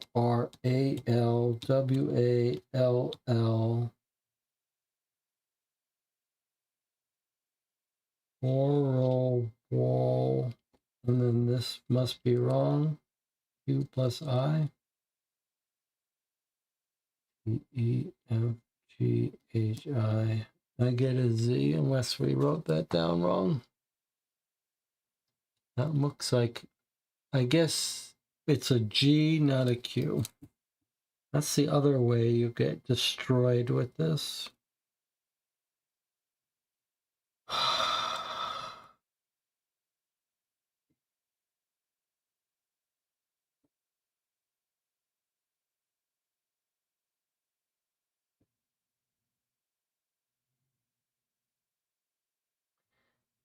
This is a G plus an I and an S minus an R.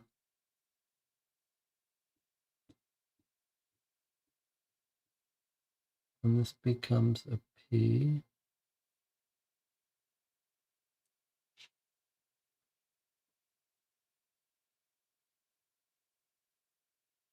Floral wall pay. And then what? These last ones are going to be some extra letters at the end.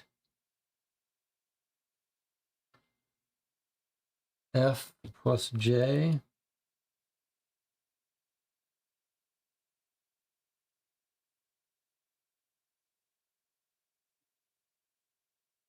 P, E, R.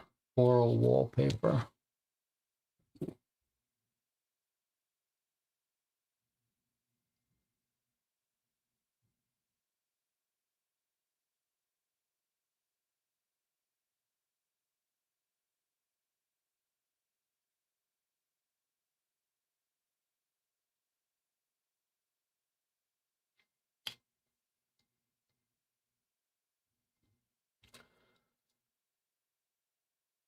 So, all right, thank you. I appreciate that.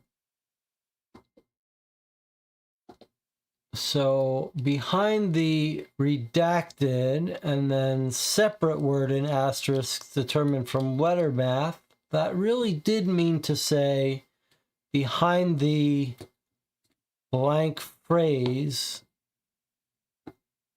which is determined from letter math, which is floral wallpaper. And now we think that this, which we shouldn't have to do this way. What should you build the trap close to? We already solved that. So we think this answer should be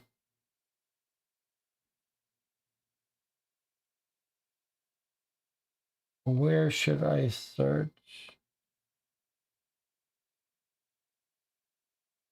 According to this letter, we should be searching behind the floral wallpaper, but does it just want floral wallpaper? We don't know. We'll try just floral wallpaper. Just wants floral wallpaper. I look behind the floral wallpaper covering the wall behind the old filing cabinets in the basement. I noticed one corner of the wallpaper was peeled back slightly. I pulled back the ragged edge of the wallpaper, first a little and then more, revealing the outline of a door behind it. I pulled it open and was surprised to find a hidden room that looked as though it had been used for off-the-books electroshock therapy sessions. Had the anonymous source, Detective Hernandez mentioned, left any information for him here, or had he been incapacitated before he was able to retrieve it? I searched the room carefully until I found something. It was a note addressed to Detective Hernandez that read, "Check the safe in the attic. There are patient records in there you need to see. The safe is hidden under the rotten board. The third number for the safe combo is 19.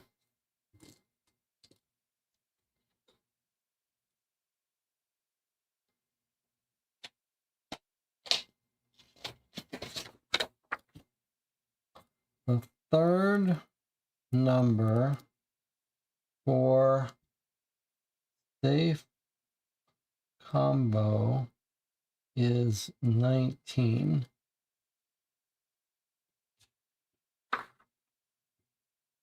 And then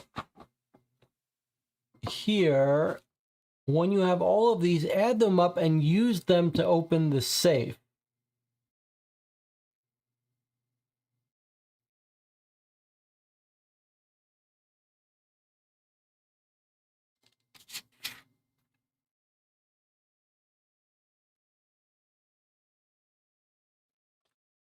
So it seems like we've come to the end of today. And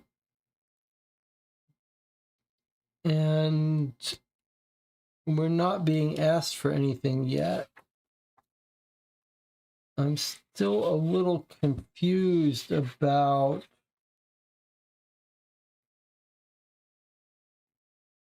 what we're doing with this number.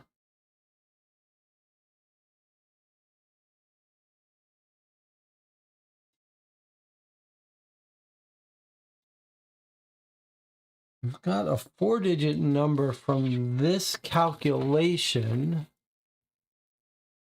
And then we've got these 3 hash symbols. And we're told to use this to open the safe. But then we're reading this, which says the third number for the safe combo is 19. So I wonder if we think then that we're not looking at like 48, 77, 19. Is this what we think is happening? That we're taking this 4-digit number, breaking it up into 48, 77, and then taking the 19 from this web page, and then I guess it's not for today. Well,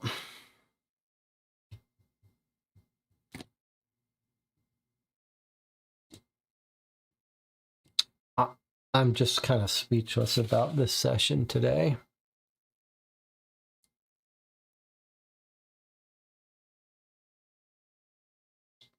I appreciate the assistance and I appreciate your patience here. But I think this is why the frustration comes out in breaking things. Like, I feel some real resentment about having to play through this. I feel like the balance of the universe is out of balance. Maybe that's why the reviews get recorded, to balance out the universe.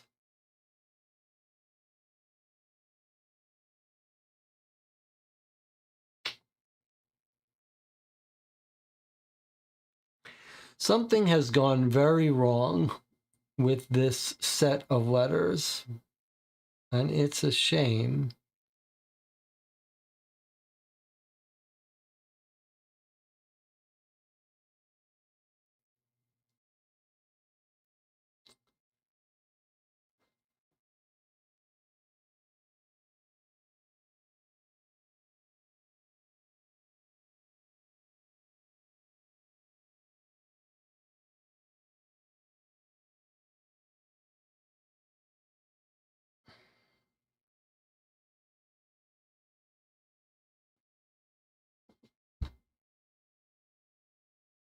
Are we doing the tabletop mystery game news? Oh,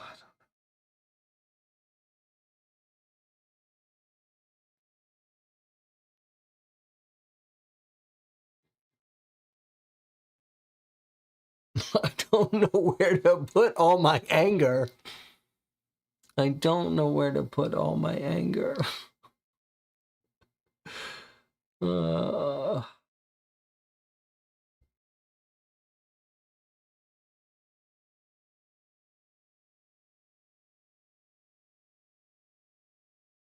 Is this section solved? Yes, it appears to. We appear to be done. We appear to be done. And this is the abrupt ending that does not wrap up. And we've got this glasses and this badge for later. It would have been, and we got some interesting information about the story, but we haven't been able to think about it because we've spent 5 hours fighting with this game. And so all of the interesting parts of the story that got revealed are just brushed under by the wayside.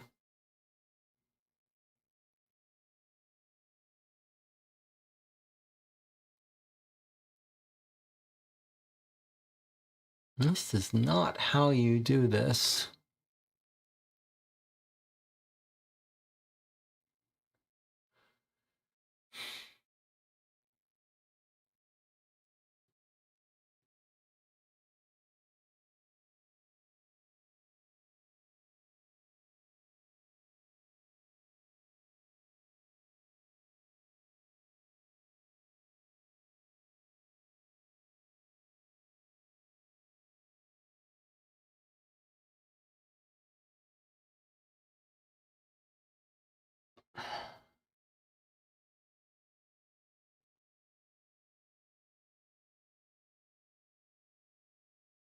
All right, I'm going to sign off here. I don't know what we're going to do with the Tabletop Mystery News. You can pay attention to the channel for when I reschedule it. I don't know what to tell you. I got my brain broken by this session.